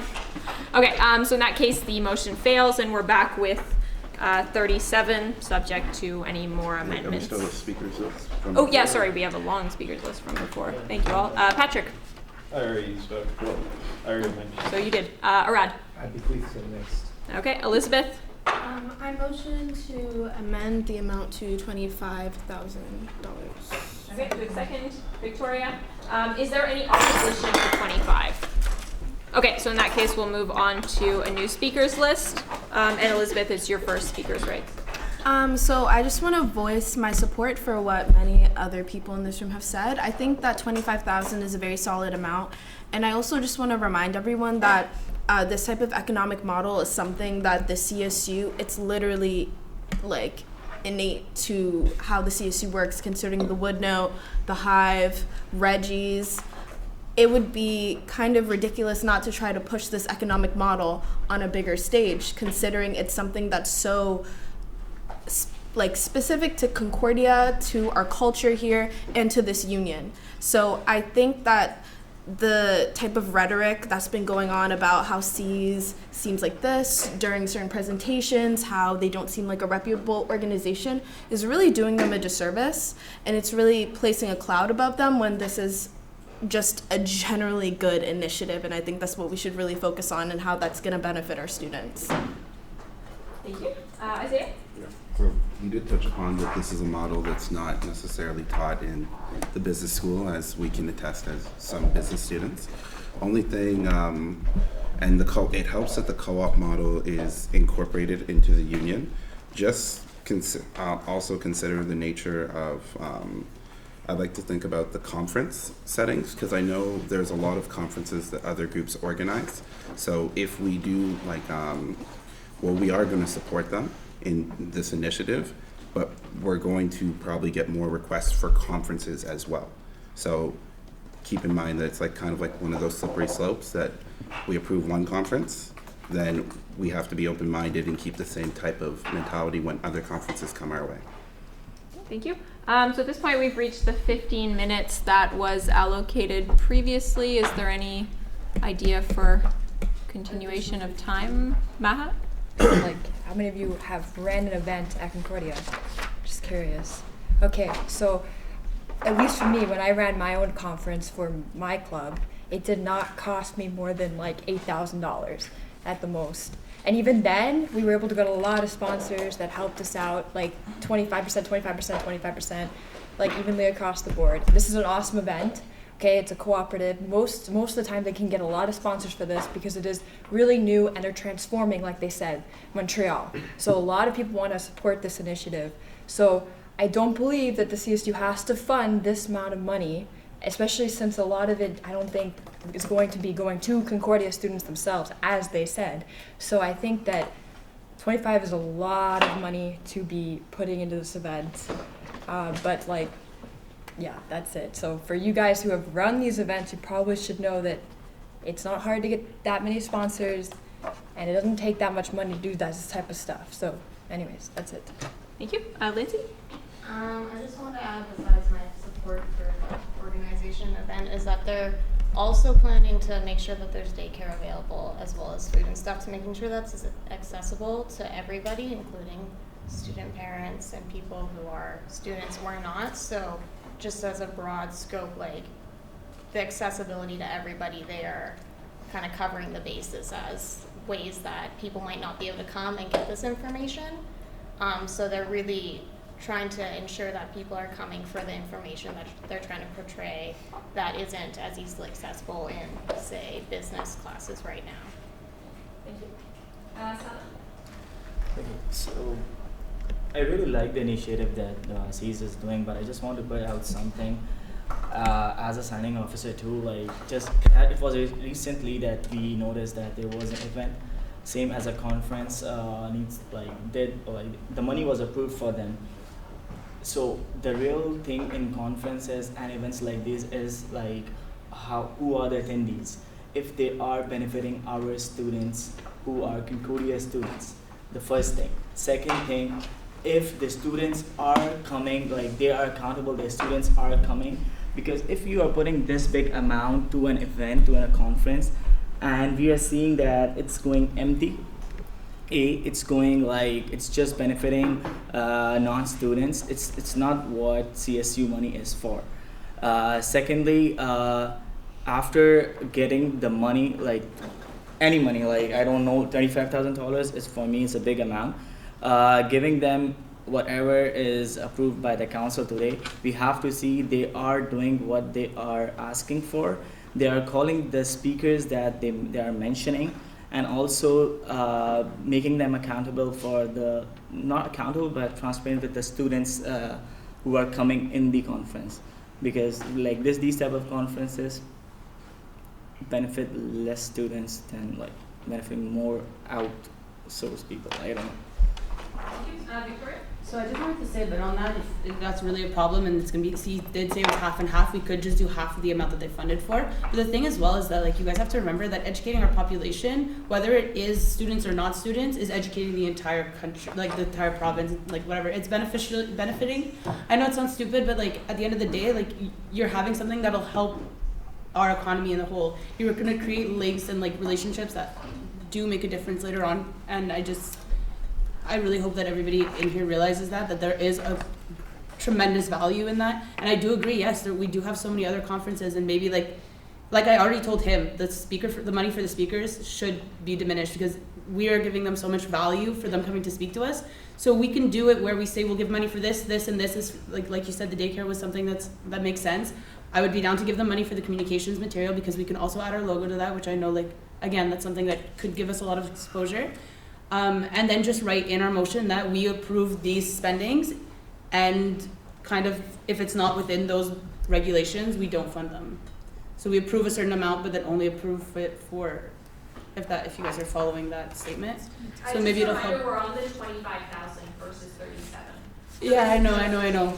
But that's what I'm saying, like to change the number if it's more acceptable for everyone else, where it's like, okay, we'll pick exactly what we want to fund and we'll tell them this is what we're funding. We go through the budget, like we can do that as well. Like it's not going to take 3 hours, like we can do it like super quick. But that would be my, I guess, approach of doing it, since that's the fear. Okay, so we're on the amendment for 25. Speakers list is Eduardo, Naomi, Elias, Lee, Arad, Anna, Danielle, Marin, and Maha. Eduardo? One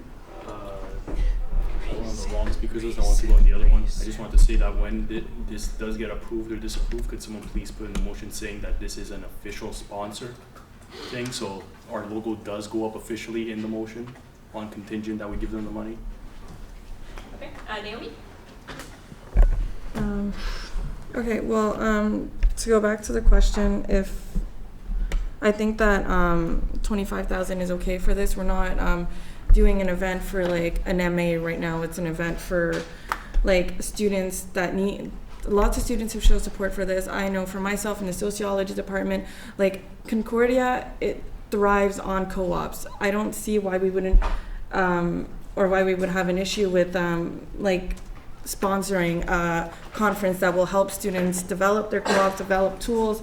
Like Concordia takes so much pride in their co-ops, it would be counter-argumentative to just like shut it down.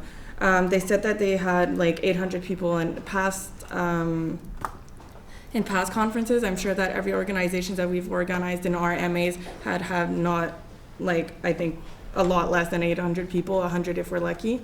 Obviously now I can't call for 25,000, but I just want to stress again that also the dean has himself written a letter to approve 37,000. Compromising to 25,000 I think is reasonable, and I'm sure that they would come through and it would be a success. And again, it's open to all students. It's in Concordia. They're going to promote it for sure. I don't see how this would not benefit students. It would just benefit students and like Montreal communities. Yeah, that's it. Thank you. Elias?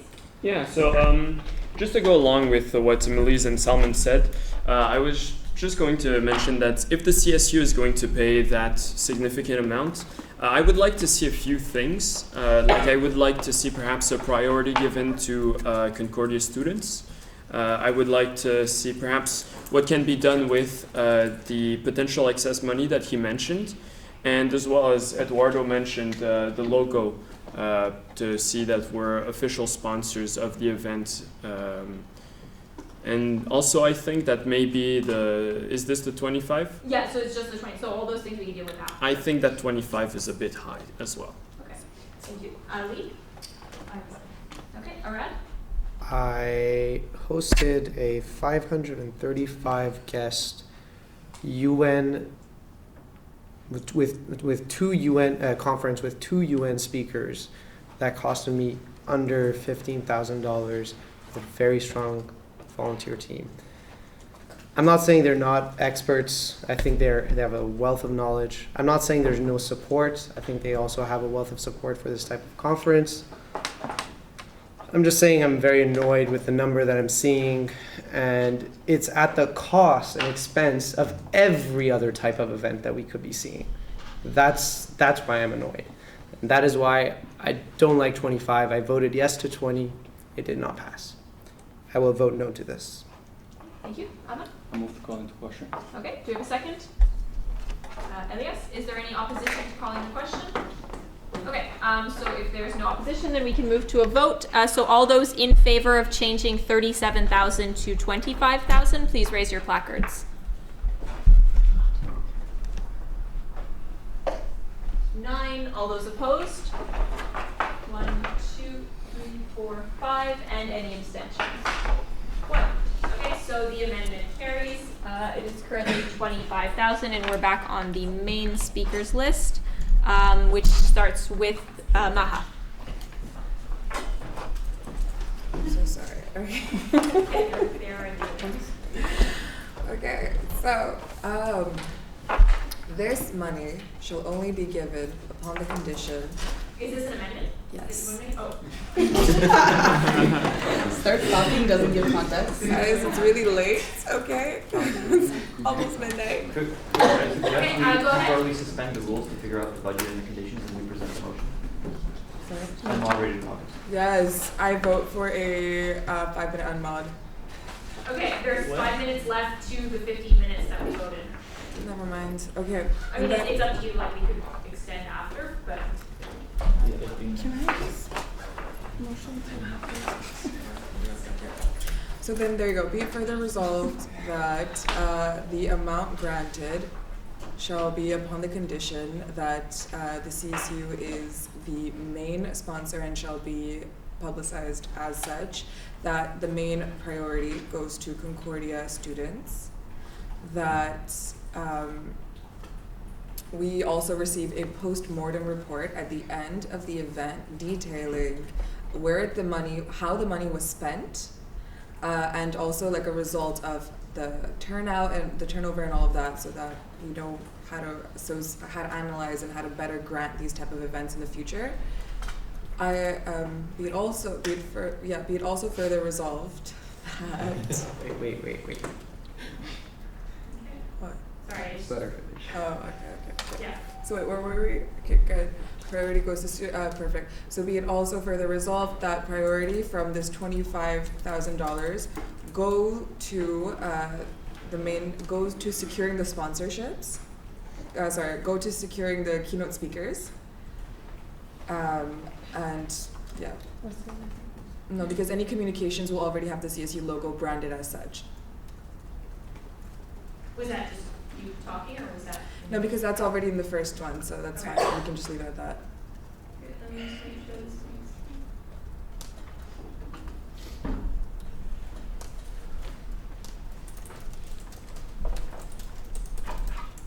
Open to all and any friendly amendments. Okay, so do we have a second for the amendment? Maren, do you want to motivate Maha? I think that this is a great initiative that we should definitely be pushing. We also have to keep in mind that yes, 25K, it does seem like a lot, but this event of this type of magnitude, we also have to keep in content that a lot of times for other types of events that we throw, we also sell tickets. We're also getting some type of revenue. This is completely free because this is in the spirit of making it completely accessible and inclusive to everyone and anyone.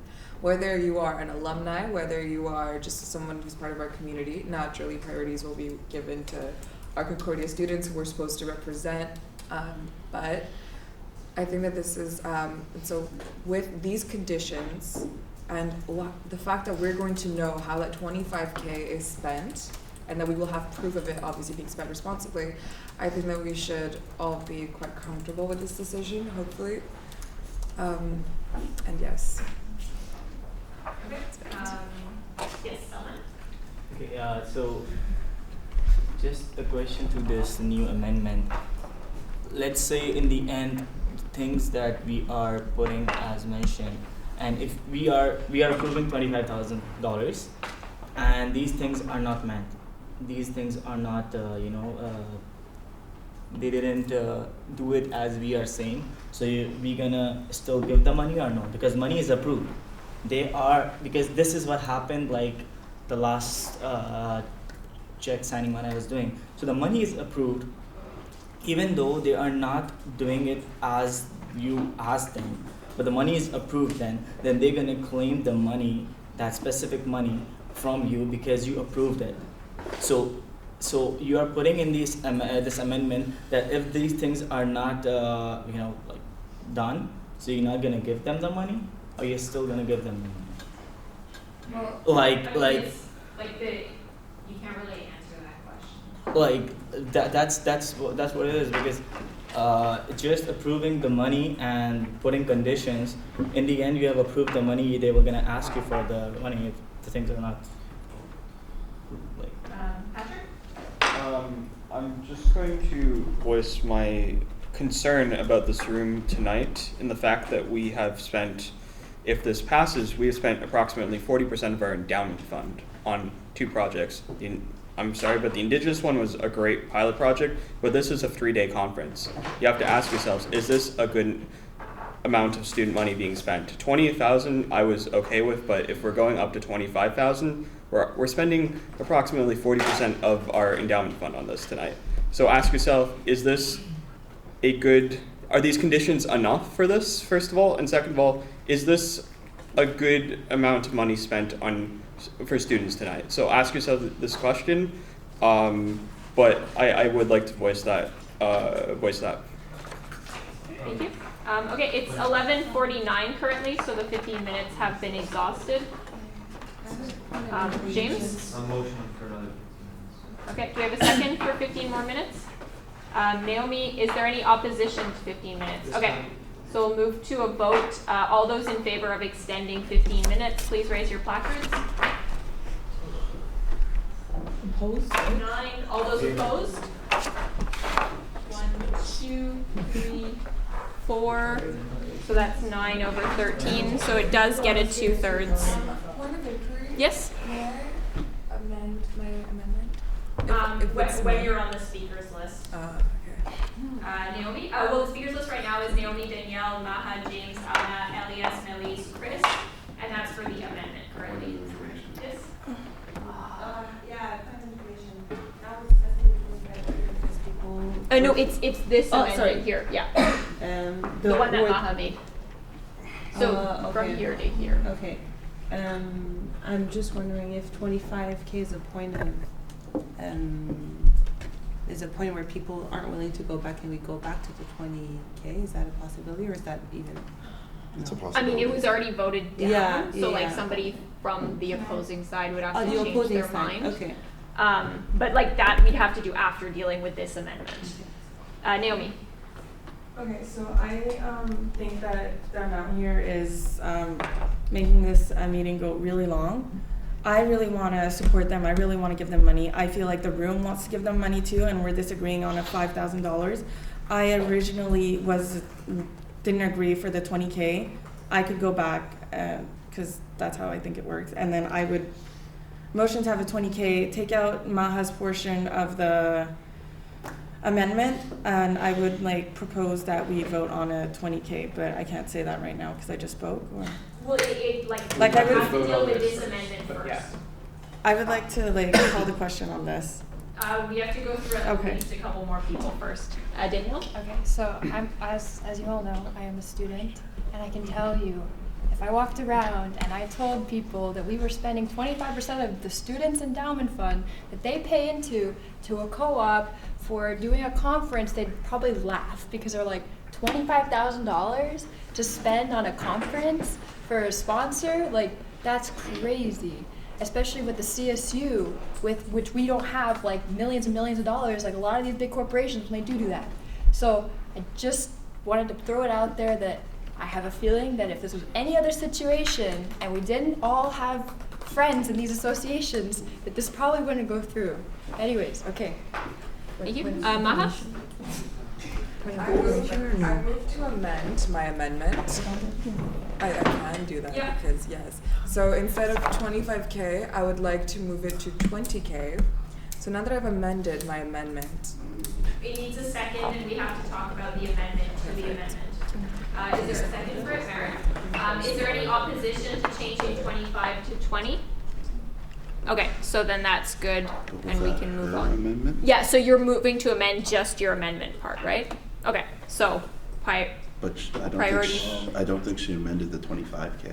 Yeah, because it still She says amended- 25. to 20. But no, that wasn't. Wait, yeah. But that wasn't your amendment. Yeah, you can only modify. You can only move to amend the amendment that we're currently talking about. May I call the question on my amendment? In that case, since I'm amending it. And then we can just change both. There hasn't really been enough people yet, but like, is the room friendly to voting on just the amendment? Okay. 100%. Okay, so all those in favor of the amendment, please raise your placards. For 25 to inclusion. No, just Which amendment? No amendment. Just Maha's amendment. Yeah. Just Maha's amendment. Calling the question is just on this right now. And we can change the rest of 20 after. Sweet, Yes. sweet. Okay, so all those in favor of just this part being added, please raise your placards. 13, all those opposed?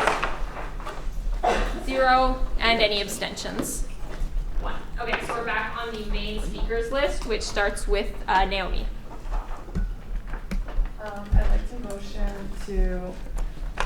What's the amount at? It's back at 37. 25. No, it's still 25. Okay, I'd like to motion to change the 25 to 20,000. Can I Because do? we already voted that down Yeah, earlier. but I was. Oh, you were? Oh, yeah. okay. Oh, good. Awesome. Okay. Do we have a second? Elise, is there any opposition to changing it to 20? Perfect. So we can go on with the same speakers list. Elise? Yeah, so I think a lot of the thing that was like going on about this is like the Dean of Students really approves it and he thinks it's great. I think if the Dean of Students thinks it's so great, he should give the money through CCSL since he's the one that sits on it. So if we want to say, oh look, it's being endorsed by it, the way that they can endorse it is by actually paying for it. Because there's no way that we're going to get the amount of value that we're going to get as being the key sponsor. Because at some point, 25,000 is so much more than everybody else. What are they going to do? What are they going to do to make us be so much better than everybody else? So let CCSL pay for it. Let's get it. Desiree? It will be long. I heard that. I was actually. Okay. Victoria? Yes. So I call the question. Okay. Do we have a second? Yes. I'm just curious, is Maha's thing in the motion? Just out of curiosity. Yeah, it was okay. It was good. Okay, so second on calling the question. Amma, is there any opposition to calling the question? Okay, so in that case, all those in favor of calling the question, please raise your placards. For the whole motion.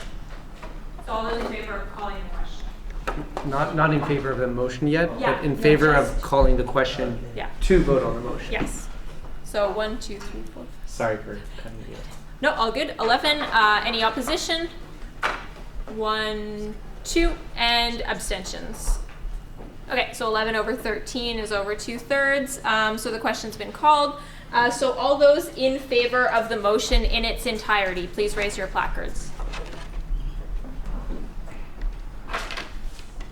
Yes. 9, 10. All those opposed? 1, 2, and any abstentions? 1, 2, 3. Okay, so the motion carries. And at this point, we need a motion to pretty much table all the other points. Can we just all scream it together? I mean, we need to assign a name to it. Maha?